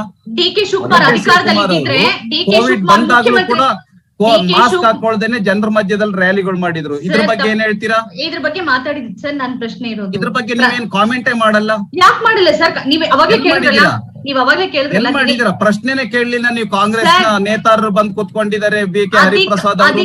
ನಿಮ್ ಕಾಂಗ್ರೆಸ್ ನ ಕಾರ್ಯಾಧ್ಯಕ್ಷರು ಈ ಮಾಸ್ಕ್ ಹಾಕೊಳ್ಳೋದಿಲ್ಲ, ಈ ತರ ರ್ಯಾಲಿಗಳು ಮಾಡ್ತಾರೆ, ದೊಡ್ಡ ದೊಡ್ಡ ಸಭೆಗಳನ್ನು ಉದ್ದೇಶಿಸಿ ಮಾತಾಡ್ತಾರೆ. ಸಿದ್ದರಾಮಯ್ಯ ಅವರು ಡಿ ಕೆ ಶಿವಕುಮಾರ್ ಪ್ರಶ್ನೆ ರವಿಕುಮಾರ್ ಅವರೇ, ಈಗ ಮಹಾರಾಷ್ಟ್ರದಲ್ಲಿ ನಾವು ಯಾರಿಗೆ ಪ್ರಶ್ನೆ ಕೇಳ್ಬೇಕು ಸರ್? ದೇವೇಂದ್ರ ಫಡ್ನವೀಸ್ಗೆ ಏನಾದ್ರು ಕೇಳಿದ್ರೆ ಉಪಯೋಗ ಆಗತ್ತಾ? ಮಹಾರಾಷ್ಟ್ರದಲ್ಲಿ ಕಾಂಗ್ರೆಸ್ ಯಾರಿಗೆ ಪ್ರಶ್ನೆ ಕೇಳ್ಬೇಕು? ಅವ್ರಿಗೆ ಅದ್ರ ಬಗ್ಗೆ ನೀವು ಪ್ರಶ್ನೆನೇ ಕೇಳಲಿಲ್ಲ. ಸರ್ ಪ್ರಶ್ನೆ ಕೇಳ್ತೀವಿ, ಆದ್ರೆ ಆಡಳಿತದಲ್ಲಿರೋರು ಏನ್ ಮಾಡ್ಬೇಕು?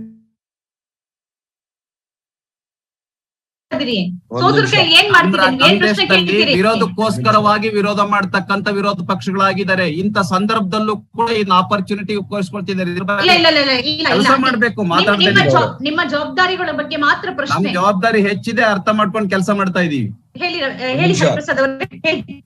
ಮಂಜುಳಾ ಅವರೇ, ಒಂದು ಸಮಾಧಾನ, ಈ ಒಂದು ಸಂವಾದ ಮುಗಿತಾ ಇದೆ. ಒಂದ್ ಸಮಾಧಾನ ಏನು ಅಂತ ಹೇಳಿದ್ರೆ, ನರೇಂದ್ರ ಮೋದಿ ಲೆವೆಲ್ ಯಾವುದು ಅಂತ ಹೇಳಿ ರವಿಕುಮಾರ್ ಅವ್ರು ಹೇಳಿದ್ರು. ನಮ್ಮ ಶಿವಕುಮಾರ್ ಮತ್ತೆ ವರ್ಕಿಂಗ್ ಪ್ರೆಸಿಡೆಂಟ್ ಆ ಲೆವೆಲ್ ತಂದ್ರು. ಅದು ಒಂದು ಸಮಾಧಾನ. ಅಷ್ಟೇನೇ ಇಲ್ಲ. ದೇಶದ ಪ್ರಧಾನಮಂತ್ರಿ ಇವರು ಭಾರತೀಯ ಜನತಾ ಪಾರ್ಟಿ ಅಧ್ಯಕ್ಷರಲ್ಲ, ಪ್ರಧಾನಮಂತ್ರಿ ಆದವರು. ಅಂತ ಪ್ರಧಾನಮಂತ್ರಿ ಹಂಗ ಹೋಗುವಾಗ ಎಲ್ಲಾ ಪಕ್ಷದ್ದು ಪ್ರಚಾರ ಮಾಡ್ಬೇಕಾಗುತ್ತೆ. JP ನಡ್ಡಾ ತಾವ್ ಹೇಳ್ದಂಗೆ JP ನಡ್ಡಾ ಬಾಕಿಯವರೆಲ್ಲ ಹೋಗಿ ಕ್ಯಾನ್ವಾಸ್ ಮಾಡ್ಲಿ. ದೇಶ ಒಂದು ಗಂಭೀರವಾದ ಪರಿಸ್ಥಿತಿ, ಒಂದು ಹೆಲ್ತ್ ಎಮರ್ಜೆನ್ಸಿ ಇರುವಾಗ ಪ್ರಧಾನಮಂತ್ರಿಗಳು, ಅದಕ್ಕೆ ನಾನು ಮೊದಲೇ ಹೇಳಿದ್ ನಿಮ್ಗೆ, ಸಂವಿಧಾನದಲ್ಲಿ ಮೊಟ್ಟ ಮೊದಲನೆಯ ಕರ್ತವ್ಯ, ಇವ್ರ ಆದ್ಯತೆ ಏನು ಅಂತ ಹೇಳಿದ್ರೆ ಚುನಾವಣೆ ಗೆಲ್ಬೇಕು.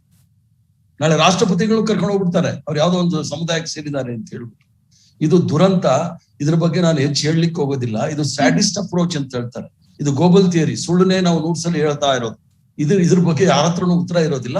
ಆದ್ರಿಂದ ವಿರೋಧ ಪಕ್ಷವಾಗಿ ತಮ್ಮ ಜವಾಬ್ದಾರಿ ರವಿಕುಮಾರ್ ಅವರು ಹೇಳಿದ್ರು. ಆದ್ರೆ ನಾನ್ ನಿಮಗೆ ಆ ಪ್ರಶ್ನೆ ಕೇಳಬೇಕು ಅಂತಿದ್ದೆ. ನಿಮ್ಮ ನಾಯಕರುಗಳು ವಿರೋಧ ಪಕ್ಷದಲ್ಲಿ ಇದ್ದವ್ರು ನಾವು ಸರ್ಕಾರವನ್ನ ಕೆಲಸ ಮಾಡೋ ರೀತಿ ಮಾಡ್ಬೇಕಾಗಿದೆ. ಸರ್ಕಾರ ಕೆಲಸ ಮಾಡ್ಬೇಕು, ಆ ನಿಟ್ಟಿನಲ್ಲಿ ನಾವು ಕೆಲಸ ಮಾಡ್ಬೇಕು. ವಿರೋಧ ಪಕ್ಷದವ್ರು ಅದ್ರಲ್ಲಿ ಎಲ್ಲೋ ತೊಡಕಾಗಿದೆ ಅದ್ರಲ್ಲಿ. ಯಾಕಂದ್ರೆ ವಿರೋಧ ಪಕ್ಷದಲ್ಲಿ ಇರೋ ಚಾರಿಟಬಲ್ ಇನ್ಸ್ಟಿಟ್ಯೂಷನ್ ಅಲ್ಲ ಅಕ್ಕಿ ರಾಗಿ ಕೊಡಕ್ಕೆ. ಸರ್ಕಾರದಲ್ಲಿ ಜನರ ಸರ್ಕಾರ, ಅದು ಜನರ ತೆರಿಗೆ ಮೇಲೆ ಸರ್ಕಾರ ಅವರು ಹಣ ಹಂಚೋದು. ಆ ಹಣ ಯಾವ ರೀತಿ ಒದಗಿಸ್ತಾ ಇದ್ದಾರೆ, 20 ಲಕ್ಷ ಕೋಟಿ ಎಲ್ಲೆಲ್ಲಿ ಹೋಗಿದೆ ಅಂತ ಅವ್ರು ಹೇಳ್ಬೇಕು. ಅದಕ್ಕೆ ಪ್ರಶ್ನೆ ಉತ್ತರ ತೆಗೆದುಕೊಳ್ಬೇಕು. 35,000 ಕೋಟಿ ವ್ಯಾಕ್ಸಿನೇಷನ್ ಇಟ್ಟಿದ್ದೀರಿ ಅಂತ ನಿರ್ಮಲಾ ಸೀತಾರಾಮನ್ ಹೇಳಿದ್ರು ಲೇಡಿ.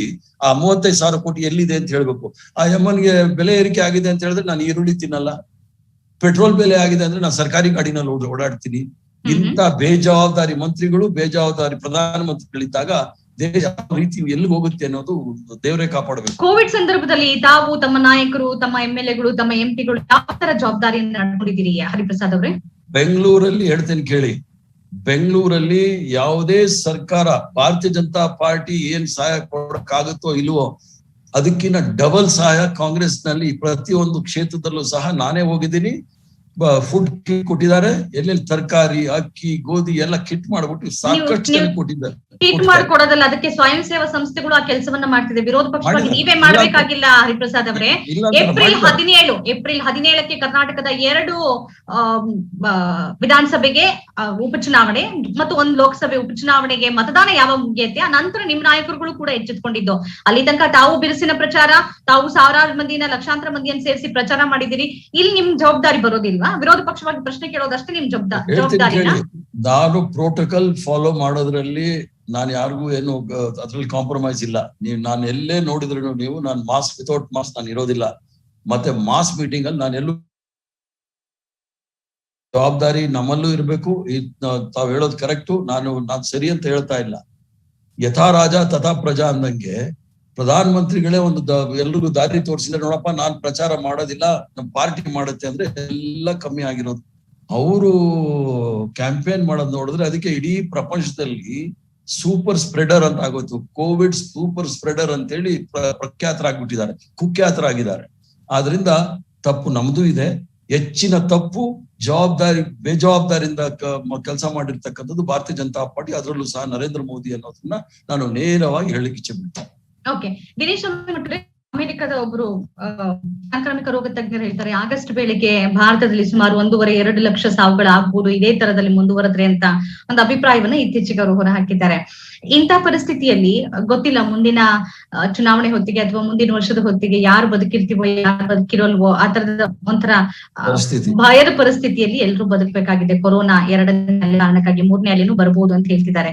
ಇಂಥ ಪರಿಸ್ಥಿತಿಯಲ್ಲಿ ಈ ಚುನಾವಣಾ ಫಲಿತಾಂಶ ಮುಂದಿನ ರಾಜಕೀಯದ ಮೇಲೆ, ಪಕ್ಷಗಳ ಮೇಲೆ ಯಾವ ತರದ ಪರಿಣಾಮ ಬೀರ್ಬೋದು ಮತ್ತು ಜನ ಈ ರಾಜಕೀಯದಿಂದ ವಿಮುಖರಾಗ್ತಾರೆ ಈ ತರದ ಪರಿಸ್ಥಿತಿಯಲ್ಲಿ?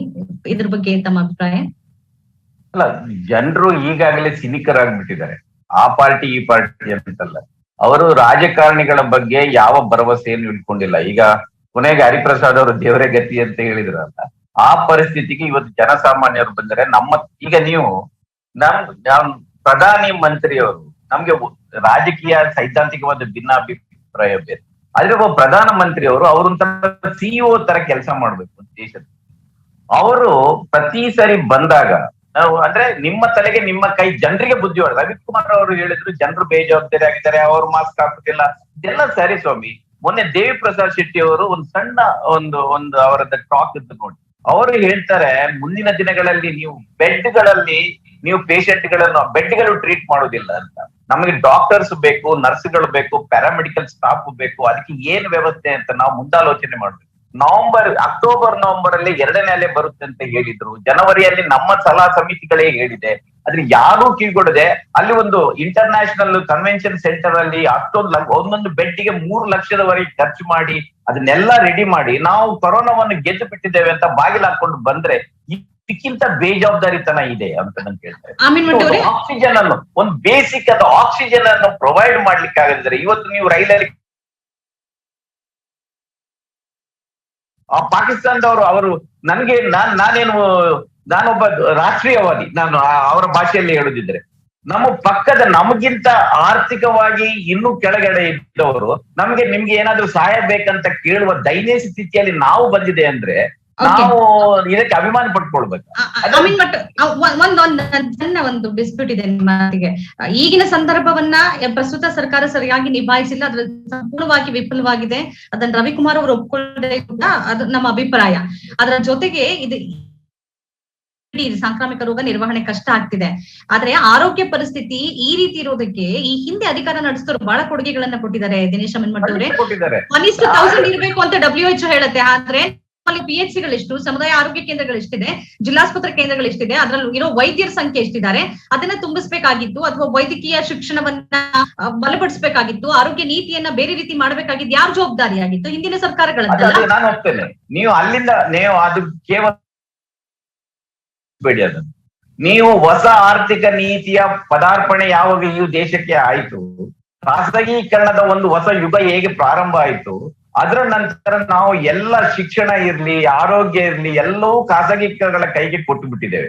ಇವತ್ತು ಅದೇ ಖಾಸಗಿ ಆಸ್ಪತ್ರೆಗಳ ಎದುರಿಗೆ ಸರ್ಕಾರ ಮಂಡಿ ಊರಿ ನಮ್ಗೆ ಬೆಡ್ ಕೊಡಿ ಅಂತ ಬೇಡುವಂತ ಪರಿಸ್ಥಿತಿ ಇದೆ. ಈಗಲಾದ್ರೂ ನಮ್ಗೆ ಜ್ಞಾನೋದಯ ಆಗ್ಬೇಕು. ಮನಮೋಹನ್ ಸಿಂಗ್ ಪ್ರಣೀತವಾದ ಹೊಸ ಆರ್ಥಿಕ ನೀತಿಯನ್ನು ಕಾಂಗ್ರೆಸ್ನ ಒಳಗಡೆನೆ ವಿರೋಧ ಮಾಡಿದವರು ಇದ್ದಾರೆ, ಅದು ಬೆಂಬಲಿಸಿದವರು ಇದ್ದಾರೆ, ಅದು ಬೇರೆ. ಆದ್ರೆ ಅದರ ನಂತರ ಬಂದ ಬಿಜೆಪಿ ಸರ್ಕಾರ ಅದೇ ಆರ್ಥಿಕ ನೀತಿಯನ್ನು ಮುಂದುವರಿಸಿಕೊಂಡು ಹೋಗಿರುವುದು ಕೂಡ ಅಷ್ಟೇ ನಿಜ. ಇವತ್ತು ಗೋವು ಮಾತ್ರ ಅಂತ ಒಂದು ವ್ಯಂಗ್ಯವಾಗಿ ಹೇಳ್ತಾರೆ. ಅದರಿಂದ ನೀವು ಆರ್ಥಿಕ ನೀತಿಯಲ್ಲಿ ಮನಮೋಹನ್ ಸಿಂಗ್ ಅವರ ಆರ್ಥಿಕ ನೀತಿಗೂ ಅದರ ನಂತರ ಬಂದ್ರೆ ಸರ್ಕಾರದ ಆರ್ಥಿಕ ನೀತಿಗೂ ವ್ಯತ್ಯಾಸ ಇಲ್ಲ. ಖಾಸಗೀಕರಣ ಸರ್ಕಾರ ಮಾಡಬೇಕಾದ ಕೆಲಸ, ಅದನ್ನ ಖಾಸಗಿಯವರಿಗೆ ಕೊಟ್ಟು ಶಿಕ್ಷಣವನ್ನು ಮತ್ತು ಆರೋಗ್ಯವನ್ನು ಇವತ್ತು ಈ 2 ಕ್ಷೇತ್ರಗಳಲ್ಲಿ ಆಗಿರುವ ಫೇಲಿಯರ್ಗಳಲ್ಲಿ ಜನ ಅನುಭವಿಸ್ತಾ ಇದ್ದಾರೆ.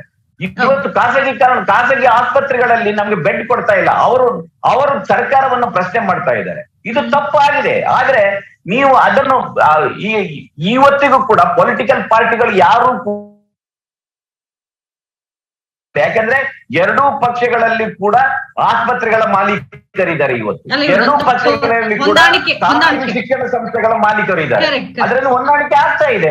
ಖಾಸಗಿ ಶಿಕ್ಷಣ ಸಂಸ್ಥೆಗಳ ಮಾಲೀಕರು ಕಾಂಗ್ರೆಸ್ ಪಕ್ಷದಲ್ಲೂ ಇದ್ದಾರೆ, ಬಿಜೆಪಿಯಲ್ಲಿ ಇದ್ದಾರೆ, JDS ನಲ್ಲೂ ಇದ್ದಾರೆ. ಅದೇ ರೀತಿ ಆಸ್ಪತ್ರೆಗಳ ಮಾಲೀಕರು ಇದ್ದಾರೆ. ಇವರು ಒಂದ್ ರೀತಿ ಅಂಡರ್ಸ್ಟ್ಯಾಂಡಿಂಗ್ ನಲ್ಲಿ ಹೋಗ್ತಾರೆ. ರವಿಕುಮಾರ್ ಅವರು ಇಲ್ಲದೆ ಹರಿಪ್ರಸಾದ್ ಅವರದ್ದು ನಾನು ನೀವು ನಮ್ಗೆ ಇದು ಸಂಬಂಧಿಸಿದ್ದಲ್ಲ ಇದು. ಅದರಿಂದ ಈ ದೊಡ್ಡ ಮಟ್ಟದಲ್ಲಿ ಒಂದು ಹೊಂದಾಣಿಕೆ ಆಗಿರೋದು ಕೂಡ ನಿಜ. ಅದಕ್ಕೆ ಜನ ಬಲಿಯಾಗಿ. ರವಿಕುಮಾರ್ ಅವರೇ, ಇಂದಿರಾ ಗಾಂಧಿ ಅವರು ಗರೀಬಿ ಹಟಾವೋ ಅಂತ ಅಂದ್ರು. ಅವ್ರ ಘೋಷಣೆ ಇತ್ತು, ಗರೀಬಿ ಹಟಾವೋ ಮಾತ್ರ ಆಗ್ಲಿಲ್ಲ. ಬಡವರು ಇವತ್ತಿಗೂ ಇದ್ದಾರೆ, ಹಿಂದೇನೂ ಇದ್ರು, ಮುಂದೇನೂ ಇದ್ದೇ ಇರ್ತಾರೆ. ಆದ್ರೆ ಒಂದು ವ್ಯತ್ಯಾಸ ಏನಿದೆ, ಬಡವರು ಇರೋದು ಬದುಕೋಕ್ ಅವ್ರು ಯೋಗ್ಯರಲ್ಲ ಅಂತ. ಆಸ್ಪತ್ರೆಗೆ ದುಡ್ಡಿದ್ದವ್ರು ಮಾತ್ರ ಬದುಕ್ತಾ ಇದ್ದಾರೆ. ಯಾರು ಬಡವರು ಇದ್ದಾರೆ ಅವ್ರು ಬೀದಿಯಲ್ಲಿ ಸಾಯ್ತಾ ಇದ್ದಾರೆ ಅಷ್ಟೇ. ಕಾಂಗ್ರೆಸ್ ಮತ್ತು ಬಿಜೆಪಿ ಏನಾದ್ರು ವ್ಯತ್ಯಾಸ ಇದ್ರೆ ಅವರ ಗರೀಬಿ ಬಿಜೆಪಿಗೂ ಇರೋ ವ್ಯತ್ಯಾಸ ಏನು ಅಂತಂದ್ರೆ, ಅವರು ಗರೀಬಿ ಹಟಾವೋ ಅಂತ ಬರೀ ಘೋಷಣೆ ಮಾತ್ರ ಮಾಡಿದ್ರು. ನೀವು ಬಡವರನ್ನೇ ನಿರ್ಮೂಲನೆ ಮಾಡ್ತಾ ಇದೀರಿ. ಹೇಳ್ತೀನಿ, ಕೇಳಿ. ನೀವು ಆ ಶಬ್ದ ಉಪಯೋಗಿಸ್ಬೇಡಿ. ನೀವು ಕಾಂಗ್ರೆಸ್ನವ್ರಿಗೆ ಹೇಳಿ ಅದನ್ನ. ನಾನು ಹೇಳ್ತಾ ಇದ್ದೀನಿ, ಬಡವರಿಗೆ ಬೇಕಾಗಿರ್ ಅವರಿಗೆ ಮನೆ ಬೇಕು, ಕುಡಿಯೋ ನೀರ್ ಬೇಕು, ಗ್ಯಾಸ್ ಸಿಲಿಂಡರ್ ಬೇಕು, ಆರೋಗ್ಯಕ್ಕೆ ಆಸ್ಪತ್ರೆ ಬೇಕು, ಆಯ್ತಾ? ಅವ್ರಿಗೆ ಸಣ್ಣ ಉದ್ಯೋಗಗಳು ಬೇಕು, ಅವ್ರ ಜೀವನ ನಿರ್ವಹಣೆ ಮಾಡ್ಬೇಕು. ಇವೆಲ್ಲವನ್ನು ಕೂಡ ಬಡವರಿಗೆ ಬೇಕಾಗಿರ್ತಕ್ಕಂಥ ನೀತಿಯನ್ನ ಜಾರಿಗೆ ತೆಗೆದುಕೊಂಡು ಬಂದು ಬಡವರ ಅಕೌಂಟ್ ವರೆಗೆ ಸರ್ಕಾರದಿಂದ ಬಿಡುಗಡೆ ಆಗ್ತಕ್ಕಂತ ಯಾವುದೇ ನೀತಿ ಇರ್ಬೋದು ಅವನ್ನೆಲ್ಲವನ್ನು ಕೂಡ ಬಡವರಿಗೆ ತಲುಪಿಸ್ತಕ್ಕಂತ ಕೆಲಸವನ್ನ ಮಾಡಿರ್ತಕ್ಕಂತ ಸರ್ಕಾರ ಯಾವುದು ಅಂದ್ರೆ ನರೇಂದ್ರ ಮೋದಿ ಸರ್ಕಾರ. ಅಲ್ಲಿ ಬಿಡ್ತಿರೋ ಸೆಕೆಂಡರಿ. ನಾನು ಹೇಳ್ತೀನಿ ಸತ್ಯ ಒಪ್ಕೊಳ್ಳಂಗಿರತ್ತೆ. ಹಾಗಾಗಿ ಇವತ್ತು ಮನೆಗೆ ಯಾವ್ದಾದ್ರು ತಲುಪಿದ್ಯೋ ಇಲ್ಲೋ ಅನ್ನೋಂಥದ್ದು ನೀವು ಬಡವರು ಮನೆಗೆ ಹೋಗಿ ಕೇಳಿ. ಗ್ಯಾಸ್ ಸಿಲಿಂಡರ್ ತಲುಪಿದ್ಯಾ? ನಿಮ್ ಮನೆಗೆ ಅಕೌಂಟ್ಗೆ 10,000 ರೂಪಾಯಿ ಬರ್ತಾ ಇದೆಯಾ? ನಿಮ್ ಮನೆಗೆ ಸಿಮೆಂಟ್ ರಸ್ತೆ ನಿರ್ಮಾಣ ಆಗಿದ್ಯಾ? ನಿಮಗೆ ಕುಡಿಯೋ ನೀರಿನ ಫೆಸಿಲಿಟೀಸ್ ಸರಿ ಆಗ್ತಿದ್ಯಾ? ಉಚಿತವಾಗಿ ಶಿಕ್ಷಣ ಸಿಗ್ತಾ ಇದೆಯಾ? ರೇಷನ್ ಅಕ್ಕಿ ಬರ್ತಾ ಇದೆಯಾ? ಬಡವರಿಗೆ ಏನೇನ್ ಸಿಗ್ತಾ ಇದೆಯೇ ಅನ್ನುವಂತ ದೊಡ್ಡ ಪಟ್ಟಿ ಮಾಡಿ. ಯಾರ ಸರ್ಕಾರದಲ್ಲಿ ಜಾಸ್ತಿ? ಮತ್ತೆ ಹೇಳ್ತೀನಿ ಹಳ್ಳಿಗಳಿಗೆ ರಸ್ತೆ ನಿರ್ಮಾಣ ಆಗಿದ್ಯಾ? ಒಳ್ಳೆ ರಸ್ತೆಗಳು ನಿರ್ಮಾಣ ಆಗಿದ್ಯಾ? ಮತ್ತು ಹಾಸ್ಪಿಟಲ್, ಸರ್ಕಾರದ ಖಾಸಗಿ ಕಾಲೇಜ್ ಶಿಕ್ಷಣದ ಸುಧಾರಣೆ ಆಗಿದೆಯಾ? ಇವೆಲ್ಲವನ್ನು ಕೂಡ ಕೇಳಿದ್ರೆ ಸ್ವಲ್ಪ ಆಗಿರ್ತಕ್ಕಂಥದ್ದು ಇನ್ಫ್ರಾಸ್ಟ್ರಕ್ಚರ್ ಡೆವಲಪ್ಮೆಂಟ್ ಆಗಿರ್ತಕ್ಕಂಥದ್ದು ಅದು ನಮ್ಮ ಸರ್ಕಾರದಲ್ಲಿ. ಅದು ಒಪ್ತೀರಾ ಬಿಡ್ತೀರಾ ಸೆಕೆಂಡರಿ. ಆದ್ರೆ ಜನ ಅಂತೂ ಒಪ್ಕೊಂಡಿದ್ದಾರೆ. ಜನ ಇಡೀ ದೇಶದಲ್ಲಿ ತೀರ್ಪನ್ನ ಕೊಟ್ಟಿದ್ದಾರೆ, ಮತವನ್ನ ಕೊಟ್ಟಿದ್ದಾರೆ. ನರೇಂದ್ರ ಮೋದಿ ಅವರನ್ನು 2ನೇ ಬಾರಿಗೆ ಪ್ರಧಾನಮಂತ್ರಿಯನ್ನಾಗಿ ಮಾಡಿದ್ದಾರೆ. ಹಾಗಾಗಿ ಹೇಳ್ತೇನೆ ನಾನು ಎಂಡಿಗೆ ಬಂದಿದ್ದೇನೆ. ಜನಕ್ಕೆ ಇಷ್ಟ ಇಲ್ಲದೆ ಹೋಗಿದ್ರೆ, ಇದು ಅಸತ್ಯವಾಗಿದ್ರೆ ಜನ ನಮ್ಮನ್ನು ಸೋಲಿಸ್ತಾ ಇದ್ರು. ಹಾಗಾಗಿ ಜನ ಯಾಕೆ ನಮ್ಮನ್ನು ಗೆಲ್ಸಿದ್ದಾರೆ ಅಂತ ಹೇಳಿದ್ರೆ, ಜನರಿಗೆ ನೋಡಿ, ಅವ್ರು ಹೇಳ್ತಾರೆ, ನೀವ್ ಹೇಳೋದಲ್ಲ, ಜನ ತೀರ್ಮಾನ ಮಾಡೋದು. ಜನ ಮತವನ್ನ ಕೊಟ್ಟಿದ್ದಾರೆ ಅಂತ ಹೇಳಿದ್ರೆ ಜನಕ್ಕೆ ಇಷ್ಟವಾಗ್ತಕ್ಕಂಥ ಆಡಳಿತ ಇದೆ ಅನ್ನೋ ಕಾರಣಕ್ಕೋಸ್ಕರವಾಗಿ. ನಮ್ಮಲ್ಲಿ ಆಹಾರ ಕೊರತೆ ಆದ ಸಂದರ್ಭದನ್ನ ಹೊರತುಪಡಿಸಿದ್ರೆ ನಾವು ನೆರೆಹೊರೆಯ ದೇಶಗಳಿಂದ ಯಾವತ್ತೂ ಸಹಾಯಕ್ಕಾಗಿ ಕೈ ಚಾಚುವರಲ್ಲ. ಆದ್ರೆ ಕೋವಿಡ್ ನಿರ್ವಹಣೆ 150 ದೇಶಗಳಿಗೆ ಮೆಡಿಸಿನ್ ಕೊಟ್ಟಿರ್ತಕ್ಕಂಥದ್ದು ಅವ್ರು ಹೇಳಿದ್ರಲ್ಲ, 150 ದೇಶಗಳಿಗೆ ಕ್ಲೋರೋಕ್ವಿನ್ ಟ್ಯಾಬ್ಲೆಟ್ ಅನ್ನ ಕೊಟ್ಟಿರ್ತಕ್ಕಂಥದ್ದು ನಾವು. ಮತ್ತು ಹೇಳ್ತೀನಿ, ಮೊನ್ನೆ 50 ದೇಶಕ್ಕೆ ಲಸಿಕೆಯನ್ನ ಕಂಡಿರ್ತಕ್ಕಂಥ ಲಸಿಕೆ 50 ಹೇಳಿ ಮೇಡಮ್, ಎಲ್ಲ ದೇಶದಲ್ಲೂ ಸಾಯ್ತಾ ಇದಾರೆ. ನಾಟ್ ಓನ್ಲಿ ಇನ್ ಇಂಡಿಯಾ, ಪ್ರಪಂಚದ ಎಲ್ಲ ದೇಶಗಳಲ್ಲೂ ಕೂಡ. ಹಾಗಾಗಿ ನಾನೇನ್ ಹೇಳ್ತಾ ಇದ್ದೀನಿ ಅಂತ ಹೇಳಿದ್ರೆ, ಇದು ಎಲ್ಲರ ಜವಾಬ್ದಾರಿ ಇದೆ. ನಾವು ನಾವು ಮಾತಾಡ್ದೇನೆ ಕೆಲಸ ಮಾಡ್ಬೇಕಾಗಿದೆ. ಇದನ್ನ ಅವಕಾಶವನ್ನು ಉಪಯೋಗಿಸ್ಕೊಂಡ್ಬಿಟ್ಟು ನರೇಂದ್ರ ಮೋದಿ ಅವ್ರನ್ನ ಟಾರ್ಗೆಟ್ ಮಾಡ್ತಿರೋದು ನನಗೆ ಚೆನ್ನಾಗಿ ಅರ್ಥ ಆಗ್ತಾ ಇದೆ. ಆದ್ರೆ ನರೇಂದ್ರ ಮೋದಿ ಅವರು ಭಾಜಪ ಇಂಥದ್ದು ಯಾವುದಕ್ಕೂ ಕೂಡ ಜಗ್ಗೋದಿಲ್ಲ. ನಾವು ದೇಶದ ಸೇವೆ, ಜನರ ಸೇವೆ, ಬಡವರ ಸೇವೆಯನ್ನ ಖಂಡಿತ ಮಾಡೇ ಮಾಡ್ತೇವೆ. ನನಗೆ ಚೆನ್ನಾಗಿ ಗೊತ್ತಿದೆ, ಅರ್ಥ ಆಗ್ತಾ ಇದೆ.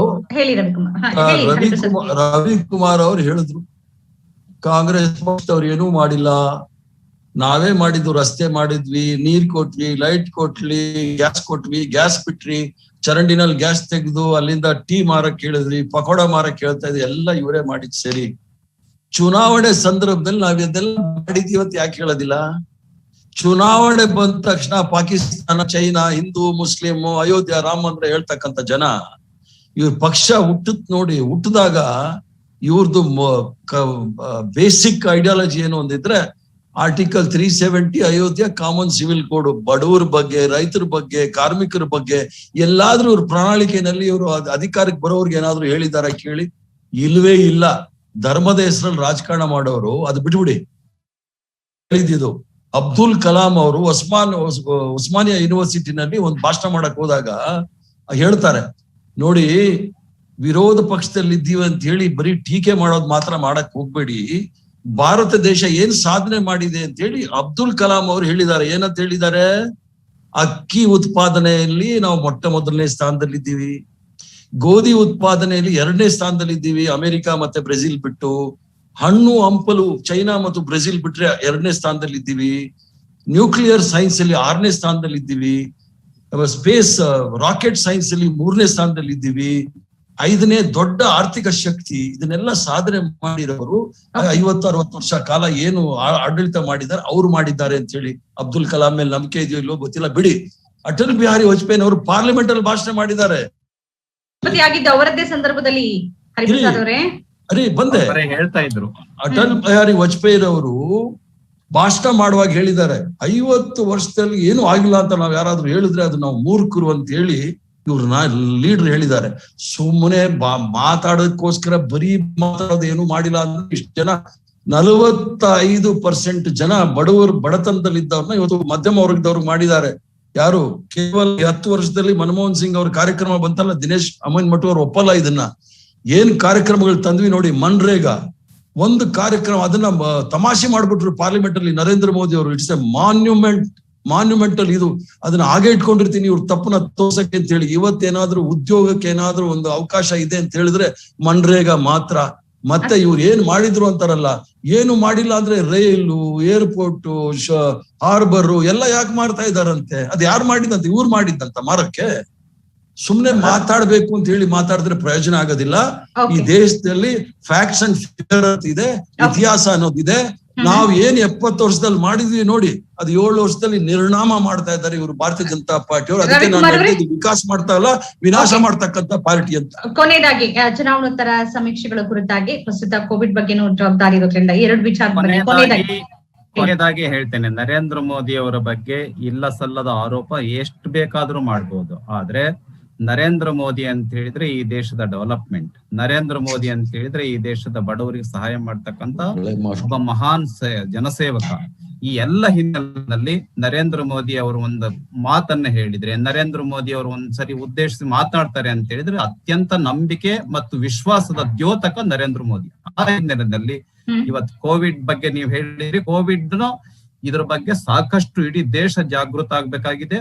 ಬುದ್ಧಿವಂತರೇನೆ, ಸುಶಿಕ್ಷಿತರೇನೆ ಮಾಸ್ಕ್ ಹಾಕೊಳ್ಳೋದಿಲ್ಲ. ಈ ಎಲ್ಲ ಹಿನ್ನೆಲೆಯಲ್ಲಿ ನಾವು ಎಲ್ಲರೂ ಸೇರಿ ಪಕ್ಷ ಭೇದ ಧರ್ಮ ಅದು ಇದು ಎಲ್ಲವನ್ನು ಕೂಡ ಪಕ್ಕಕ್ಕಿಟ್ಟು ಕೊರೋನಾವನ್ನ ನಿಯಂತ್ರಣ ಮಾಡ್ಬೇಕಾಗಿದೆ. ಇದು ಕಣ್ಣಿಗೆ ಕಾಣದೇ ಇರ್ತಕ್ಕಂತ ಮಹಾನ್ ಪಿಡುಗು. ಇದ್ರ ಬಗ್ಗೆ ನಾವು ಬದ್ಧವಾಗಿ ಸಿದ್ಧರಾಗಿ ನಾವು ಕೆಲಸ ಮಾಡ್ತೇವೆ. ಈ ಏನ್ ಗೆದ್ದಿದೀವಿ, ಈ 3 ಎಲೆಕ್ಷನ್ ನಲ್ಲಿ ನಾವು ಗೆಲ್ತೇವೆ.